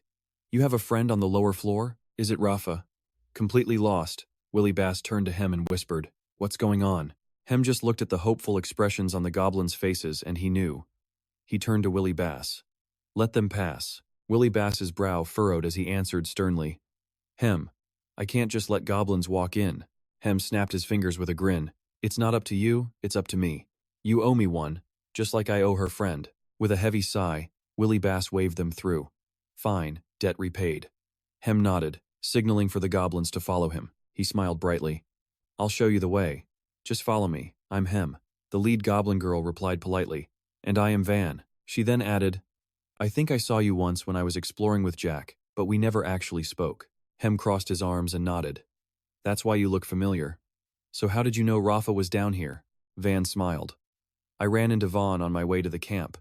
He's the one who told me Rafa chose to stay behind. We're here to bring her home." Hem nodded, explaining, "Rafa, Rasa, and San stayed to help Ova and my friend Gunn protect the refugees from the insectoids. Meanwhile, LPV showed up to deal with another goblin problem. Trust me, they're much safer down there." Van was taken aback, her eyes wide. "Safer? You think it's safer for them with the insectoids? Are you insane?" Hem nervously scratched his face and sighed. "Look, the insectoids are dead. And it wasn't my call, so don't go blaming me." Hearing this, Van pressed him again. "All of them are dead? Are you absolutely sure about that?" Hem just shrugged, muttering in response, "Pretty sure." Meanwhile, elsewhere, Rafa watched the little ones playing with a worried expression. "San, is it really wise to let them play like that?" San answered calmly. "The pheromone sacs were all discarded and depleted. There's no harm in it," Rafa pouted. I hope so. Any other signs of life? San shook his head. I've already explored the surrounding caves. There are no signs of any insectoids on this entire floor. Rafa let out a sigh of relief. Well, that's good. Have the guards reported anything new? When she got no response from Gun, Rafa frowned. Gun.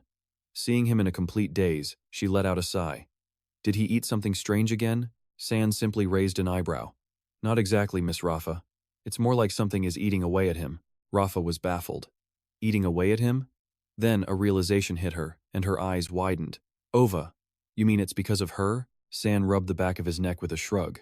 Afraid so. Just the other night he asked me for advice on writing a love letter to her. At a loss for words, Rafa just sighed and asked, Seriously? And did you actually help him? San puffed out his chest proudly. Of course. A man has got to help another man win the heart of his love. Rafa was speechless. All those memories. Just gone. You guys actually tried to kill us when you first got here. San quickly tried to defend himself.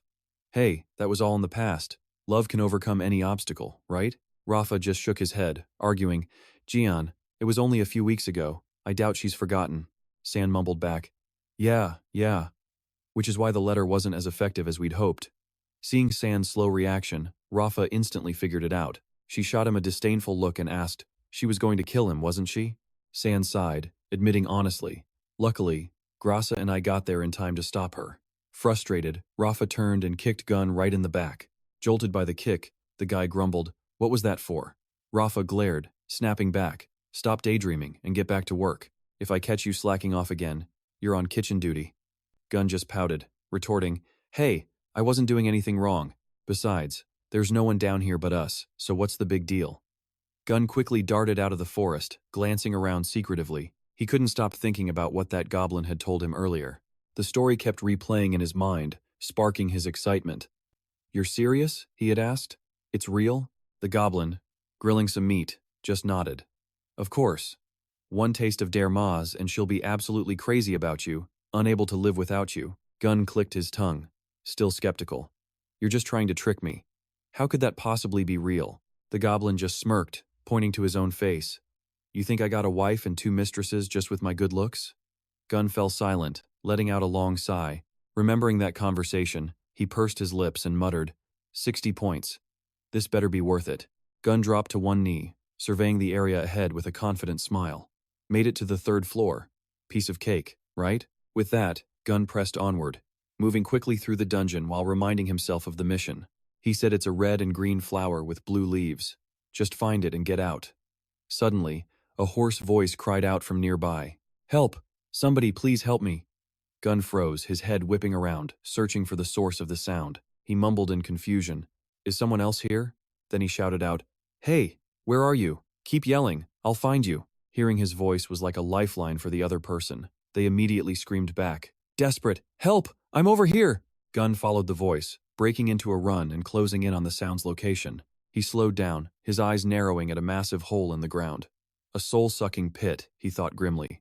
Leaning over the edge, he yelled, Hey, is anyone down there? A voice echoed back from the darkness. I fell down here.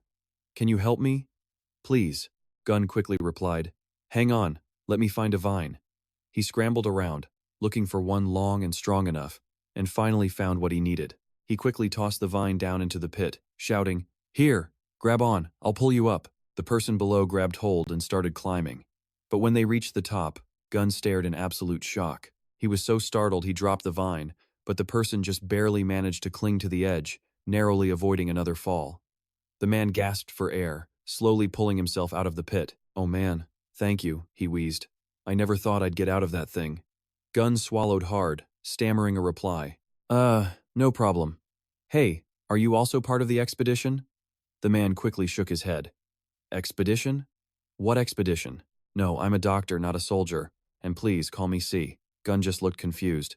You shouldn't be here. How did you even get down this far? CA answered simply. There are many ways to get down here, if you're determined enough. I came looking for a rare medicinal herb, but I fell into that damn pit. Then you showed up, my lucky star. Gun paused for a second before shaking CA's hand with a bright smile. My name's Gun. Glad I could help. Hey, do you have any Der Maz? Tse frowned, slowly repeating the name. Der Maz? Then, realization dawned. His eyes went wide and he exclaimed, Are you in love? Gun got all flustered. Well, yeah, can you help me? I can pay you for it. Ka beamed. Oh, no need for that, my boy. No payment necessary. I'm always happy to help young love, and besides, you saved my life. He continued enthusiastically. I don't have any on me, but I'm certain we can find some on this very floor. I wonder where the nearest swamp is. With that, he grabbed Gun and started pulling him along, saying with a wide grin, This way, young man, we'll find it on the edge of the wetlands. This girl must be pretty special for you to risk coming all the way down here alone for her. Gun's face turned beet red as he mumbled, Yeah, she's really cute. Ka let out a hearty laugh, his spirits high. Excellent. That's just excellent. I have to say, it's a pleasure to meet one of the inhabitants of these caves. This gives me a chance to hear about how this settlement has developed over the years. Are your people still enslaved by those Jira goblins? Gun shook his head. Not anymore. I heard from a food smuggler that LP drove them out. I guess that means we're free now. CA looked genuinely surprised by the news. Is that true? He asked urgently. Wonderful. Absolutely wonderful. You must have suffered terribly under the rule of those goblin brutes, he said, before asking curiously. So is this LP fellow your new leader? What do the people think of him? Gun answered with total sincerity. They love him. He united the clans, crushed the goblins, and even had the gods on his side. The man explained that their leader had literally returned from the dead. CA replied grimly, That's impressive. Resurrection is never an easy feat. It sounds like he's going to bring some real change to your people. After so long in the dark, you're lucky to have him. Gun nodded in agreement. I think so too, but I don't believe the Blues are very fond of him. They named him General, but I'm betting they'll stab him in the back the first chance they get. CA led Gun toward a nearby riverbank, scanning the area before speaking. Ah, right. Nothing terrifies leaders more than a young, powerful general who has the people's love. Your man Lep certainly has a tough road ahead. True, he smirked. But they won't win. Lep has plenty of friends who will protect him. With that, CA pointed off in one direction. Let's try searching over there, and remember, the leaves must be blue. If they're still yellow, it's not ripe. Once Gun headed over, CA asked, So if Lep takes power, what do you think he'll do? Gun searched intently for the route, but didn't miss a beat in answering CA's question. I think he'll get rid of the blues and make the greens fall in line. CA immediately replied. That sounds ruthless. Are the people afraid of him? Gun shook his head. Not really. In fact, he's pretty cool. He can get difficult, but he always listens to them and cares about his people. CA stood still, crossing his arms and clicking his tongue, so he knows how to balance being tough and gentle, just what you'd expect from one of Farron's chosen. Gun grabbed a root and held it towards Ka. Is this it? Ka simply gestured no, telling him to keep searching. My boy, blue leaves, not purple. CA then asked again, So what do you think your people will do next? Gun, after defeating the goblins, are you all just going to settle down and stay put? Exhausted, Gun sat down in the forest. Yeah, probably, he mumbled. What else is there? We can't start a war.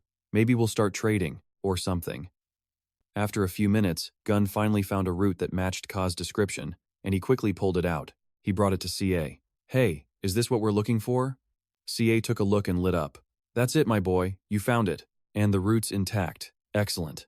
Now rest a bit, then go wash it clean. Gun quickly made his way to the riverbank and began washing the route. He then heard CA asking from behind him. So, even if Lep wanted to push your people forward, they wouldn't leave the settlement? Gun shook his head. No, I don't think so. This place is our home now. CA clicked his tongue. What a pity. Your people have so much potential, yet you all just hide away like this. Gun replied honestly, We're not going anywhere unless the Hiplin chase us out. CA went silent for a moment before responding. You should reconsider. The world outside is vast and beautiful. Your people could use a fresh perspective. Hearing this, Gun quickly said, I'd like that too. But as he turned, he saw a strange creature standing nearby. He jumped back in alarm, shouting, What the hell is that? Ka just looked at him, completely confused. What's wrong? Gun shakily pointed, stammering, A Hiplin, right behind you. In contrast, CA didn't show a hint of fear. He gave the creature a gentle smile and spoke softly. Oh, yes. You mean this little one? She's here for you. The creature slowly approached Gun, who was now frozen in absolute terror. Gun clasped his hands together, begging, Please, don't hurt me. I'll give you everything. Suddenly, the creature held out a small bundle. Gun tilted his head, completely confused. What the? Ka stepped forward to explain the situation. Use that to dry and wrap the ma's root. Cook it, then sneak it into her food. She'll welcome you like the sunrise. Gun's head was spinning. But, a hiplin? Understanding his shock, CA just smiled. Nebo is my pet. She won't harm you. I promise. I sent her to get that piece of cloth for you. You helped me, so I wanted to keep my promise. More curious than afraid now, Gun wrapped the Ma's root and ran to CA. You have a pet hiplin? TA nodded. That's right, they're actually very affectionate creatures. You just have to understand them. Gun clutched his prize and grinned at CA. All right, thanks, I've got to go. With that, he took off running. CA frowned, calling out, Gun, are you going to? The creature beside CA made a noise that only he could understand. He gently reassured his pet with a soft voice. He will be fine. Perfectly fine. Let him go. He watched Gun's retreating back with a smile. Little one, we have other work to do. So many buried things need to be unearthed. While the rest of the camp was sound asleep, Gun hid behind a massive boulder, watching something intently. He then began to tiptoe forward. He glanced cautiously at the sleeping mage and her daughter as he crept by. Once clear, Gun hunched over and tiptoed away from the camp. Reaching an empty space around the cooled campfire, he crouched down and unwrapped a cloth holding a strange plant. The plan echoed in his head, roast it, sneak it into her food, and she'll greet you like you're the morning sun. A wave of hesitation washed over him. Gun knew what he was doing was terrible, but he was startled when Rafa appeared out of nowhere, shouting his name. He quickly shoved the plant into his pocket, trying to act clueless. What? What is this? Rafa rushed to the campfires, frantically throwing everything she could find on them. Seeing this, Gun was completely lost, asking, What? Why? She quickly explained that cave centipedes were heading their way, and they needed to make as much smoke as possible. At that name, his face went pale. Cave centipedes, those things were absolutely massive. This was real danger. Rafa held out a hand, insisting, Do it. The guards said they hate smoke. We'll get everyone out of here. So much for his private mission. Everyone else. But what about me? Still, he did the right thing. He got the campfires roaring, thinking it was finally time to leave, but then another voice called out his name nearby. The mage had appeared, giving him a huge shock. Are you finished here? She asked, her worried face looking like pure affection to Gun. She was worried about him. Thank God. His brain short-circuited, and he blurted out nonsense. Yeah, I've got some pretty hot stuff. We're doing pretty good out here. Taking charge, the mage just commanded. Good, now follow me. Hearing that, Gun scrambled to follow her. Yes, of course. Anything you need, anytime. Just outside the cave's entrance, Ova planted her staff in the ground. This will be better, Gun asked. Aren't we leaving with the others? It was all part of the strategy. The fire pits will keep them from coming up on the other side, she explained. But we have to stop them here. Ova knew the heavy responsibility on her shoulders, outlining the rest of the plan as Gun watched her with pure admiration. I will use my magic to hold them off while everyone escapes. You just be careful, okay? His chance to shine. He twirled his spear, trying to look cool. Oh yeah, no problem. I'm your man. But in his attempt to show off, he just ended up pointing his weapon at his own ally, forcing the mage to warn him. Yes, just try pointing your stick at someone other than me, would you? Later, exhausted, Gun complained. Those centipedes are sure taking their time. The mage was getting annoyed by his whining and told him to stop complaining. It's going to take a long time to get everyone out, especially the elderly and children. Then, completely out of nowhere, Gun asked, So, are you seeing anyone? Not exactly the right time. Her eyes narrowed with clear annoyance as she wondered, Why are you asking me that? He couldn't exactly tell her the truth. Gun just denied it. Oh, no reason. Just making conversation is all. The mage was at her limit. Fine. Now please, be quiet. I don't want to hear any more of your talking. Or your poetry. This is why I didn't want to work with you, but San told me I had to. What a friend. Gun was secretly thrilled, puffing out his chest. San, you're the man. Watching this, Ova was just confused. What are you smiling about? You are so strange. She just looked away, resting her chin on her hand. Anyway, they'll send people for us once the refugees are safe, so all we have to do is sit here and keep watch. Leaning back, he offered his own 2 cents.